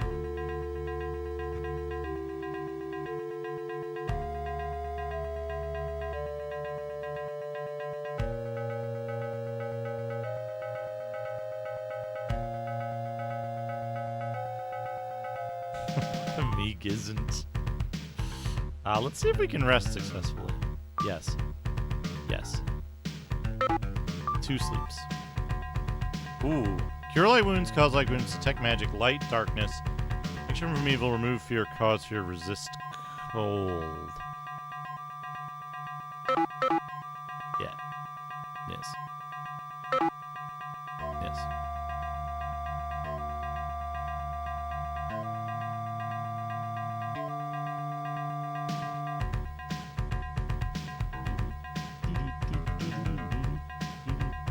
I should save it after doing that, because I will 100% forget.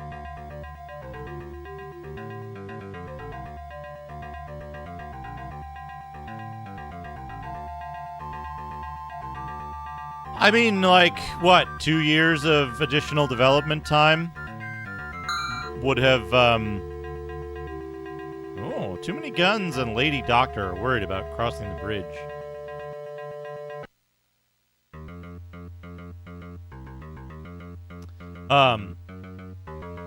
Right, 2 years of additional development time would recognize the need for that.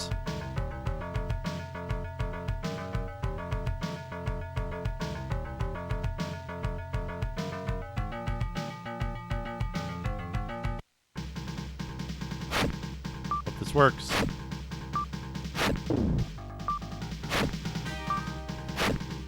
Because, like, the TurboGrafx doesn't do that, right?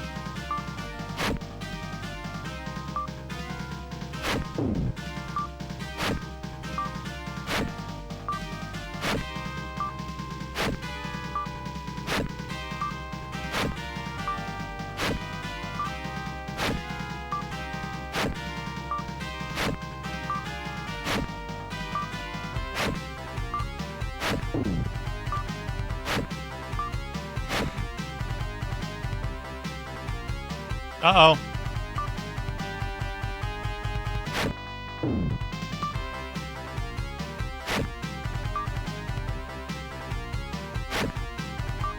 He's like walked off. And I don't think he's fleeing, but that means that like... Yeah, backup AI routines.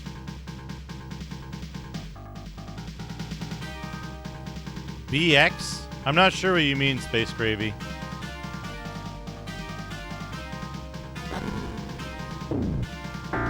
Got him. How do we deal with this bear?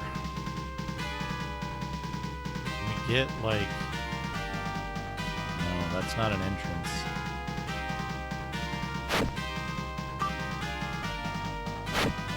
Basic expert, okay.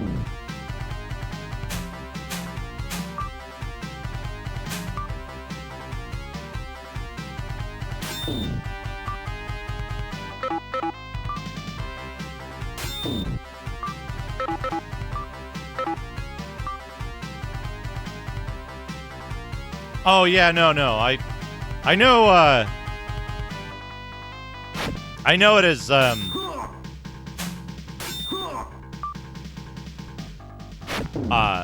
know it as Beck Me. Beck Me? Whoa, gold pieces. It's one problem about fighting dudes indoors is whoa, Beastman.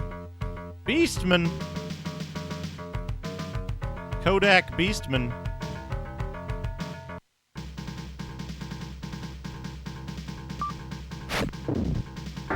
Basic expert champion immortal? I'm gonna give him 100 bits. I'm gonna go. Cheer 100 Backham. Why does he do that? Backham. Track Zero, thank you for the 100 bits. Well, it works with 6 button, but it only uses 3 of them. It's not incompatible. Thankfully.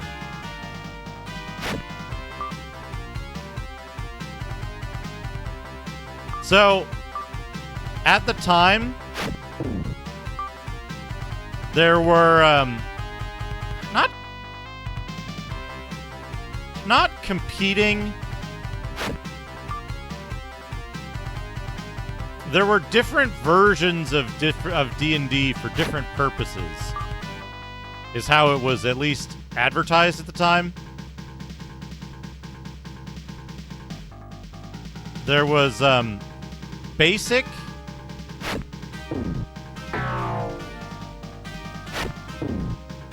There was one line which was basic, expert,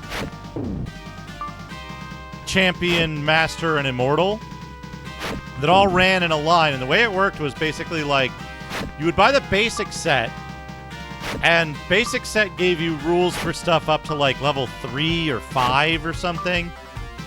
And that was what was known as regular D&D, right? Dungeons and Dragons.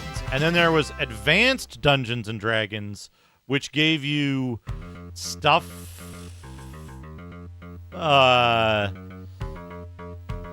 It gave you most of the game in 3 books.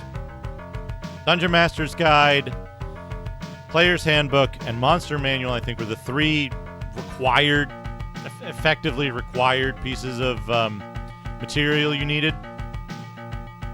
That wasn't until 2nd edition, I recall.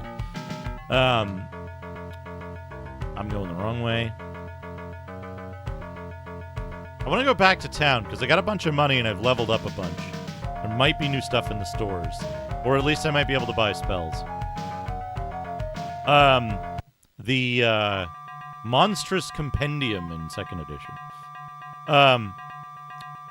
So there's basic, regular, whatever, Dungeons and Dragons.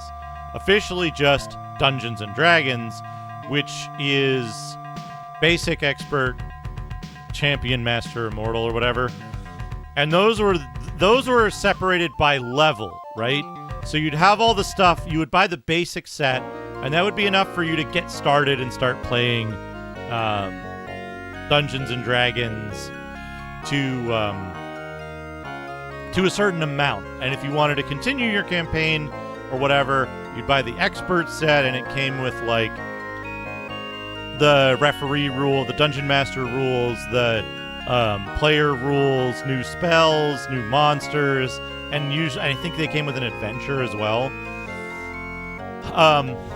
And then Advanced Dungeons and Dragons is a little tricky because of the history. Okay, yeah, we can get +1 spears, and we can get bows. So,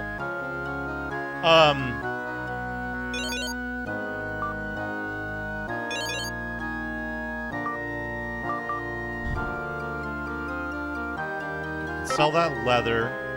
We can sell the slings. Oh, this is made by the same studio that made Eye of the Beholder. So, what I've heard, and again, like, I don't have a great deal of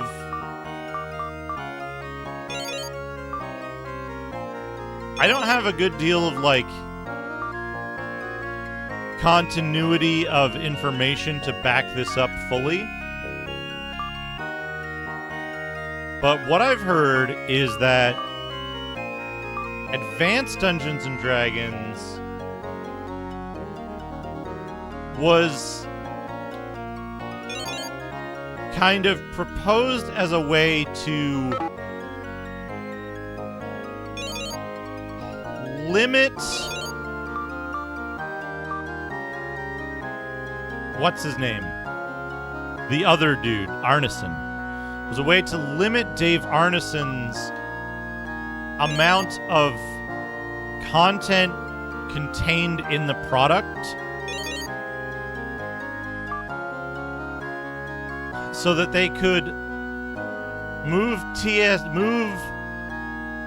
Dungeons and Dragons, Advanced Dungeons and Dragons entirely into the domain of TSR and Gary Gygax's control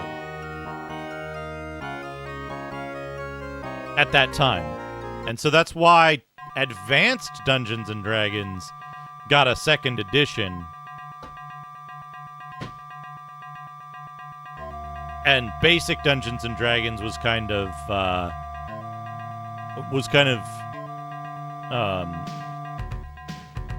not discarded, but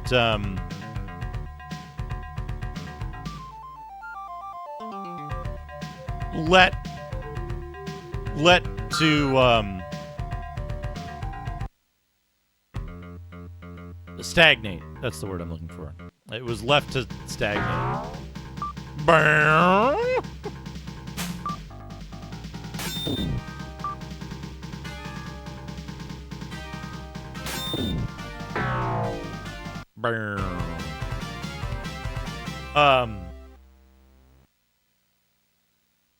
But there's also, to add to the confusion, before Basic Dungeons and Dragons, there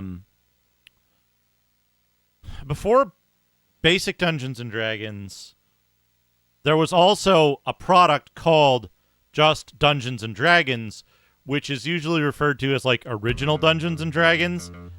And like that wasn't widely distributed at all, as I take it. Or OD&D. It was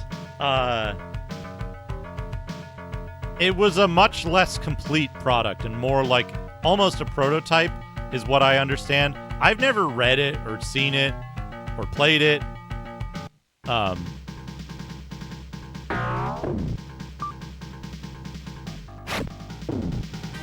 Yeah, it was like really limited audience. But also, and we were talking about this earlier, there was a prior product which had a lot of the elements of Dungeons and Dragons in it in terms of like some of the systems, some of the numbers stuff, and like certainly the intent, which was called Chainmail. And Chainmail was like an addendum to a war game if you wanted to play individual characters from your war game doing like special stuff that wasn't covered by the like unit rules. So like it was an extension to an earlier war game that was very much like, oh, okay, when this hits, it removes 3 figures from this unit. And some people were like, well, what about, like, I want to play fucking Gimli.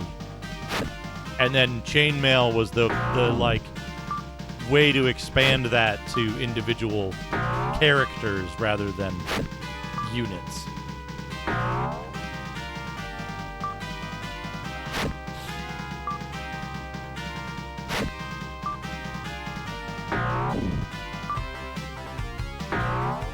Why did Rig flush this game, by the way?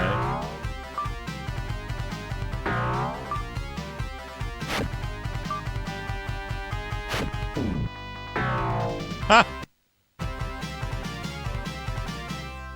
Oh, he wanted to map dungeons. I see. Well, you know the dungeons in this do they do reset when you leave, so it is necessary if you don't know the game like I do.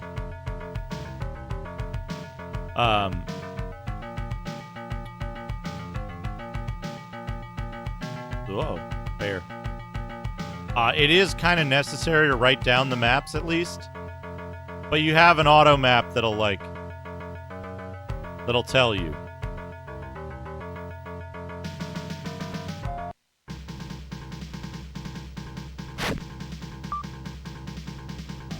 Let's say there was a bear part of this combat too. Wait till we get back in the dungeons, folks. You're gonna love.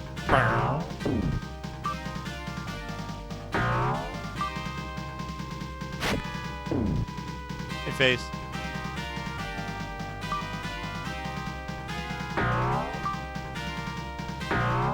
Imagine using that as an instrument in your composition.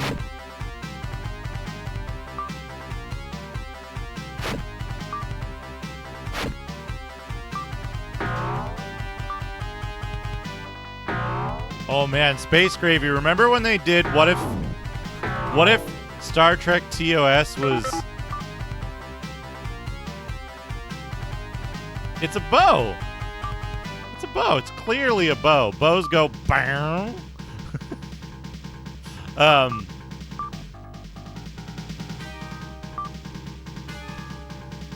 You remember when they were like, "What? Let's do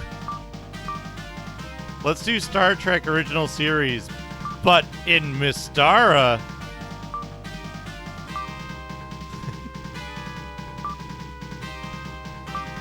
Sure they do. Hey, look. I've done archery for a while. They do very much make that exact sound. Bow.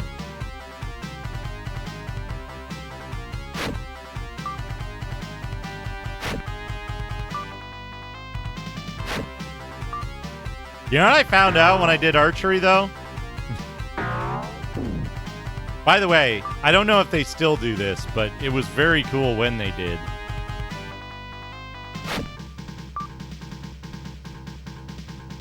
You know what you need, Austin?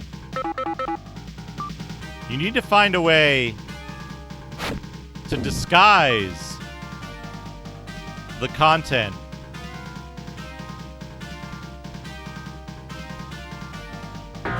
Some kind of star trick. All right, get out of here.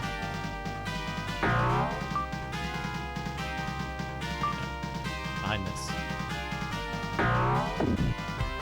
So you know what I found out?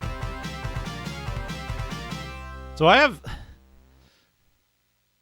It might not be obvious because you always see me like sitting in a chair in a little corner of the camera zone. So I have fairly severe lumbar scoliosis. So like the lower part of my spine is shaped kind of like this. If you're looking from like this would be looking from the back. This would be looking from the front. If you're looking from the front, my spine does this like curve and return. And luckily it's lumbar scoliosis.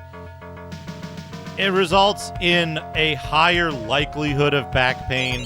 It's one of the reasons why I'm so like, not like an L, right? Like, if you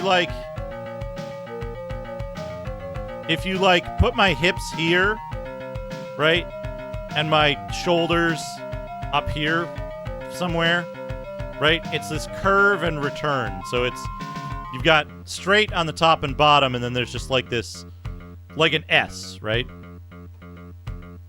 Lumbar scoliosis is thankfully much less likely to have severe health complications. It's just pain, and I can deal with pain. But as a result, one thing you might not have noticed, and once I pointed out, you might constantly notice it, is I have exceptionally long arms and legs for the height of my torso and for my total height. I have unusually long arms and legs. And yeah, thoracic scoliosis is far more common and much worse. If you have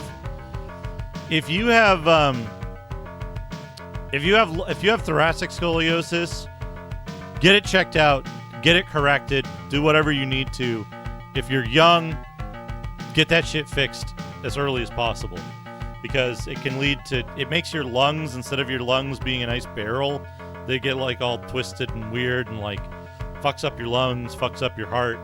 But lumbar scoliosis, you'll just be in a lot of pain later in life, which can be mitigated by being in good shape. So I got to deal with this part too. But I have these really long arms and long legs. And so they used to have this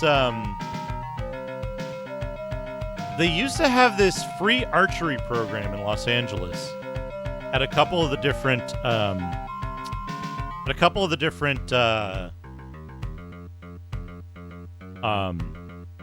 parks. They would have an archery program that was volunteer run. They'd have loaner equipment and HEDS. You mean like the Windows game from like 2001 or 2002? I assume you mean something else. And not that weird-ass deathmatch game.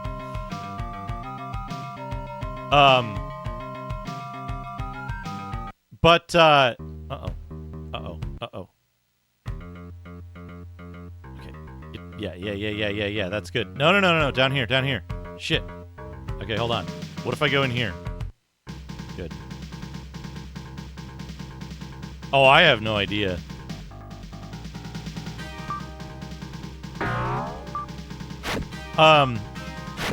Anyway. So, I thought it was fucking cool, so I went and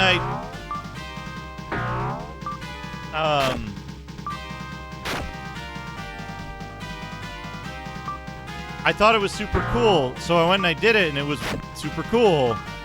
And then, like... No, so, here's the thing, right? I should be, like, 6'4", but I'm actually 6 foot. Roughly even, right? So, the thing is, when you take a straight line and you put a curve into it, the ends of the line are closer together, right? Like, do I have a thing? Here we go. Use one of these. Right? I can give a really clear example. Take a straight piece of material, introduce a bend in it, the ends are much closer together, right? Same thing with my spine. So as a result, my torso is like 3 inches shorter than it should be, right? My torso is 3 inches shorter than it should be, but my arms and legs grew as if I was 6'4", right? So I have these long arms and legs relative to my torso, but they're the correct size for how tall I should be. If that makes sense. If you could just yank my back and straighten it out, which you cannot fucking do, I would be 6'4" and have limbs to match. That's just a couple inches shorter in height, right? Now, I went to do archery, and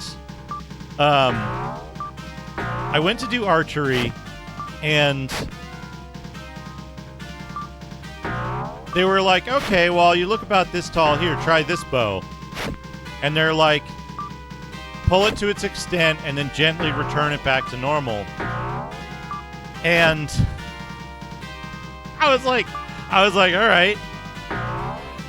And the fucking, it was a recurve bow. And the fucking bow just like unfolds all the way around and is like shaped like this.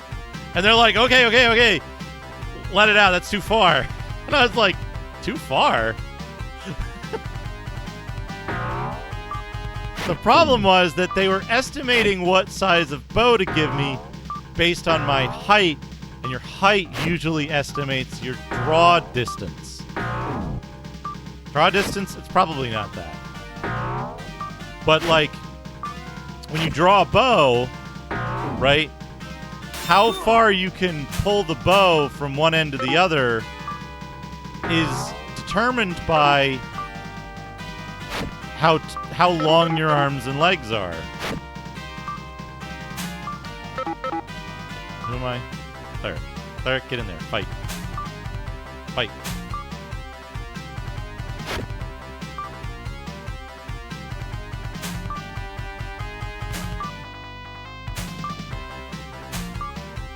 No one can hit this giant. This ogre.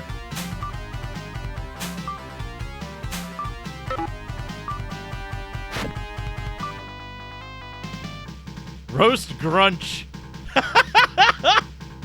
Grunch Cafe. Thanksgiving dinner. Servong. Oh.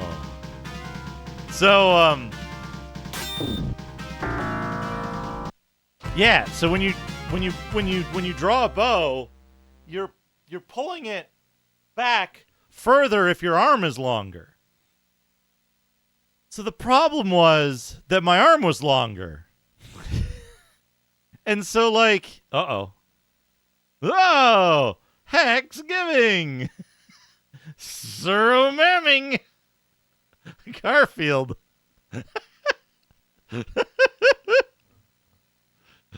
Oh man. Oh, can you make it be Alf? Can you make it be Elf who's celebrating?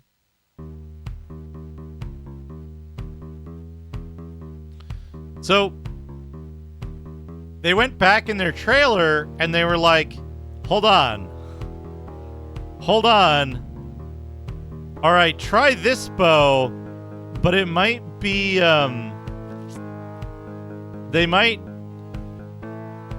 it might be too difficult to draw because the weight is higher because it's a much larger bow. And like, it kind of sucked, but it was manageable. And, and the fucking, like, the whole time, every time I went back there, I'd have to be like, yeah, give me the big bow. No, I don't need one that's correct for my height.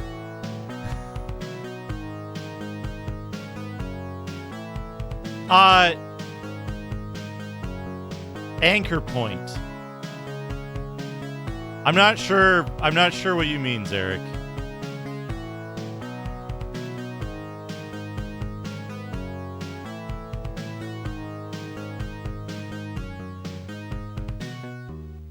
But yeah, like their initial estimate, the way they did it was they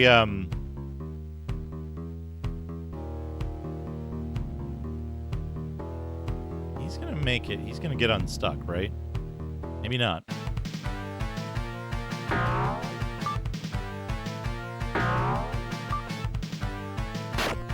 So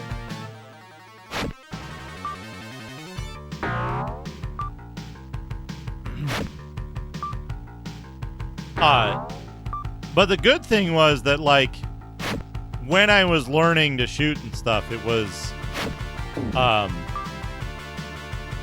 with a more difficult bow, so it was like, it was like a faster learning curve, basically. More difficult at first, but once I got used to it.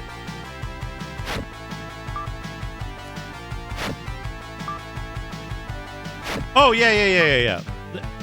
To be clear, right? I can't...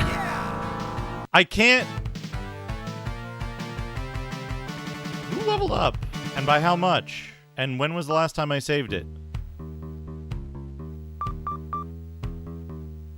4? 4 out of 6? 7? 4 out of 7? To be clear, number 1, it's been like 10 years since I did archery. Number 2, like, I don't have the space with like the microphone and all the stuff around to actually like do the proper posture for it. Plus, like, it's hard to remember how to like do all the shit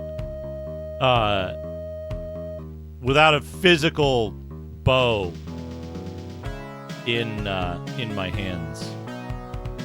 Yeah, that's fine. We'll save it.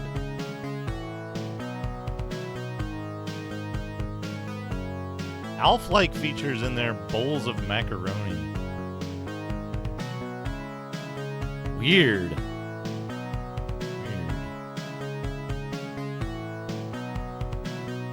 Hello, Beastman. Are you friendly? Look at him dance. They're not friendly. Yep. Yep. Yep. Whenever I have picked up a bow, like I went to some like novelty events that had archery, like their bows sucked, but they had like archery event things. Whoa, what are those things on the left?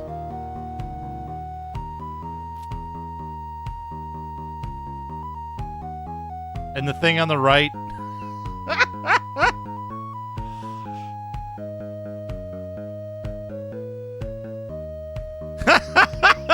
That's good. That's good, Cactus B. All right, Flygon, have a good time shopping. I love this game. Yes, Ragadom. There's some stuff where like they put negative weights on certain concepts.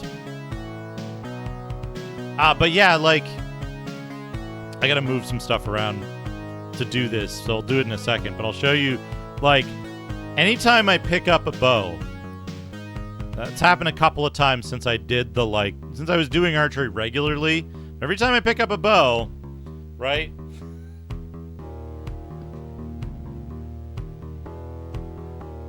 I do that, because I put it wrong, and they're like, wait, nope, put that elbow out of the way. Every time. I had one time when I just wasn't mindful about it, and I got this nasty scrape. What's this? Can I? But man, what a lot of fun.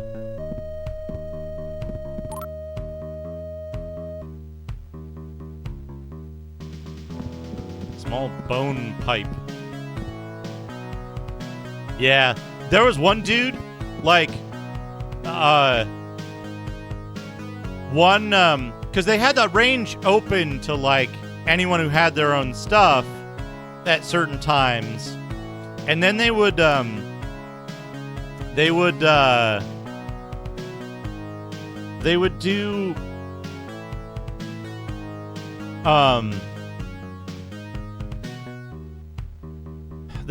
the, like, instructional sessions and do the free, like, equipment loan stuff on certain other days. Right? best of the old D&D video games in this style, in my opinion. It kind of depends.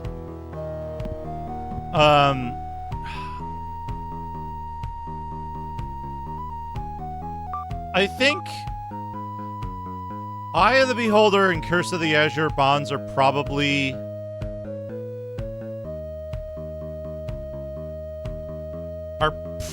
the best, but they're like Mind Magic 3 is not a D&D game specifically, but Mind Magic 3 Clouds of Xene I think is probably the best in general. Clouds of Xene is probably the best RPG in my opinion, right? And my opinion differs from a lot of people. I'm looking for different stuff. Oh, Beetle Bailey. Ornament Girds. Emmy Toenail Pickles. Oh, no. Chubo. Do you think you could have it make a pickle with a toenail on it? Do you think it'll do pickles with toenails? I wonder.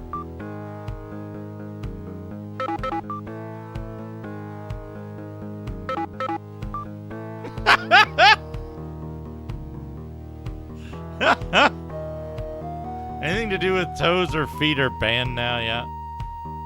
Yeah, makes sense. So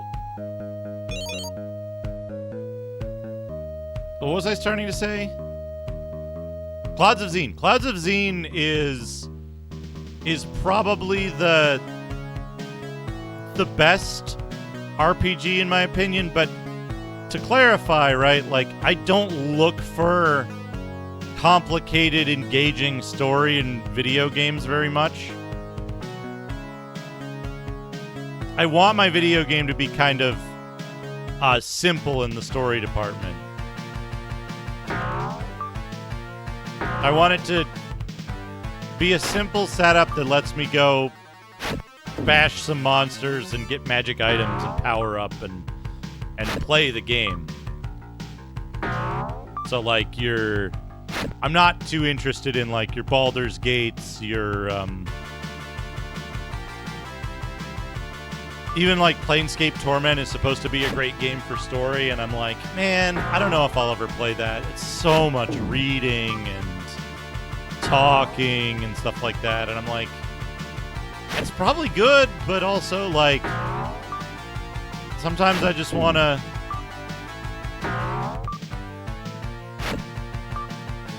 sometimes I just want to go fuck up a giant or something. I'm going to play Morrowind. I'm excited to play Morrowind. Morrowind has a lot of reading and a lot of story in it, but also, like, so far as I know, right, you can also go in a cave and beat up some bugbear. I can hear strange. Jack, thank you for gifting a sub to Ash. Ash, enjoy your gift sub. I feel as if I'm in a strange world. Somebody leveled up. Cleric?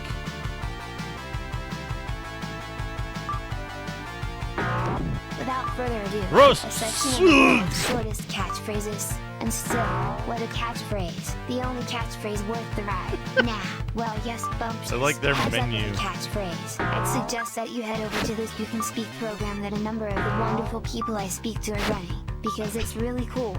Such as this lovely compilation of wonderful people. http://youcanspeak.org/about/programs that'll give you some pretty cool stickers. 2. Rephrasing but not lifting. So a catchphrase suggests the opposite of the originally intended meaning. For example, you may hear a song on the radio which has the words. Yeah, Mr. Zimbu, that's exactly it. Where it takes exactly the meaning. Icewind Dale appeals more to me than Baldur's Gate. Life and means that the individual spoken to is arriving as you do.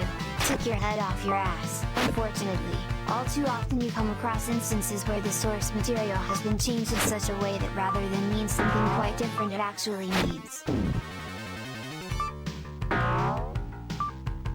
Yeah, Icewind Dale appeals to me. Yeah, Ash's Morrowind streams are incredible. I'm so happy you're playing Oblivion now. But yeah, that's a part of it, right? I don't look for that kind of stuff in games, so I'm like, there's certain games that I'm like, I don't think are good, but there's something about Clouds of Xene specifically, and Might and Magic 3, 4, and 5 generally that I think is like,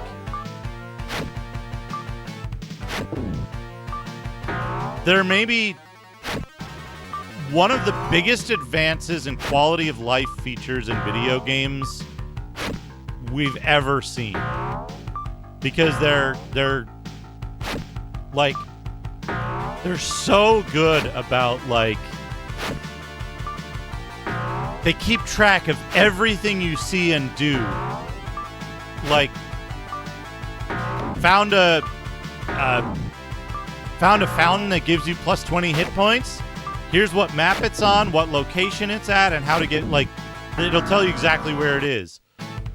In Clouds of Xene, it'll like keep all of your quest items out of your main inventory. It keeps track of every quest you have and where the next thing, if known, to do about it is. Or it'll say something like, find this thing at this location and return it to so-and-so at place X15Y29, right? It does such a good job of, like, doing all of that stuff to, like, to make the game more playable and to keep you playing the fun parts of the game, which are the combat and the leveling up and the doing stuff. And the game it doesn't really have any locks or controls in place to prevent you from doing a lot of the stuff that might be considered power gaming. But from the perspective of playing it normally, if you play it on the adventure difficulty, which is the default standard, and you just use the default party, as long as you, like, do, like, dig into the mechanics of the game, you don't have to exploit anything, but you can play it normally and not be completely overwhelmed. Might and Magic 3 is, I think, a little less well balanced. It has fewer of those quality of life improvements and stuff like that, but it's a very simple story. Whoa! Look at that holiday mascot. Emotional Megami Stooges dinner racted made thing. Pix Emrate dia Grozer or Detided Gururid Karate Bear. Now I want to know what Karate Bear looks like. That's very good.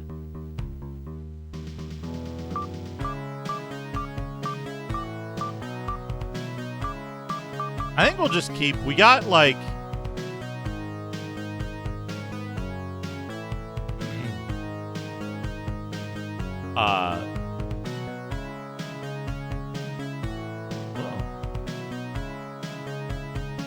I think we got enough, like, close to max level stuff. Oh! Ho, ho!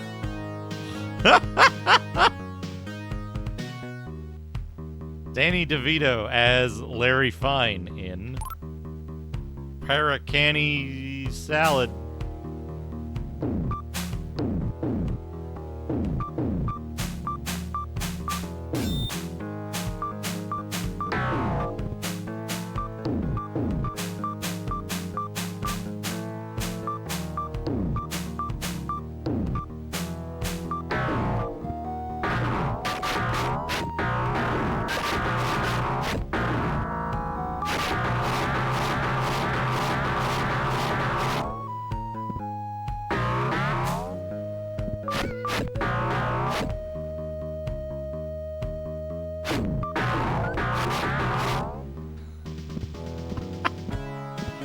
Gaming.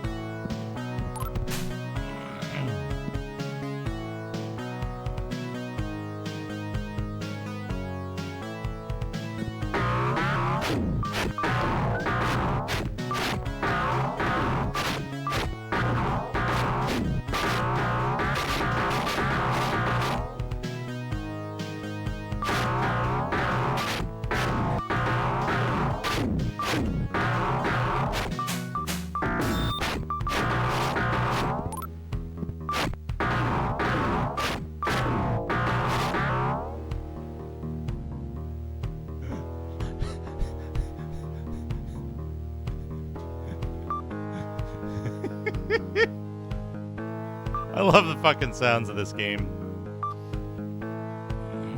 Yes, you do. Endless arrows and endless sling bullets.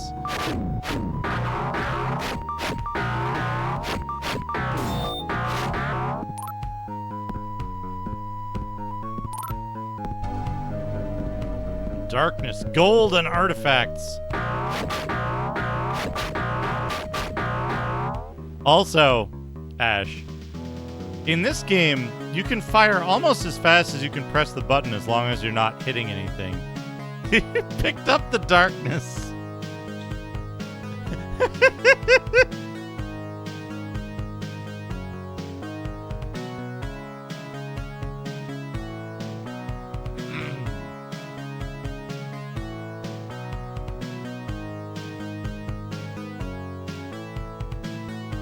Oh no. Oh no! Yogle Bears.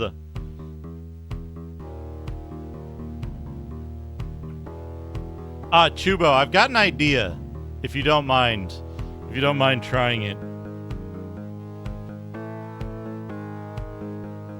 Can you try putting in, like, all the different food items that seem to be in that prompt as a chalkboard menu with illustrations and prices?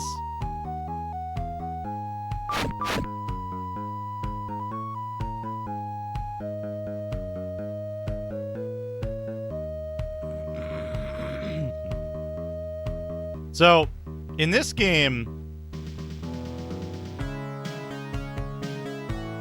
yeah. So in this game, if you're not hitting anything, if your projectiles aren't contacting enemies and rolling to hit, you can fire almost as fast as you can press the button. Check it out.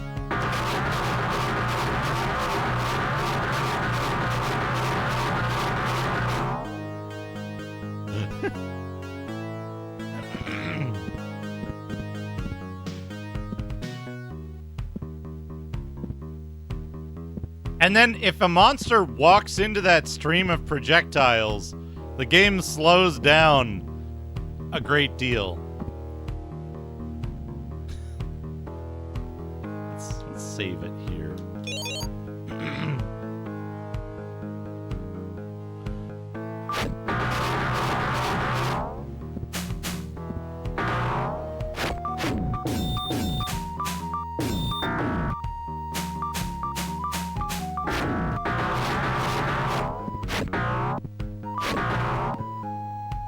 You can also walk into your own projectile stream.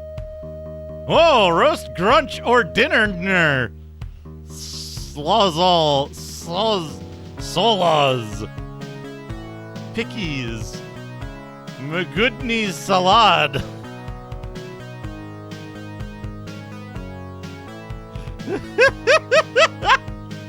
Roarch.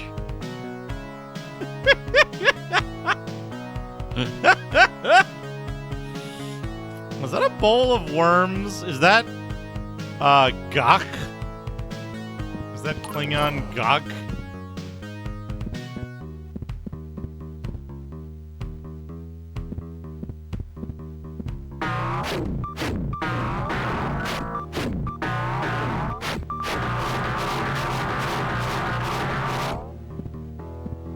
Yeah, you can't hit yourself, but you can trigger the, like, slowdown of rolling to hit. If you walk too fast forward.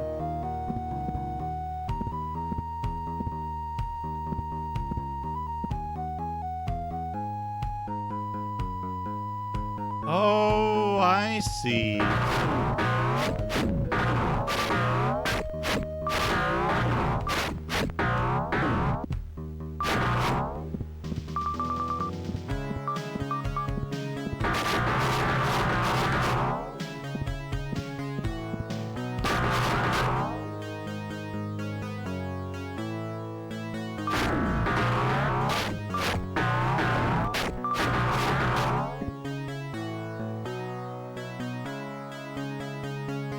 Whoa!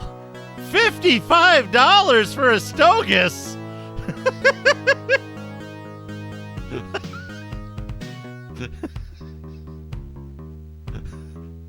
But Thurgatarn is only $3.30. $13 beeves.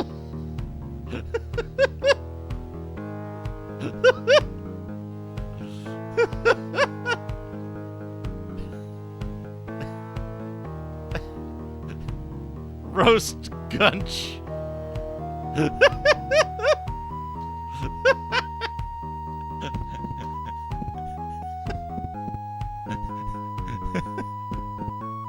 Where did I?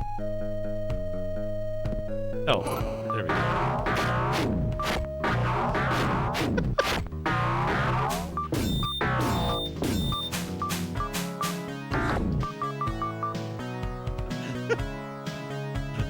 Dean Louts. Saclina. Jeez, the $99 Saclina. Big spender over here.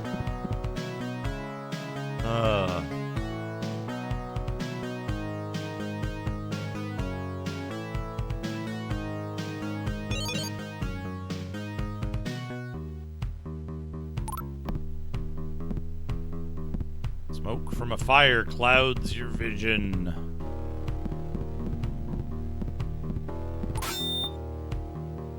Fall into a rough-hewn pit filled with sharp rocks. Dagger? I like the dagger better than the staff.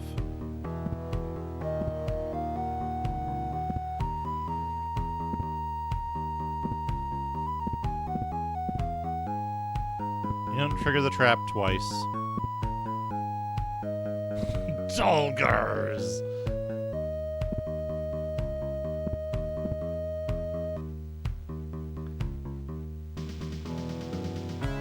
Cactus Bee, do you know about the liver sausage pineapple?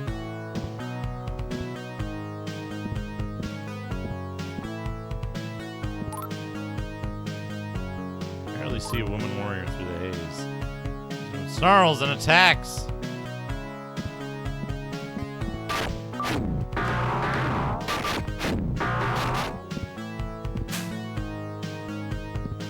Kakintizu.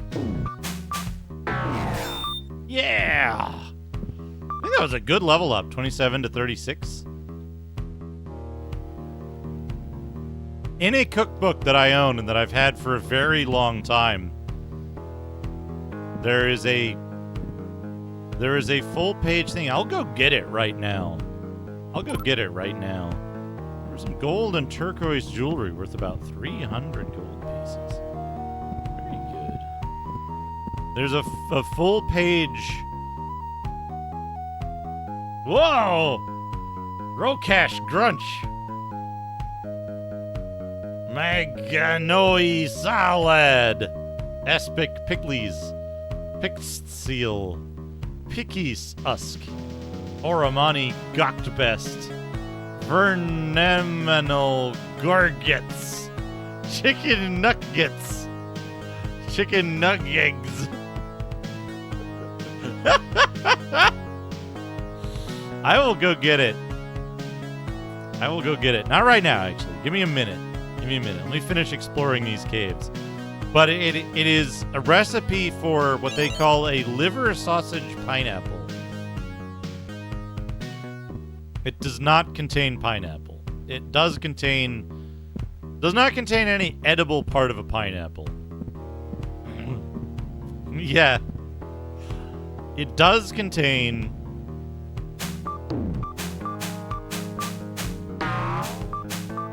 liver sausage.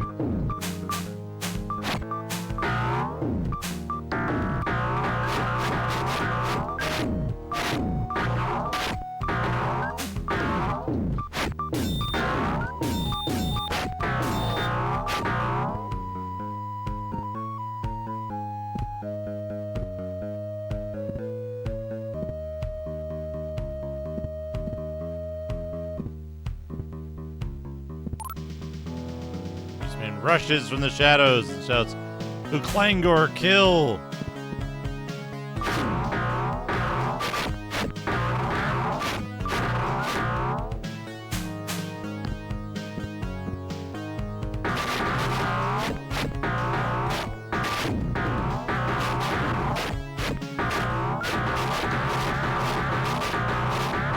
Yes, that's right.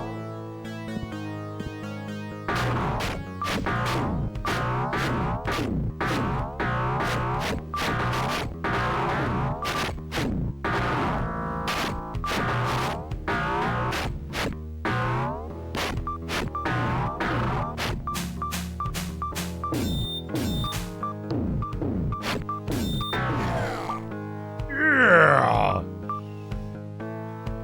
4 isn't great, but like, I feel like save scumming the hit points early on means I don't have to worry about crappy levels now as much. Whoa! Whoa! Darkness, light, detect magic. Entangle.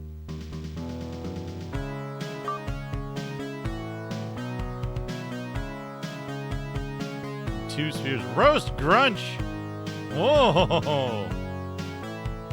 Macationy salad. Ornamain Gorus. Ornatel Gads. Bread Urals. VGQ Ribs.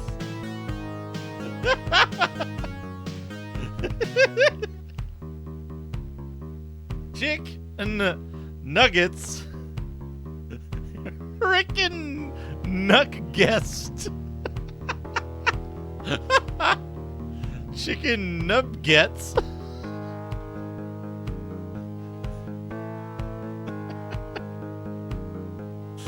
Oh, man. Grells. Market price. Okay. We got +1 stuff already, though, so we're going to sell those +1 spheres. Okay. What if we gave darkness to the mage, light and detect magic to the elf, and tangle and darkness mage? That'll be good. Rest. Monsters are here.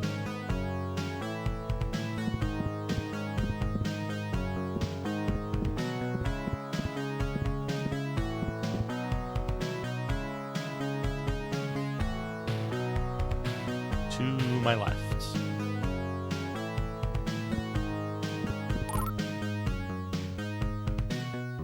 Tangled mass of vines blocks the northern passes. Maybe Marmillion could help us.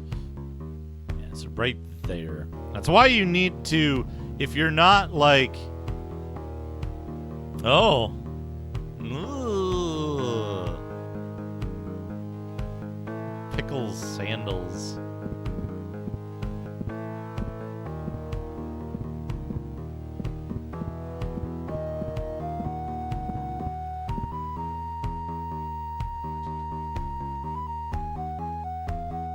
That's why you need to like actually pay attention when you're doing this and like mark stuff off on the map. Is that when you leave an area, the map, the burn from eyes of water from the center of smoldering herbs, grunt-like chant echoes from the northern passages. Giant rat. Runes drawn with coal.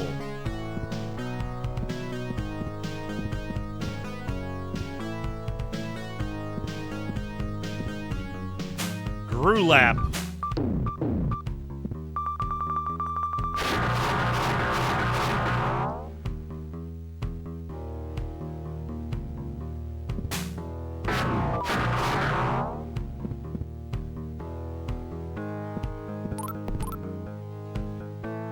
Take a strong person to clear the rocks to the north. Gauntlets give you the strength to clear the rocks.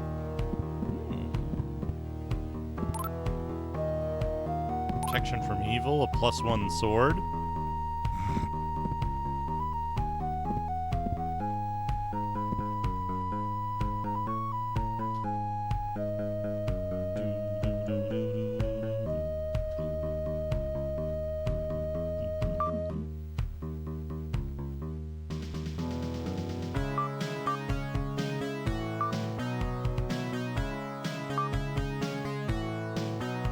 I'll have to look in the clue book to see which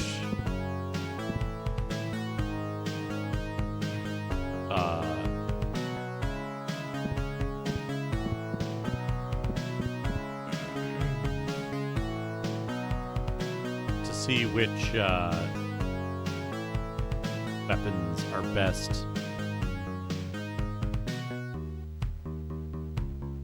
Let's save it here. We gotta work our way back.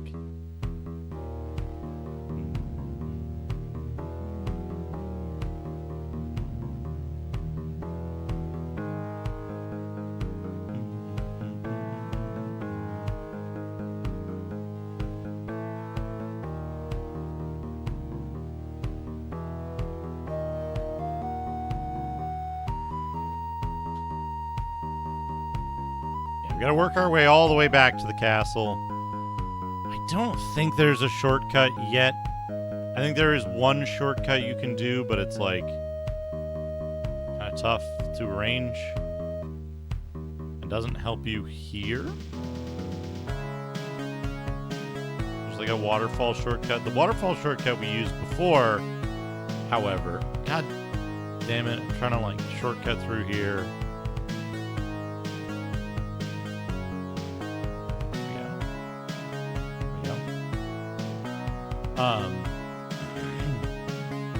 The waterfall shortcut we found earlier goes to like kind of an Easter egg zone, I guess I would describe it.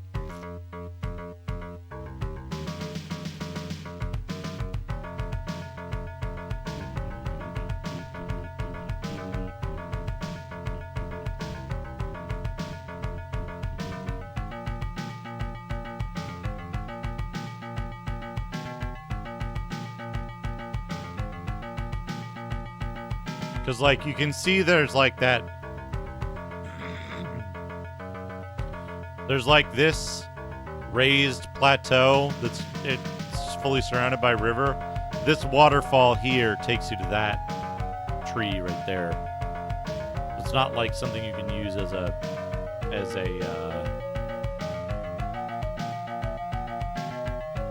much of a shortcut as I would like. You know the overhead map? Whoa, buddy. The overhead map reminds me of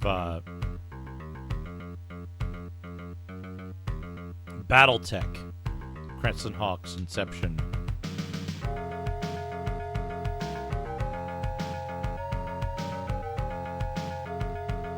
A fair number of things about this game do. The, like, people walking around in formation. A couple other things.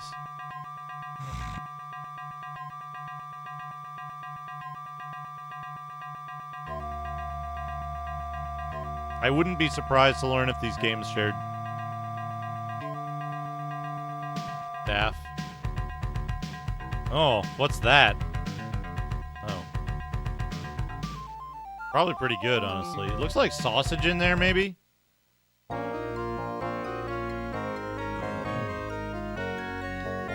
Roasted grunch.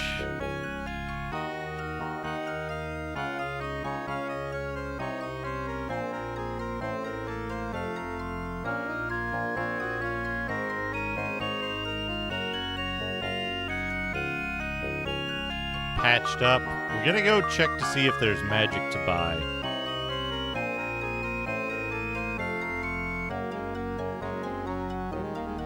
We want to get spells for our dudes, if possible. Entangle.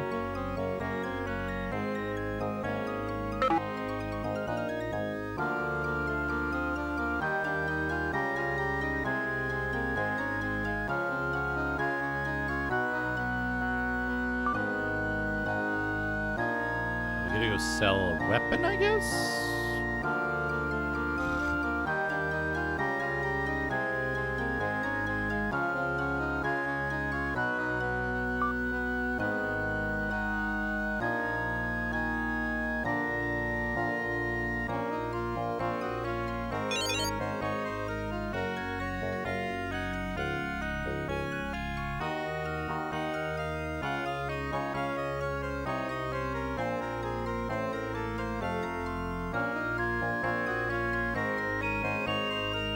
All right, let's see here.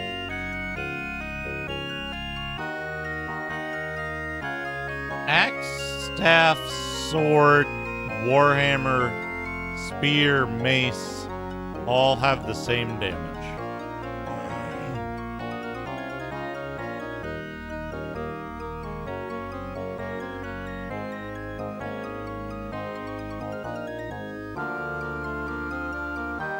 But we'll keep the swords because they're the most expensive. Hey, Atomic Dragons. Yeah, this is a Hollow World game.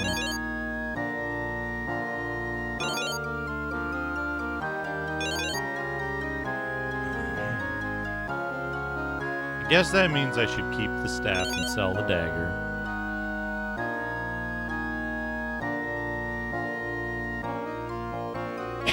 Oh, we have a +1 dagger. That'll be that'll be better anyway. Better than both. Regular staff. Thank you for shouting out Atomic Dragons. Atomic Dragons is a very good streamer, new streamer. So give a follow. Check out his stuff. Very interesting thought process, and I am a fan of the way you explain your opinions on stuff, and the fact that you're clearly thinking very deeply and are knowledgeable about a lot of things. It's very interesting to check out always. Can I rest?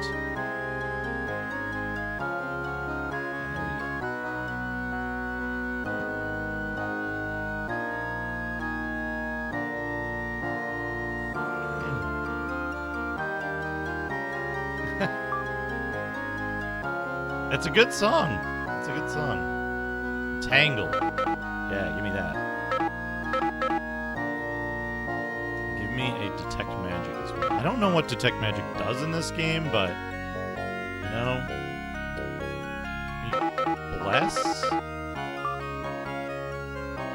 Those entangles.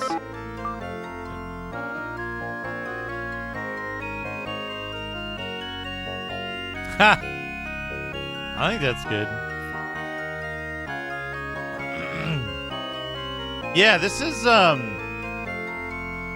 this game in particular has some really cool stuff going on, and like a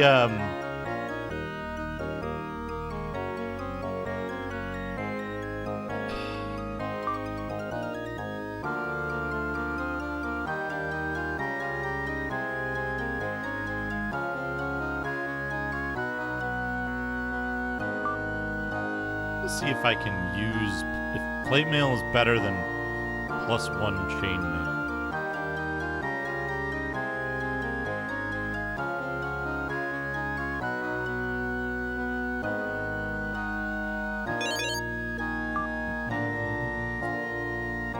I was just talking earlier about how, like, what is better? All right. Chainmail for everyone. I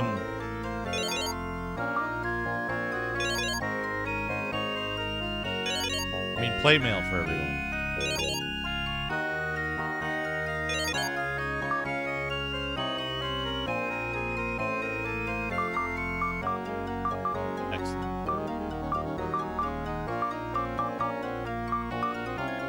She needs a shield. She doesn't have a shield.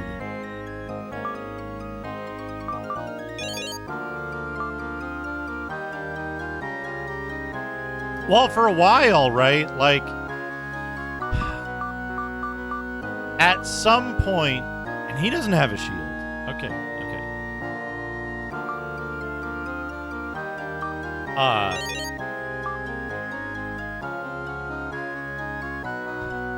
there was kind of this.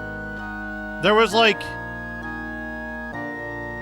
Mystara, Greyhawk, and then Forgotten Realms started out kind of on par with Mystara and Greyhawk, and then started to become more popular. And then Dragonlance just like shot way up in popularity during like 87, 88. It became like super popular until like 1990, and then Forgotten Realms just like went to the fucking moon and destroyed everything else. And then they were like, no. Eberron is what you want. Everyone was like, and then they went back to Forgotten Realms and then blew it up and then blew it up and then whatever else they fucking did. But now that we're back in town, I gotta go see if I can find the my 1950s cookbook. It's good that you found a passage to another realm. Perhaps there you'll find the aid I sent you. Or tarry no longer. Just make haste. If you are to carry out your charter, I expect you to return with an army to aid me. I'm afraid the people plan to revolt. Beware of that scheming Marmillion. Do not trust anyone anymore. I'm so glad to see you all again. People here are becoming edgy. It seems that all they do is bicker and snap. Even our well-mannered Duke seems a bit paranoid.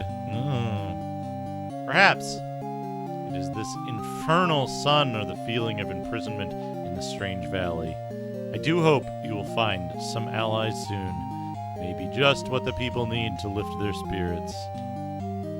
The artifacts from the Beastmen are patterned from items made by an ancient race known as the Azkans. It's amazing that art lost for centuries has remained unchanged in the Beastman culture. The creatures you describe are long extinct outside this valley. I feel like we're in a giant museum. I have an item that may help you pass the tangled vines you found in the Beastman caves. It's a withered vine that repels normal vines. I only have one, so guard it well. Please hurry. I fear we haven't much time.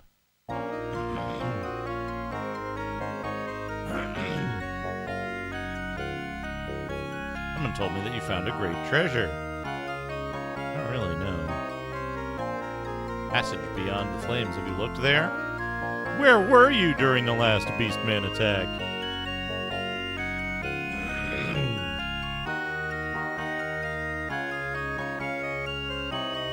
Alright, so we're going to save the game here.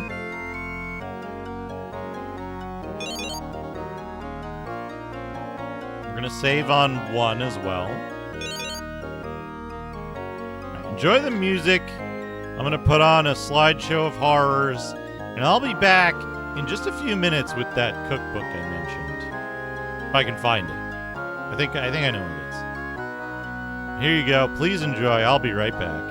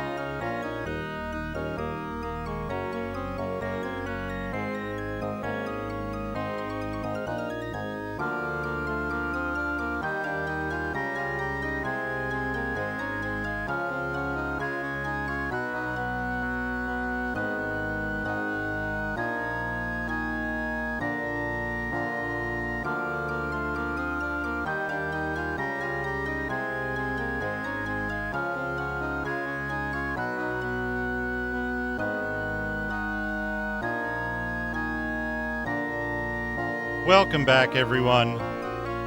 Welcome back. What was your favorite so far? What was your favorite image in the slideshow? I hope you enjoyed it all. Now I have other horrors to show you. Mario throwing the Grinch's head. Happy Hallery, hey!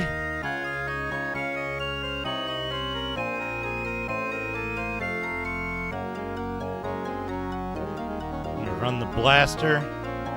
Here we go. It is the Better Homes and Gardens new cookbook from like the 50s or something.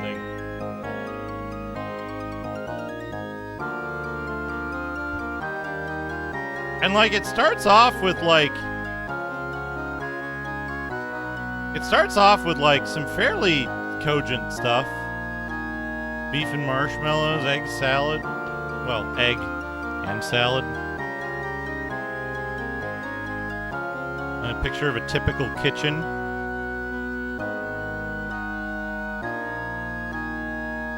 Typical kitchen. This is what your kitchen looks like, right, chat? Hope so.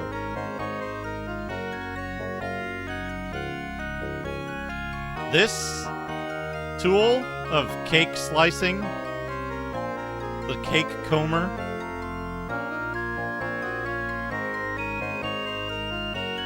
candies and sweets. These caviar cones or whatever they are.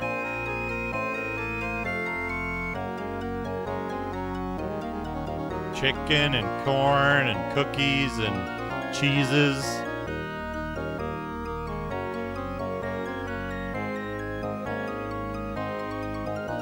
Christmas cookies you might want to make.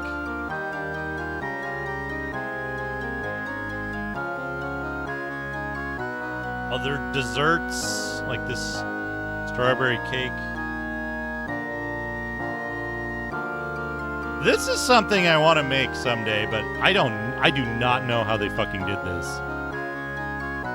Rig, how's it going? I don't know how they fucking did this. An omelet, high and golden with velvety cheese sauce between the two layers, is a delicious way to dress up an egg. Is a delicious dress up for an egg. How did they make an omelet look like this?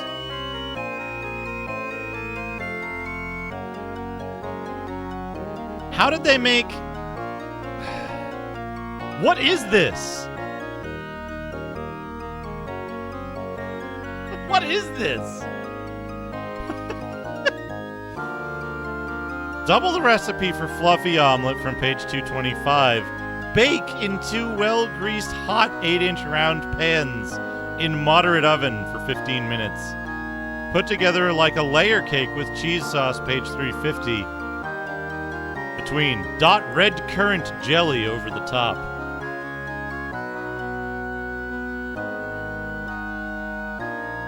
It's gotta be the souffle physics.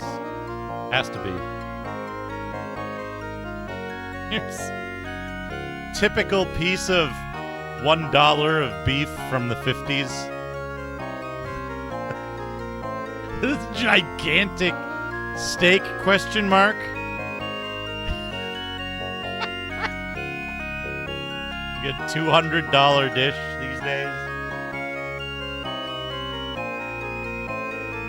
Don't forget cooking out. Don't forget your barbecue cookout. Roiklesses. Emotional. Chicken nugget.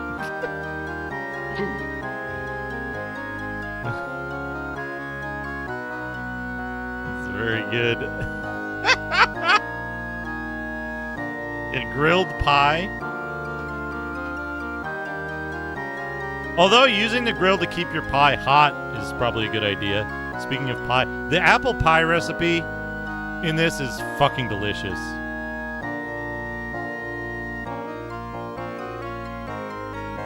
Fruits, crusty grapes, bananas, orange, and can't be a mango.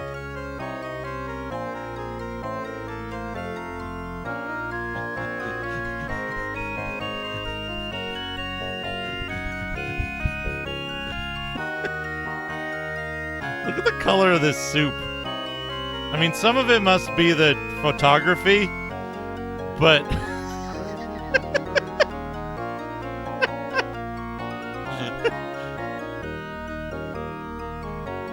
Chicken pie at the top, chicken pie. Split pea soup, pig hocks, and mashed rutabaga.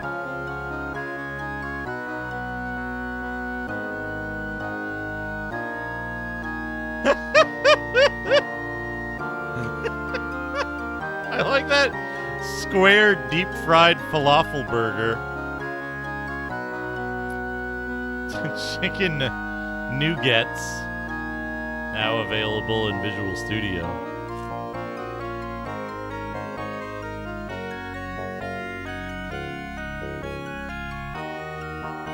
Grilk. I thought it said erotic rubber. Chicken nefts. Going or bad.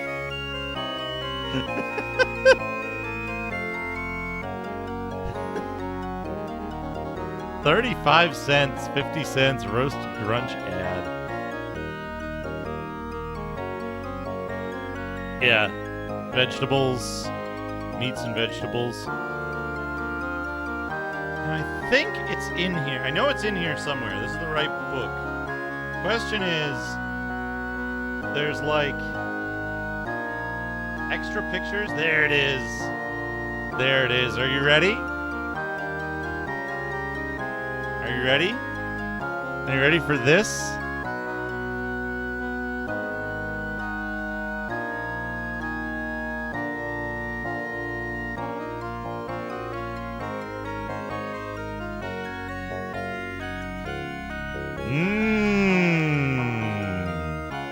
Yum, yum.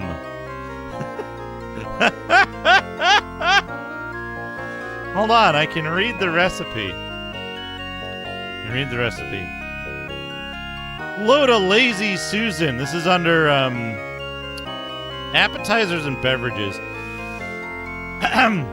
Load a Lazy Susan with appetizers and snacks like these, plain or fancy.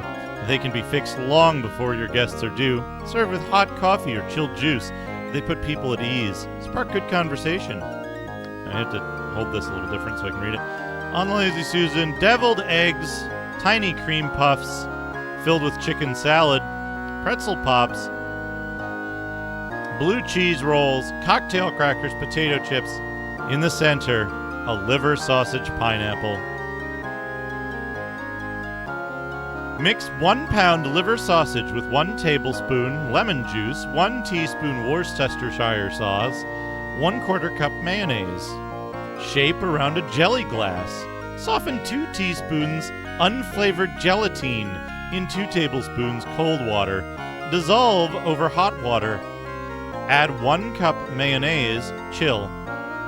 Frost pineapple, in quotes. Score, stud with sliced stuffed olives. Top with a real pineapple top.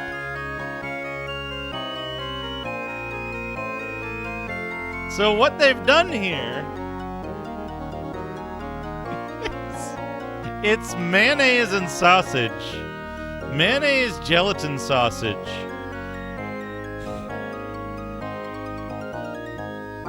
And they have you use the top of a real pineapple. So presumably you cut the top off a pineapple and throw it away.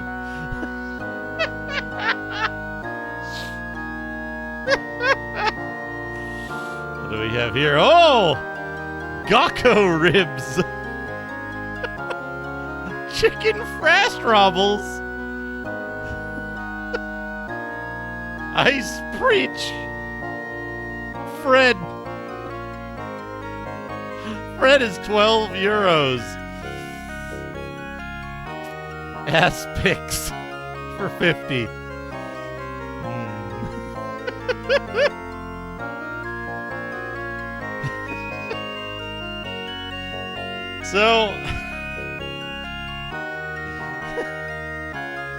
So they have you throw away the regular pineapple, I guess?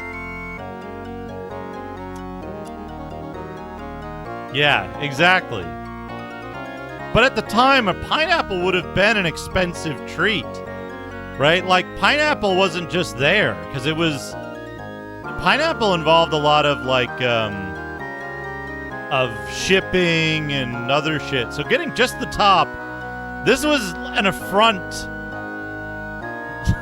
This was an affront as it is. Right. It wasn't as expensive as it used to be, but still.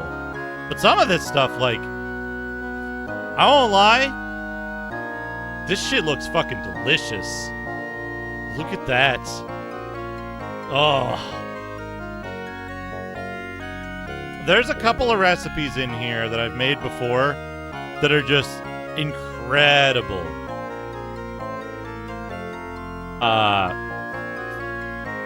One of them...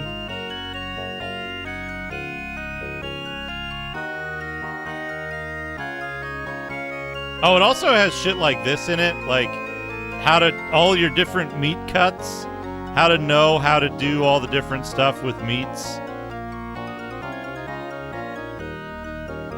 Here it is, I think. This is a recipe that I've made. I used to make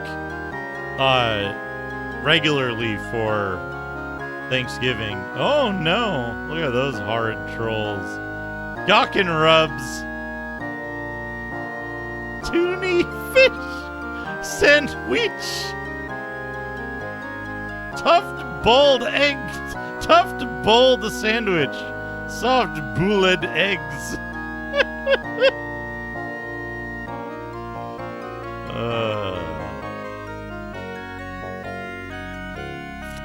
So, I think this is it. Baked stuffed tenderloin. Oven 325. By the way, along with the ingredients, it specifies oven temperature at the front of the recipe so you can get your oven up to temperature while you're preparing all the other stuff and reading the recipe.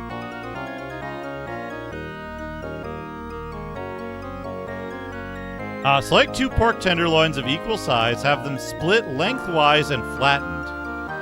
Spread well-seasoned bread stuffing or mushroom stuffing, they give page numbers, over one, lay the other on top, and sew or skewer edges together. Season outside, place 4 slices bacon over top, place on rack in open roasting pan, roast in slow oven, 325 for 1.5 hours. Makes 8 servings. It's real simple. It's so good. It's so good.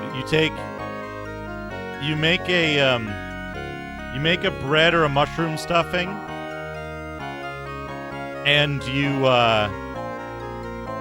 take 1 pork tenderloin and you put a big bunch of the stuffing on it, and then you wrap the other tenderloin over it, and put slices of bacon on top so that it'll have fat while it's cooking. Unbelievable. There's these peanut butter cookies in here. Well, let's see. Cookies.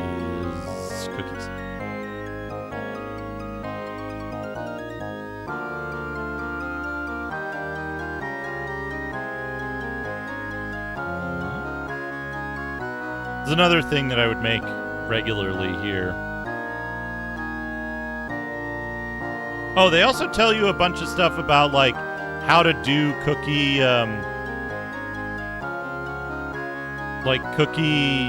patterns and stuff like that.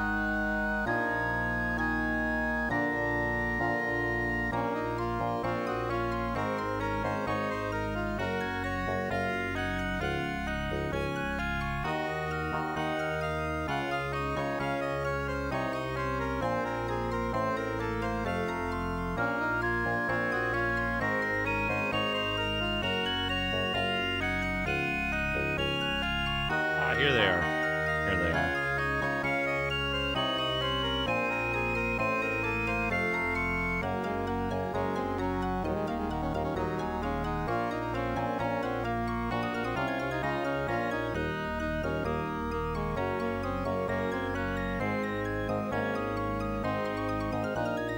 I'll share the recipe. Chicken nudis. They finally drew them as a chalkboard drawing. Baked pigs. Soft fish sandwich. Chicken fish sandwich. Oh, that's good. All right, let's see here. Yeah. Peanut butter crisscrosses. 1 cup shortening, 1 cup granulated sugar, 1 cup brown sugar, 1 teaspoon vanilla, 2 beaten eggs, 1 cup peanut butter, 3 cups sifted enriched flour, 2 teaspoons soda dash salt. Cream the shortening sugars and vanilla. Add eggs, beat thoroughly. Stir in peanut butter. Sift dry ingredients. Stir into cream mixture. Form into tiny balls placed on an ungreased cookie sheet. Press with back of a fork to make crisscross. Dough may also be rolled and cut if desired. Bake in a moderate oven for 10 minutes. Makes 8 dozen cookies. Here's the problem with this. I made this recipe for the first time because I wanted some cookies.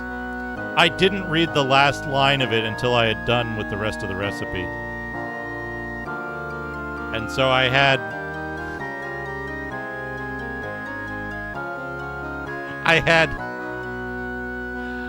7 dozen extra cookies that I didn't expect.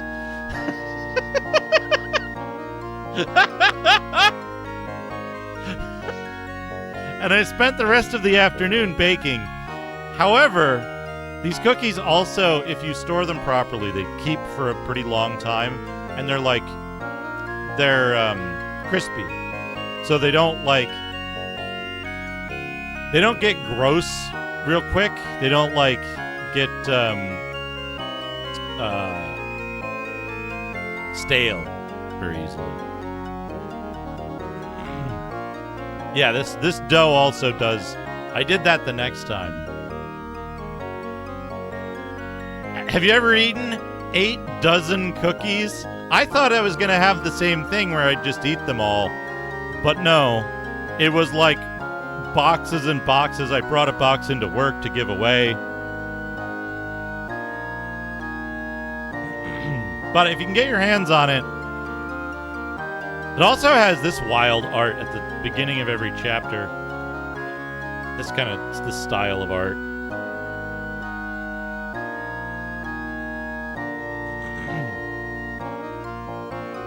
But if you can get your hands on this cookbook,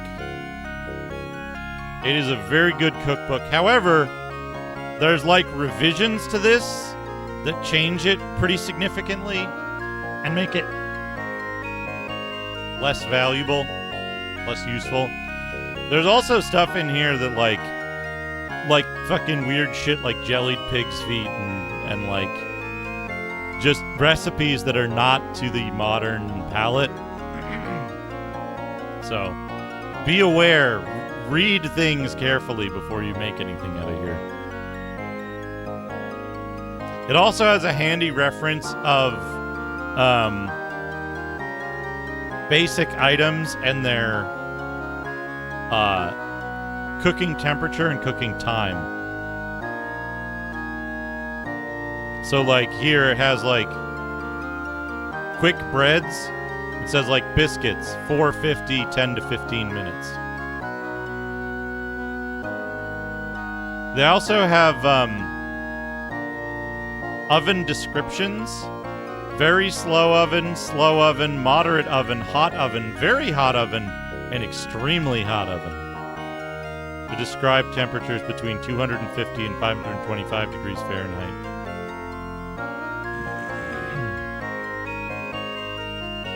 Oh, weights and measures. They have a conversion table at the back. Sizes of cans.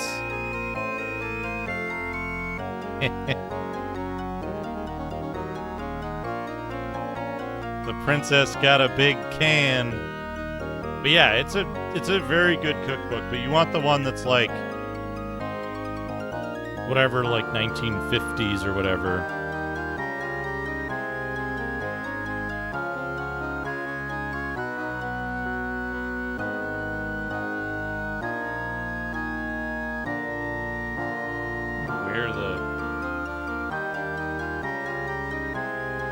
This is the first edition, third printing, 1953. You want the first edition.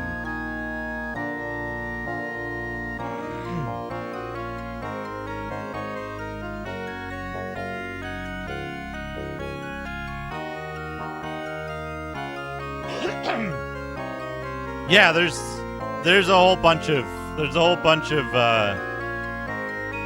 conversion stuff and stuff. There's like there's a whole chapter on like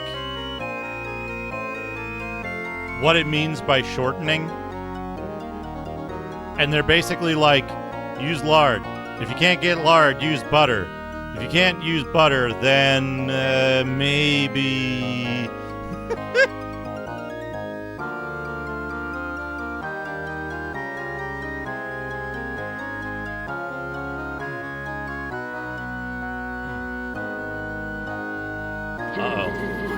Jack, thank you for the giant 1950s feast. Baked beam, ice beam. Thanks for the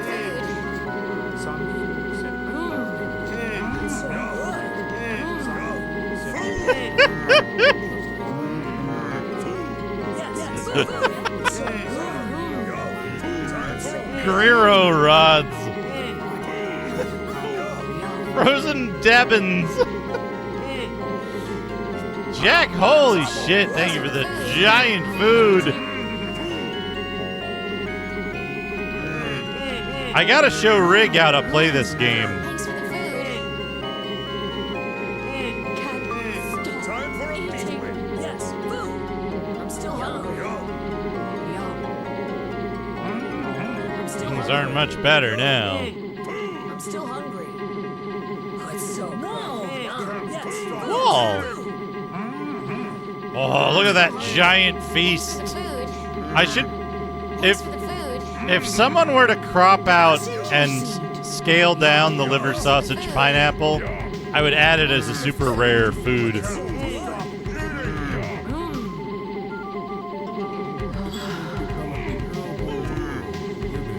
Thanks for the food. Mars.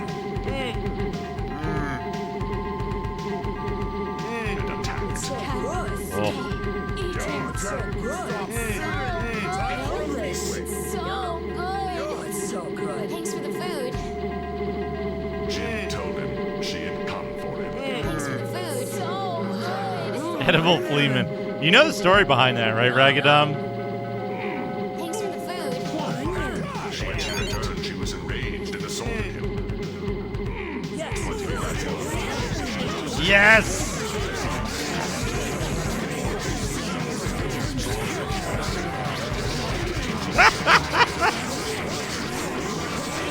Oh, listen to those voices. Just as he attacked. Excellent. Thank you so much. Thank you, Jack, for the giant pile of bits. Thank you, chat, for the giant pile of voices. Yum. Yeah, the first turkey in Tail.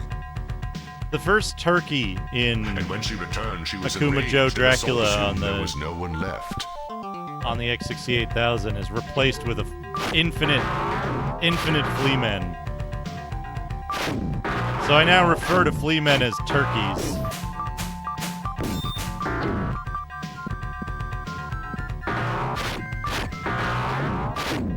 Rig, are you watching? Is Rig still here? I hope Rig is still here.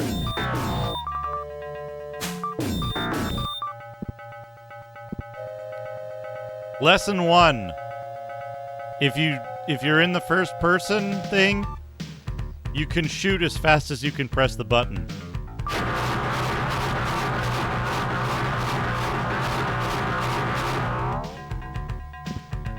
It'll slow the game down when it starts hitting stuff. You can do this with physical attacks too.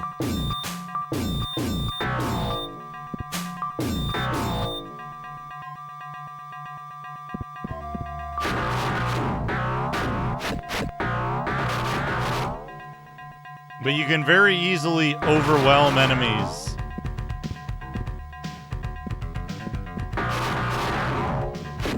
By luring them out of cover and then just shooting them like dozens of times. like this area up ahead is full of those beetles, right? I'm just gonna fire a whole bunch of arrows and slingshots into here until it stops acting like it's hitting enemies or attempting to hit enemies.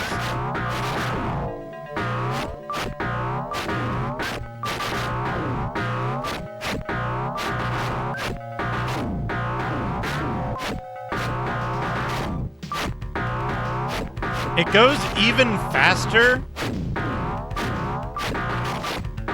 It goes even faster if you only have one character to deal with.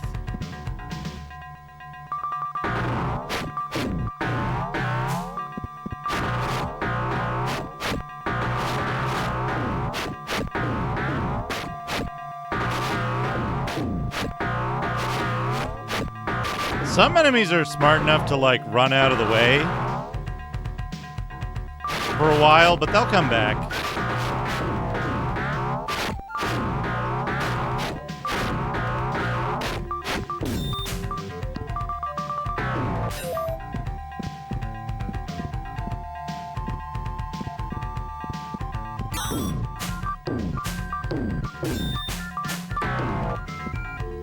It's okay. We don't need our fighter.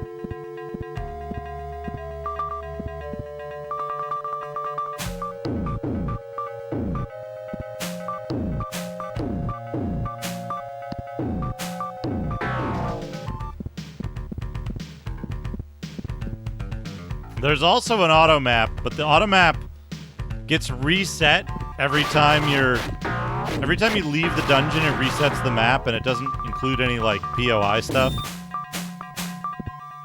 So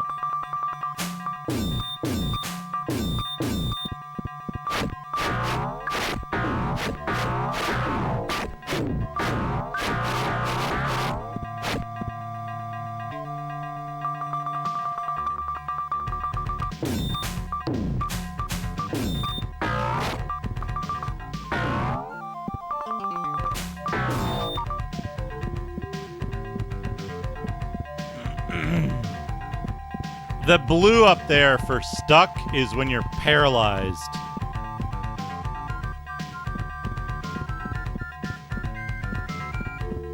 So this is a secret little, like, secret special dungeon area. Hold on.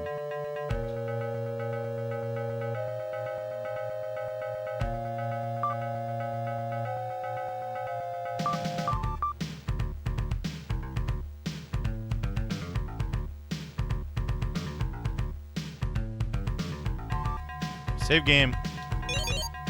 Alright, so, on the map. I bet Rig's gone off to, like, shave or poop or something. Behind this waterfall, there's the passage that we just went through that brings you out behind these trees. This waterfall passage to these trees. This whole area is just a little secret zone. It's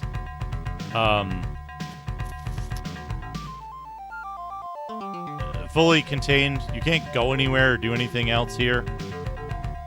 But in the dungeon, if you happen to have a wand of lightning bolt that you can get from one of the dungeons in the castle. I hope I saved it. Let's just make sure.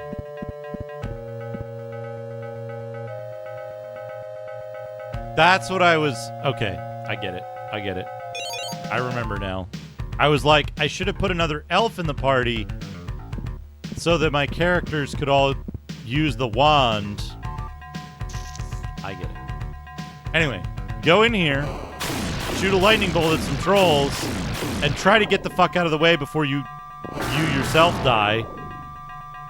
Kill some trolls.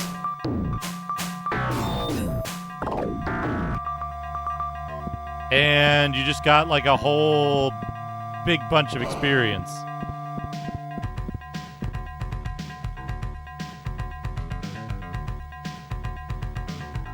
Oh, maybe I can... I got an idea. I got an idea. I got an idea.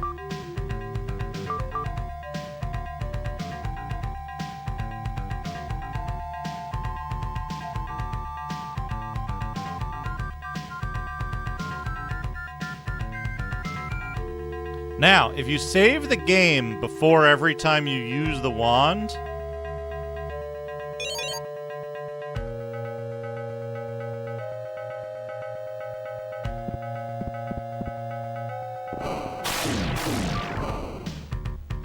aha.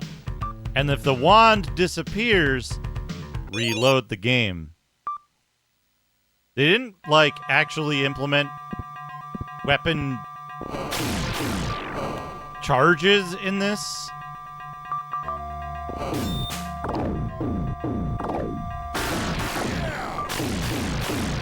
Oops. So as long as it doesn't disappear, it's just a chance that it'll disappear every use. Yeah!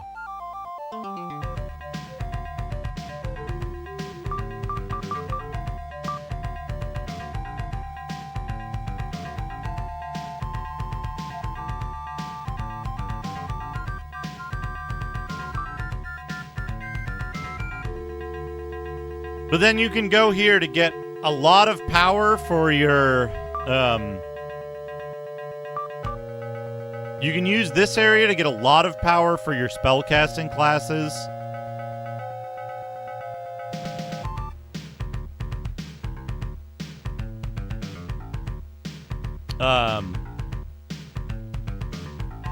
And some power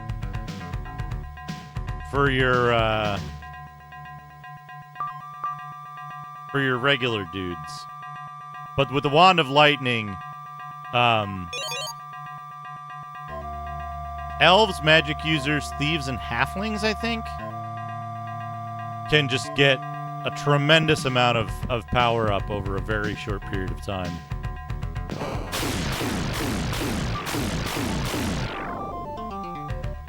Out of there. Okay, we've killed 2 of them.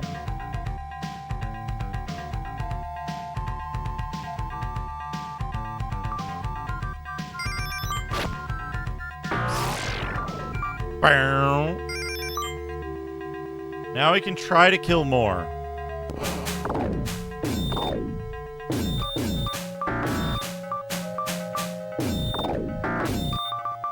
There. And good, the cleric got the XP for that. So like, it's harder to get the cleric XP than maybe anybody else, because whoever gets the killing blow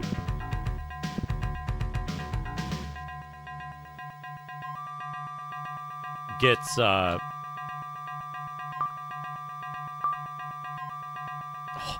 level spells. Soon we'll get our own lightning bolt. Whoever gets the killing blow gets either the bulk of or all of the experience. Oh, some folks in chat will get this very stupid joke that I thought of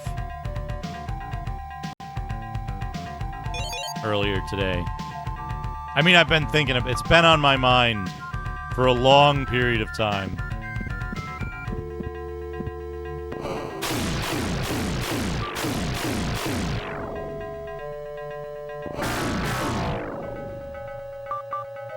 Good.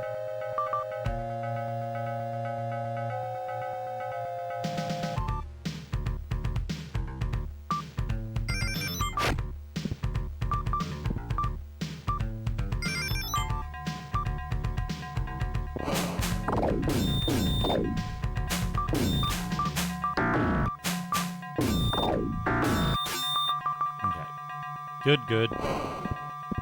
Got him.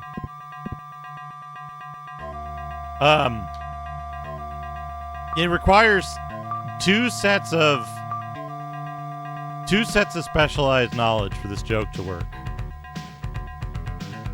And the joke is Hisatsu Waza.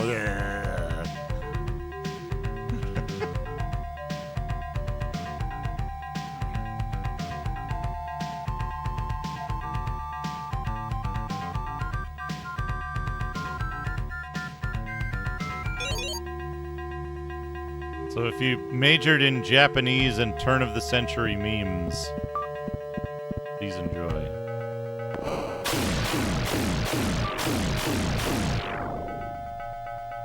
Get out of there. Oh, uh-oh, that's bad. Probably gonna die here. Oh, someone's blocking the door.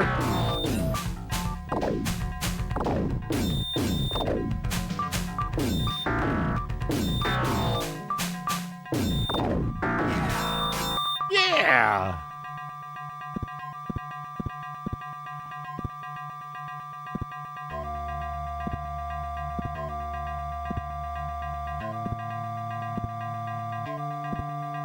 You have to remember that stupid Budweiser commercial that everybody repeated and caused everyone to hate. Uh-oh.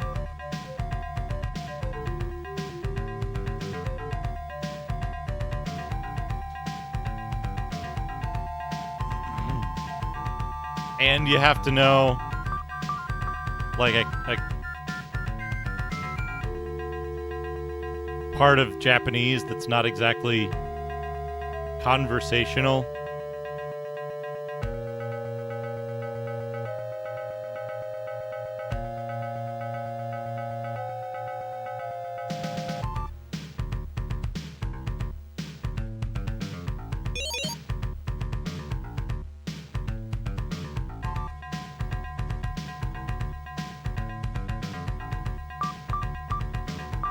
Yeah, good. People are... Just the word butthead. Viva still produces a butthead most of the time.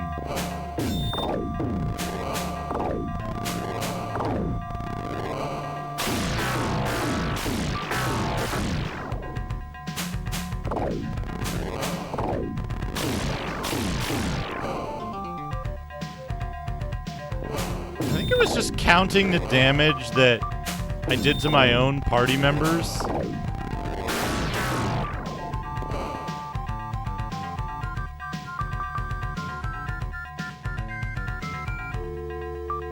I got him like 1,000. I think the trolls are better. And less dangerous, weirdly.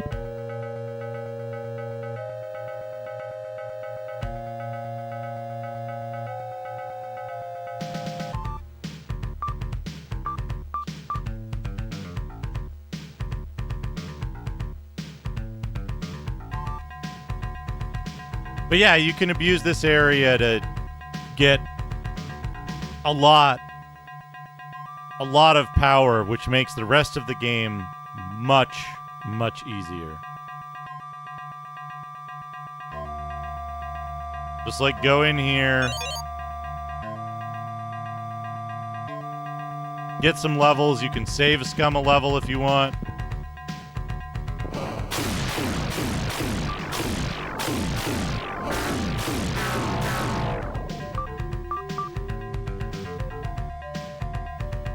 Yeah, that's like 4,000 experience, however many of those he killed. Yeah, there we go. Yeah!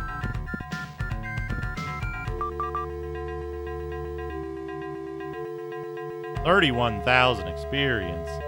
Whoa!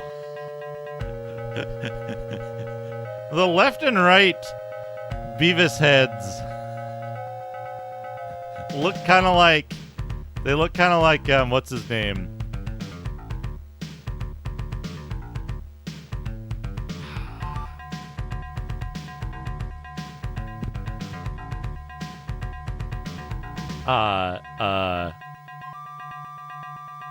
Bakabun's Papa.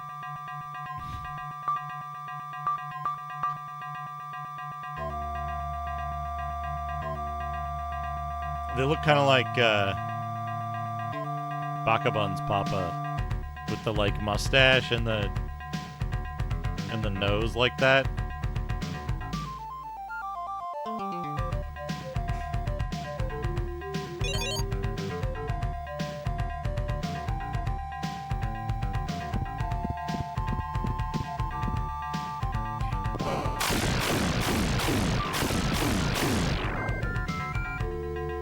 Get out of there.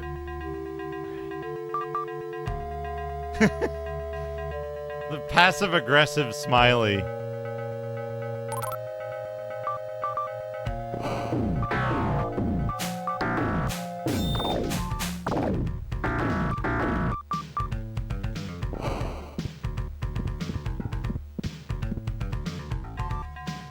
Yeah, there's like a, I want to say like a heart, musical note, smiley face. There's a handful of star, maybe. A handful of things that they let you put in, which is good. This game also does something real nice, which is it just automatically advances every 8 hours to show the healing happening, rather than like waiting out every single one of the things.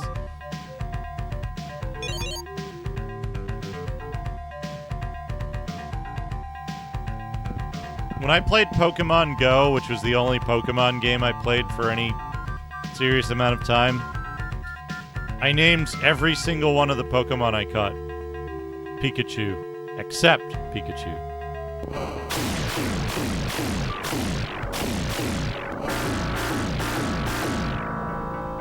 I think he got all of them. Yep, he did.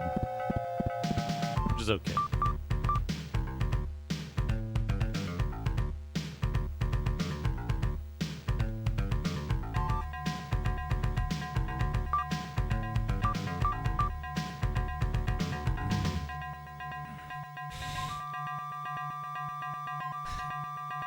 And the funny thing is, because, like,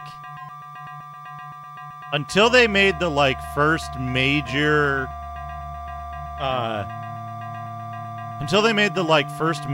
change,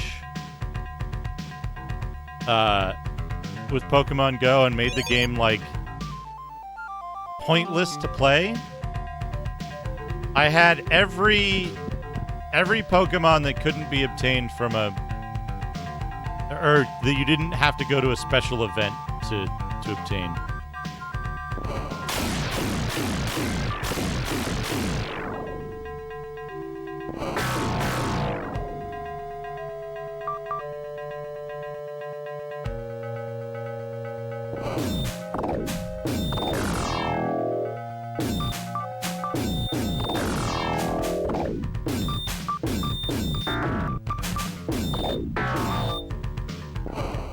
Maybe it's time to go back. Perhaps it is time to go back. No, I don't think there's any random battles if you successfully start resting, but you can't rest if there is an encounter nearby.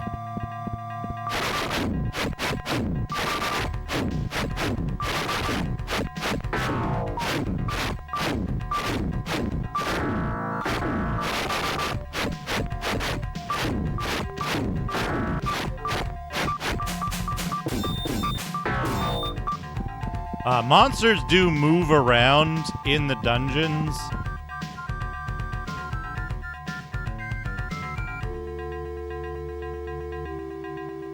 So early on, Pokemon Go, his flesh mustache. Ugh. Horrid fuckers. So, early on, Pokemon Go was like kind of significantly different than it ended up being.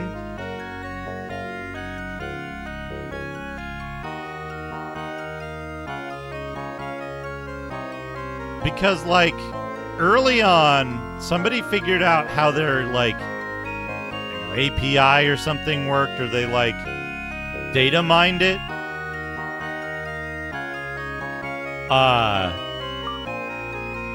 And so they made a map that showed you where the actual, like, Pokemon dens were. And that system did two things. One, it meant that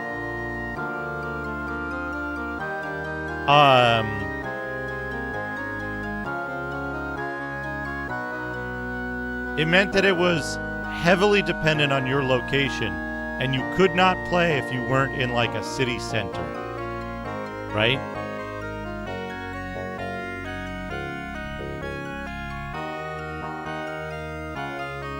Oh, magical chainmail, magical shields.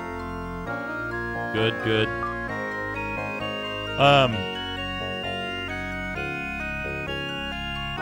But the way they changed it after that service got shut down made things incalculably worse. In that, like, stuff just wouldn't spawn unless there was, like, an active Pokestop, like, or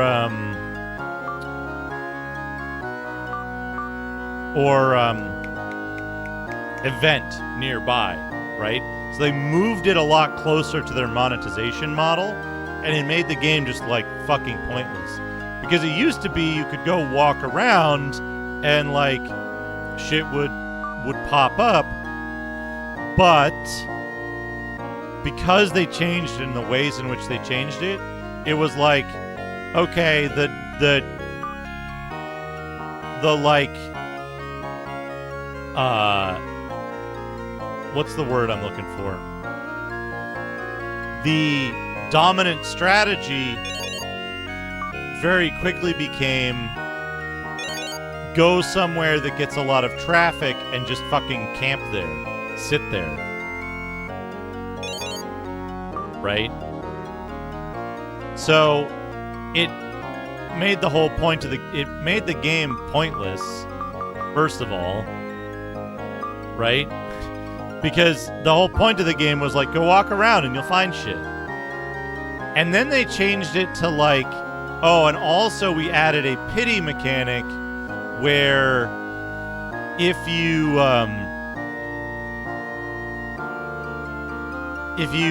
move a certain distance and you haven't got an encounter yet, you'll get an encounter off of this pity list, which was like the least valuable, the least sought after Pokemon. So you could get dipshit stuff by walking around, and that was it. And it sucked. And then they added like the egg mechanic that also was insane. I don't know. They did a lot of stuff in service of like extending the gameplay and like chasing monetization that just made it pointless to play. Pointless to try to play the game. And it was like, okay, here's what you do. Go drive to a famous landmark, sit in your car, and spend $25 on boosts. Was the game loop. And then it was like, and then a whole bunch of people were like complaining about how like, oh, they don't have anything for high-end players. Venom, thank you for the follow. Oh, they don't have anything for high-end players and there's no endgame content. And it's like, dude, you spent a fucking $1,000 on this game. Like, what are you gonna do? Hey, Sweet Kagura, how's it going? It's a Genesis game. So the other thing they did, and I think this is just fucking wild. Early on,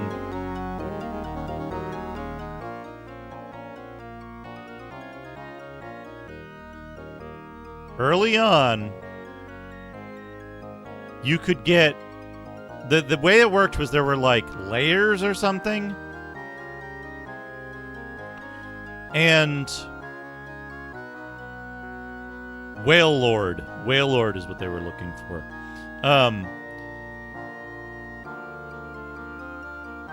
There were like layers or dens or something that would influence your ability to get encounters of certain Pokemon types, right?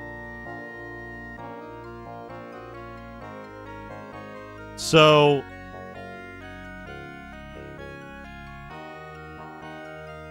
early on, they had all of the different types of dens spread out across. At the time, I was in Los Angeles, and so in this area, you would encounter a high frequency of this specific Pokemon, and they had all of them around there, right? And then what they did is they were like, "Oh, well, somebody's been hitting our API and it's causing performance problems and blah blah blah blah blah."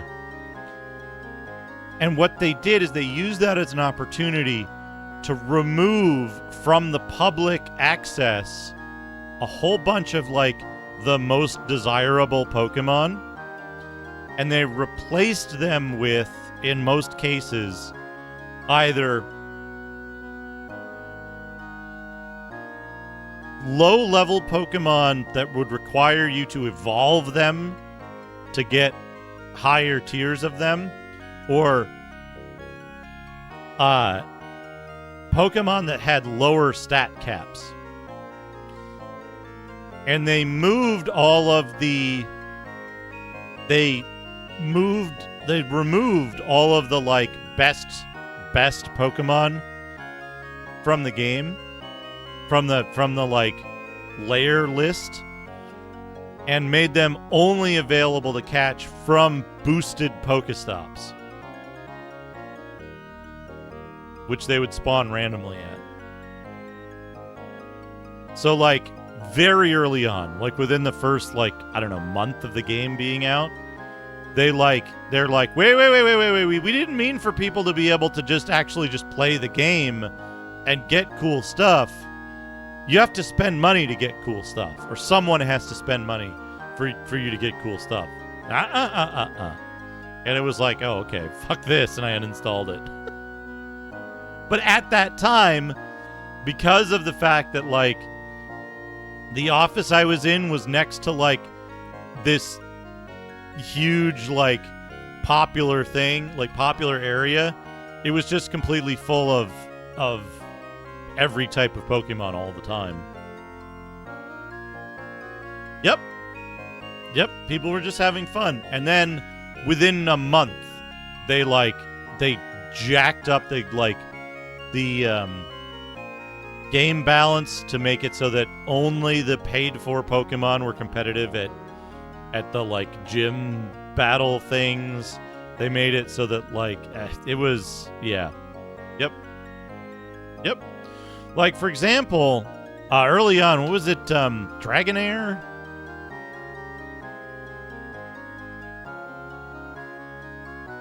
No, the one after Dragonair. Dragon Dad? Dragonite. So Dragonite had, like... There was a weird thing that they did, which was, like... For each,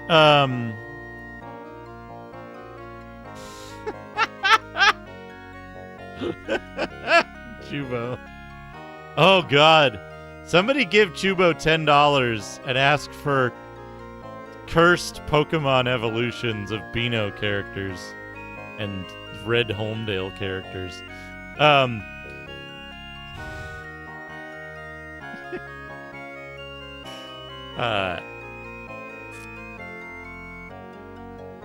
Cubby Bear evolves into Sweaty Bear.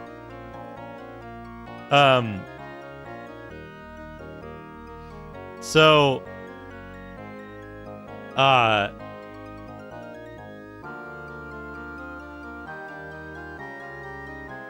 way they did it was there was like a base power stat that there was like a base multiplier stat that each Pokemon had, and then a single like power number. And it worked like gear score in like Destiny or that Tom Clancy game. That doesn't narrow it down because many of them have gear score and it sucks. Anyway, it worked like light level in Destiny or like gear score in a bunch of games. And what it meant was if the base multiplier of a Pokemon was higher, it would influence every stat. And so the way it ended up working was, of the regular Pokemon that you could get without going to special events,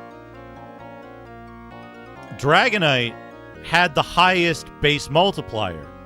So for any given level, for any given whatever, right, Dragonite was always better. And so because you could, like, level up your Pokemon by, like, you, like, picked a Pokemon, and then that Pokemon got, like, step count something or other, right?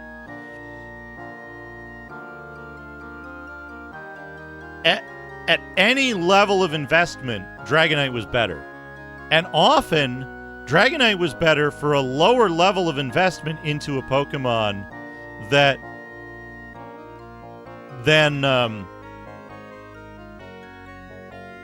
than others, right? So, like, say you had, like, 10,000 steps with Dragonite and 20,000 steps with, I don't know, fucking Weezing or something, right? Dragonite would be better. And because you had such an inherent advantage, Dragonite was really good. And guess what they removed from the fucking game within the first month? They removed the ability to get Dragonite anywhere except at MTX boosted stuff. It was so fucking stupid. As soon as I saw behind the Beyond the Wall of Stars with what they were doing with that game, I was out. I was like immediately from like high interest to zero interest, because they were almost from the get-go abusing their audience, and it sucked. It was just like, this is ostensibly a product that targets kids, right? And the first change you make is to put in some FOMO whale baiting bullshit, and like, fuck you. It was not good. Not good. Hey, Macaw, how's it going? I was ranting about the kind of anti-consumer changes they made to Pokemon Go early on. How you doing, Macaw? I hope you're well. This game is fun. We're gonna go stab some monsters in a cave. We're gonna go engage the Gatling Sling.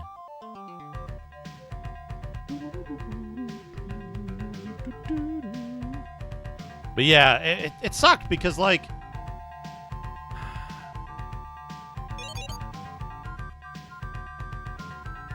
it was a cool idea. Oh yeah, this game is like, you've got your weird oblique Ultima 7 angles. It's got turn-based combat when you're in the overworld. It's in one of the coolest settings. It's a Hollow World game, this one is.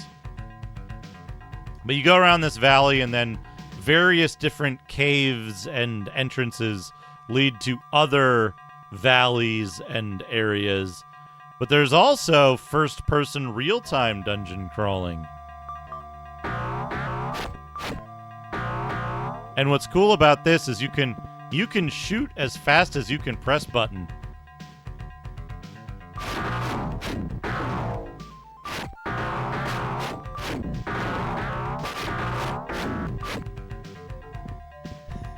You can shoot really fast. Oh yeah, I know, I just don't have any.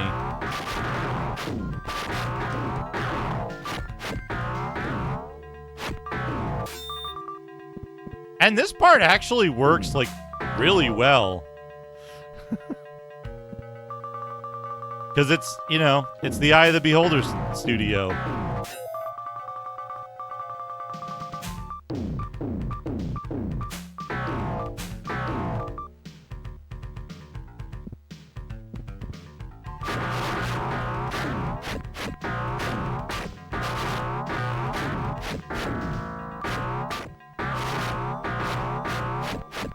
What if every time you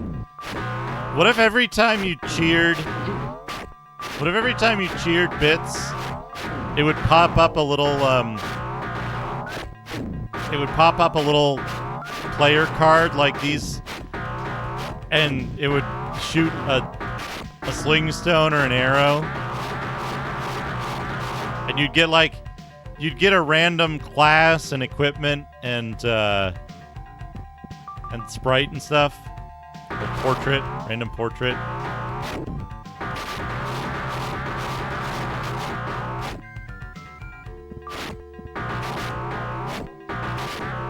Different projectiles, different,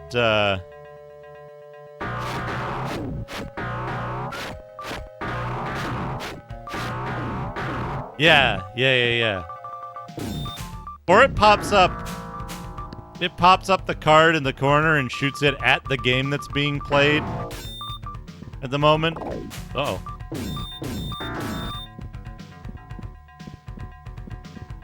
Cube. Yeah! Hell yeah.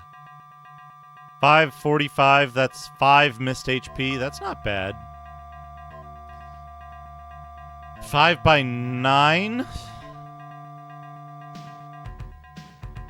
This is, I think, more missed HP. 5 by 8? 3 missed HP? And 5 by 7? Be 4 missed HP. Aspic cube.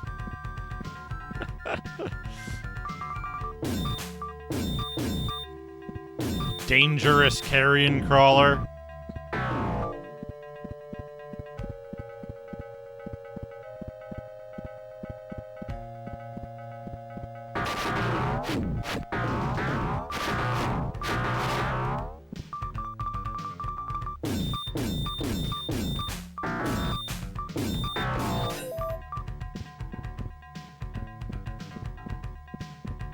Yeah, but there's this little secret dungeon.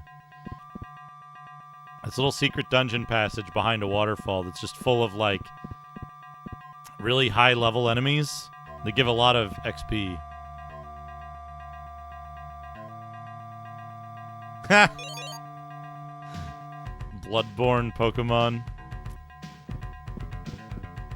Look at these trolls.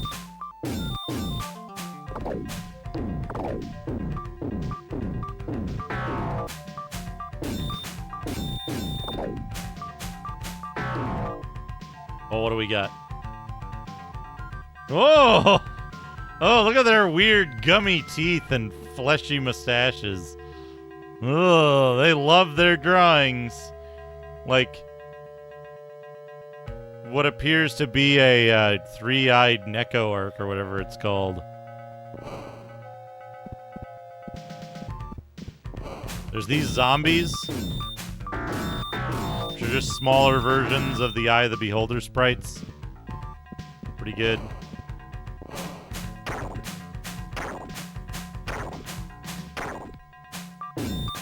Giant scorpions.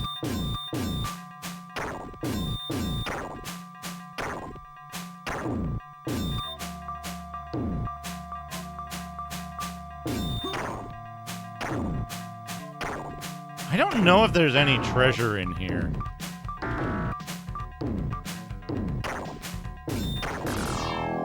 My fighter's dead.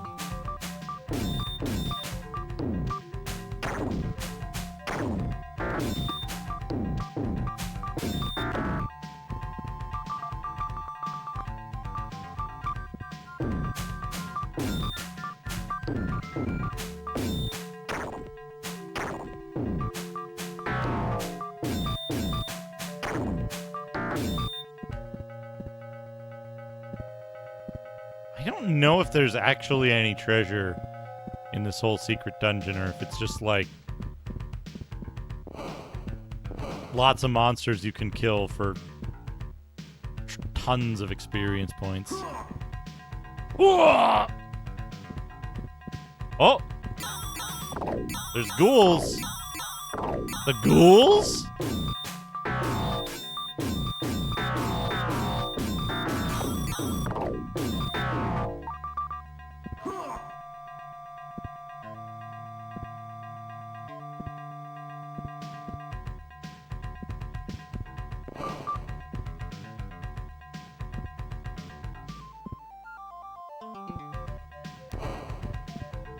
Gargoyle's in there.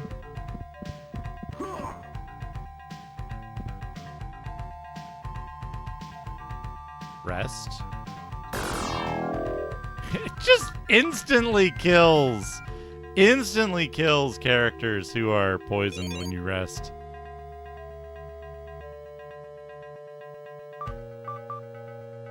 Okay. Who has how much? Okay. We probably... Yeah, we're probably fine. We can go back now. Yeah, the sound effects and stuff in this are great.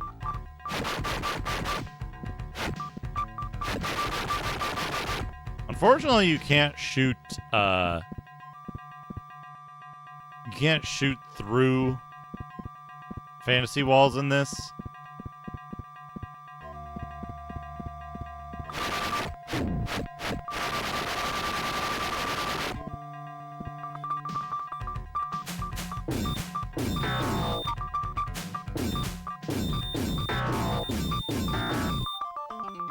I also like how in the first-person dungeons, having fewer characters doesn't reduce your damage output.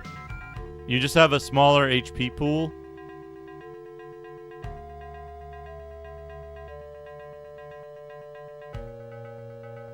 Some of the big fights in the game take place in top-down, though, so, like, you can't just take a bunch of mages or something and be like, well...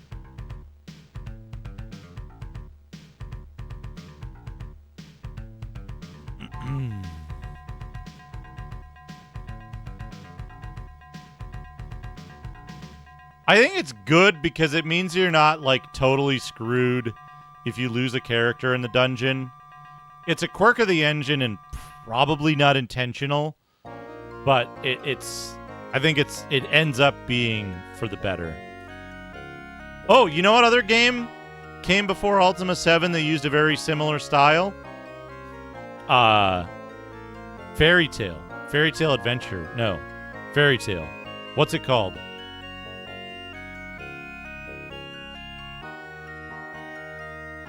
The Amiga game that then got put on Genesis.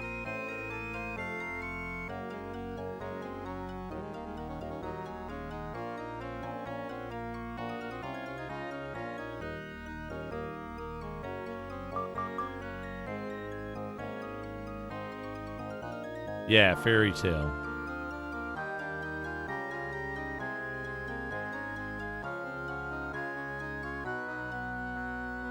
All right.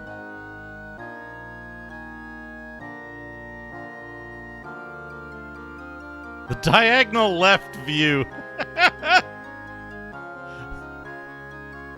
If you were to represent what you see in this view in 3D, like, people would be walking like the V8 commercials, like, all tilted over. Oh.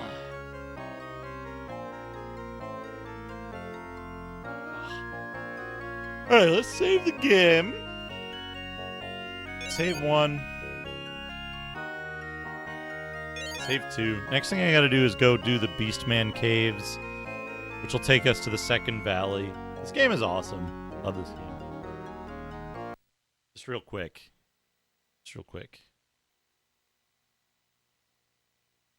The Fairy Tale Adventure.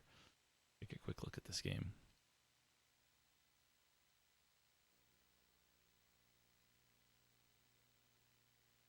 Yeah. It also helps, like, it also helps you if you decide to leave. It makes the process of getting out of a dungeon. Oh,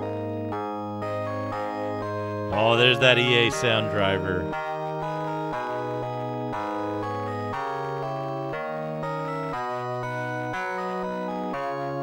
Oh, the eldest brother, Julian. Let's go.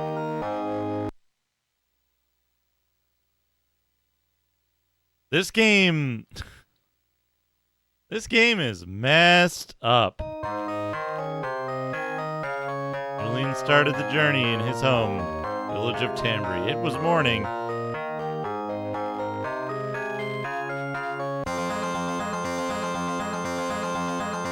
Skeletons.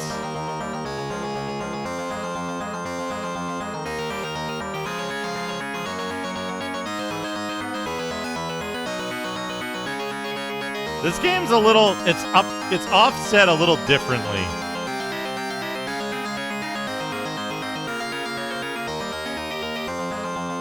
Yeah, the combat music is really good. You know, line the skeletons up with the trees so that they get slowed down. Yeah. Fantasy skeletons right away. Post haste. Yeah, it's got a weird lean to it. But like the lean changes depending on which direction you're facing and stuff.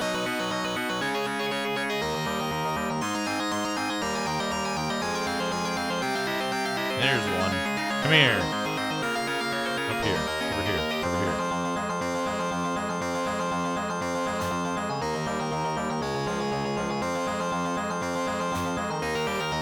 Damn it.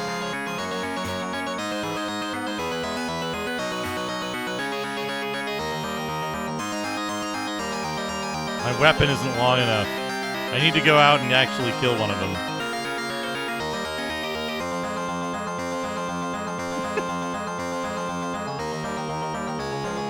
Two foes have fled. Oh, there's one. You got a sword? Give me. How do I pick up? I don't remember action.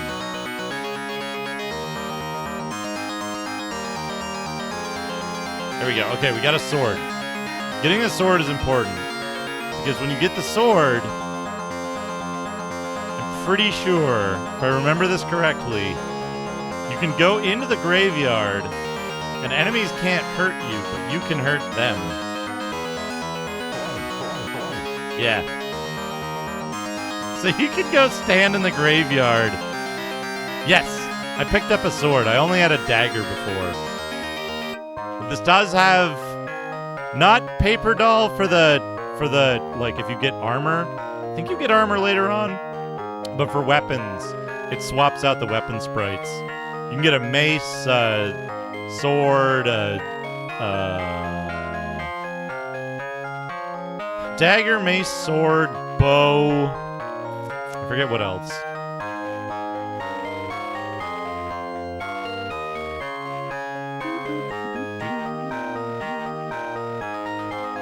Sword and a gold key. A sword and a green jewel.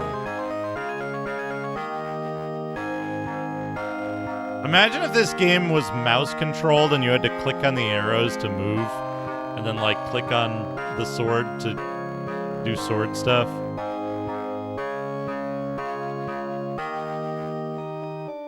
Isn't it? I want another encounter. Now I want all the shit to start. You know, Ultima Underworld was ahead of its time in that it let you use WZXC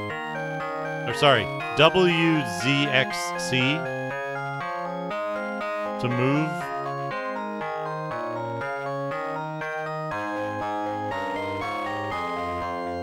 A and D turned you.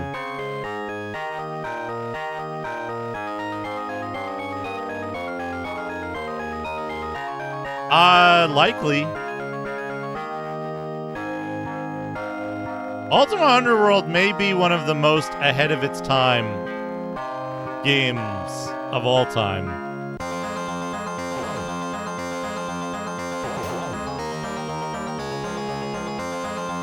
Whoa.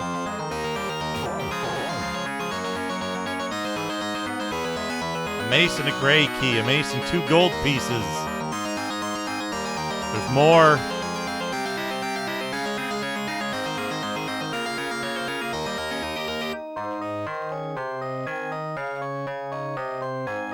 Because scrolling would have required, like, a lot more memory bandwidth,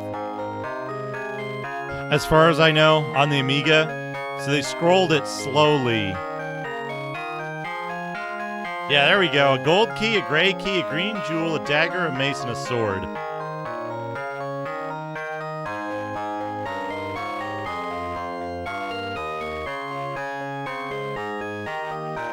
There's the mace. There's the mace.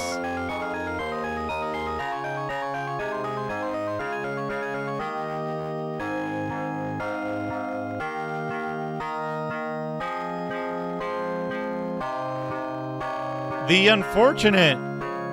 unfortunate part of this game is that unless you want a really frustrating and like kind of hard experience, it is advisable, not necessary, but advisable to avoid frustration, that you like hang out near the graveyard and you like wait for people to fight you, and then you go in the graveyard and you fight them through the fence because the AI doesn't know how to deal with that, so you don't get owned instantly. And then as you level up, as you kill more stuff, you get more bravery, and as you get more bravery, you deal more damage. What is it? Bravery, luck, kindness, and vitality.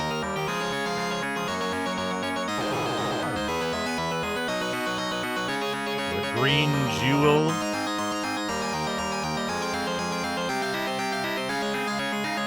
But yeah, this game is good. You know, it's found a chest containing nothing. Wouldn't expect it to near a main thoroughfare like this. This game is cool.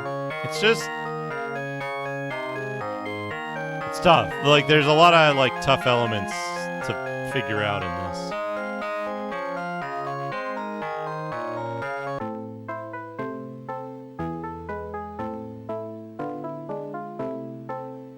Ooh, a hidden object.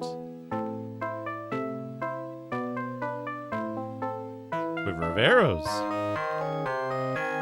You don't lose kindness for, like, finding things in people's houses and taking them, but you do lose kindness if you, like, steal items that people already have or something. Enter the tavern. Speak. Have a drink. What does Julian buy? We can drink. Julian bought some food and ate it. Julian was feeling quite full. Whoa! Zoom! It's because it's a 6-button controller.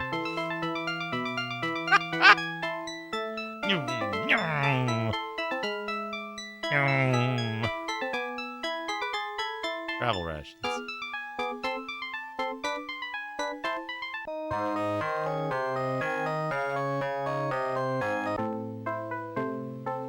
Wait, this is also the tavern. Okay, there's 2 exits, 2 entrances, 2 taverns.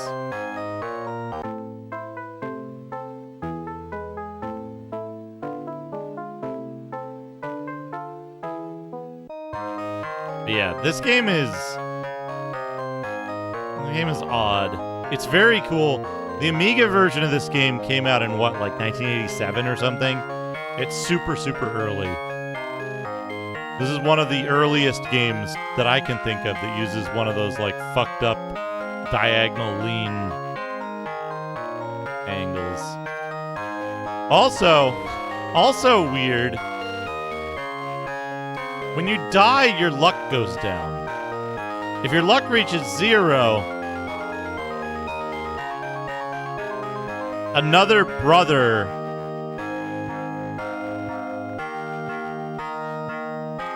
yeah, keep on trucking. If you die until your luck runs out, another brother takes over, and you play as that brother. He takes up the quest. And the brothers get progressively weaker. So you start out as Julian. Julian is the brave brother. And then if Julian dies, you play as Dipstick, who is the kind brother. And then if he dies, you play as Fuckwit, who's the lucky brother.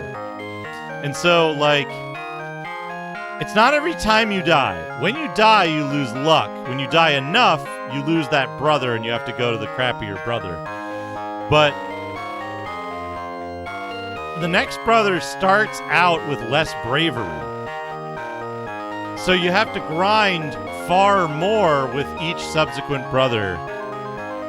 No, Julian is correct, but not the other two.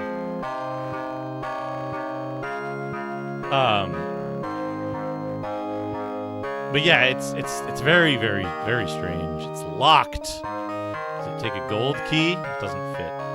Gray key? It opened. Oh, we can go in here. There's nothing here. That's it. That's it.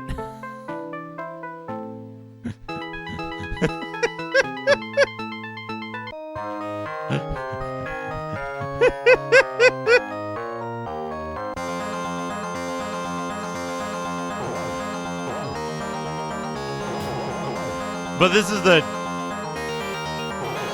Yeah, it would be... Honestly, like...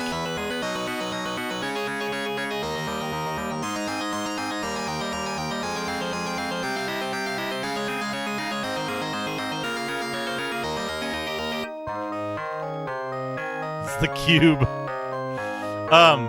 If they had it in reverse, right?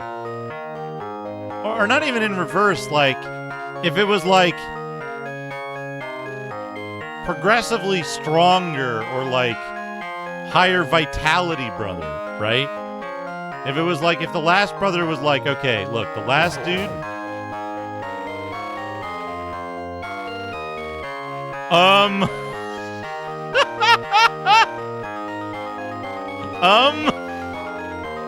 if it was like the last dude just has a ton of HP and he's just as strong as the first brother, like that would be good.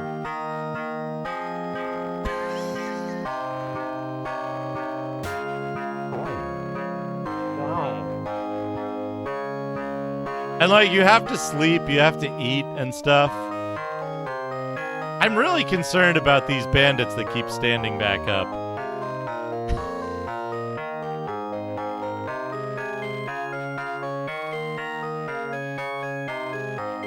Yeah, I think that would work, right?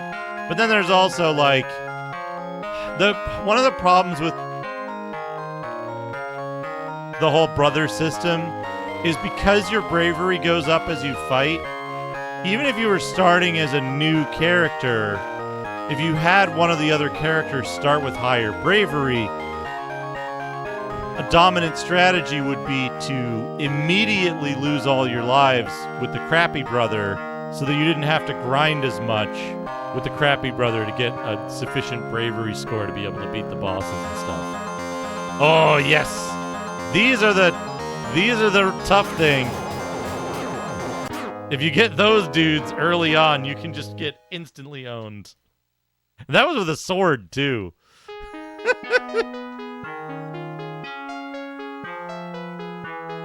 Then we get the fairy from Hydlide.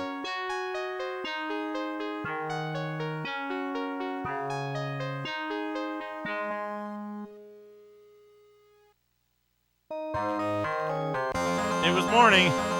I'm immediately back into combat.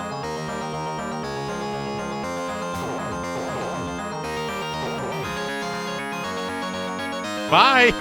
Oh, he's back.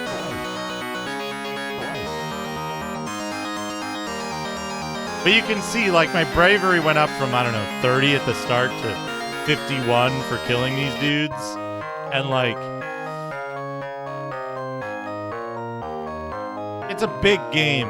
It's a big game, and it takes a long time, and you can never recover luck you've lost.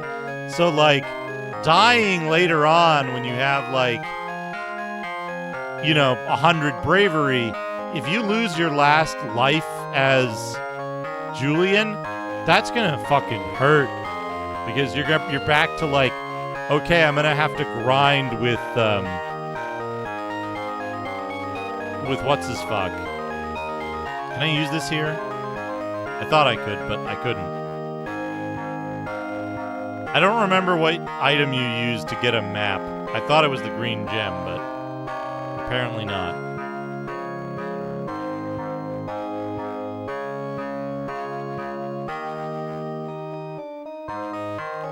Yeah, and look, again, right, like, this is a super early action RPG idea for Western game companies, so, like, it's surprisingly good given when it came out and, like, the stuff surrounding it. It's just...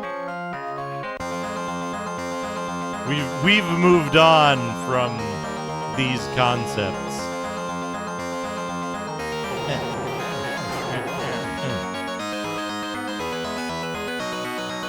2 gold pieces.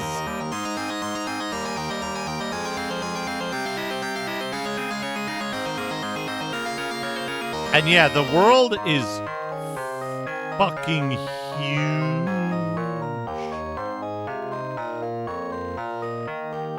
Like, if you just walk constantly from the start of the game along the road, like, it takes 20 minutes, maybe? 15 minutes to reach the main city. It's really big. Realistically large and realistically devoid of interesting stuff.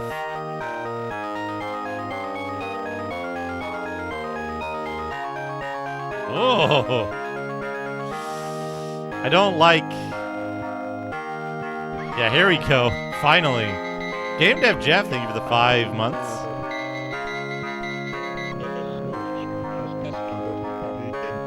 I like the weird little Cornholio King they've made there.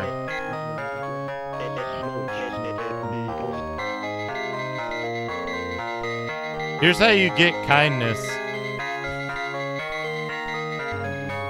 Give all your money to the poor.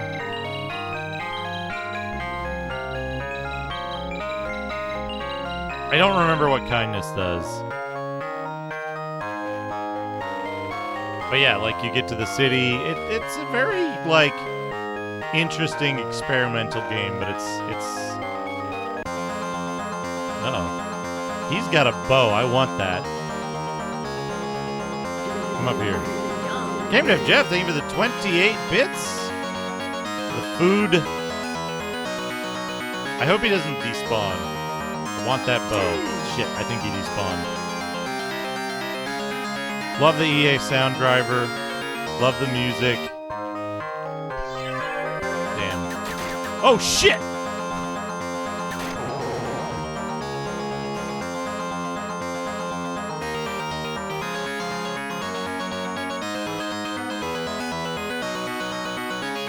Yeah, here we go. 7 arrows. Okay, so... About bow and arrow.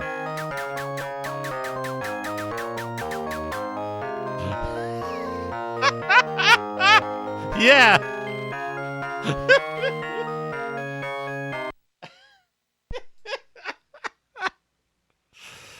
It's got the same bow, but it has limited arrows. But you can melt almost any foe in the game with that. Because of that,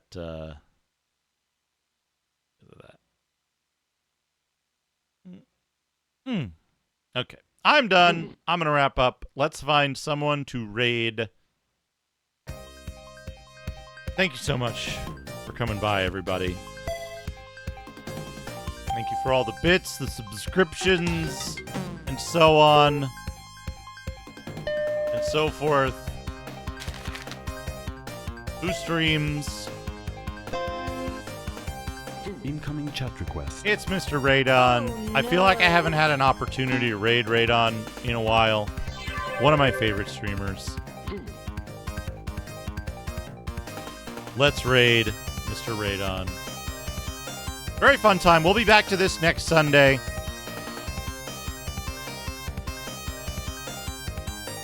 I don't think it was from there. They, like, yeah.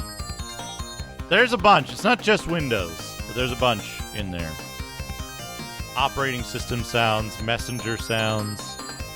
Folks, give Mr. Radon a follow when you get there. He's an excellent streamer. Very cool dude, very chill, very knowledgeable. I hope you all have a wonderful evening ahead of you, or possibly night, or possibly day. Take care, everyone. I'll be streaming tomorrow. I don't know what yet, but something. We'll be back to YouTube streams Wednesday this coming week. Monday, Tuesday on Twitch, Wednesday on YouTube, Thursday will be off. Back to Warriors of the Eternal Sun on Sunday, Neo on Saturday. That's pretty much it for now. We might come back to Nightmare Project Yakata. I've been thinking about that game recently. It's draining to stream though. And we'd have to pick up where we left off, which would mean a lot of work. But we'll see. Take care, everyone. I'll see you all again very soon.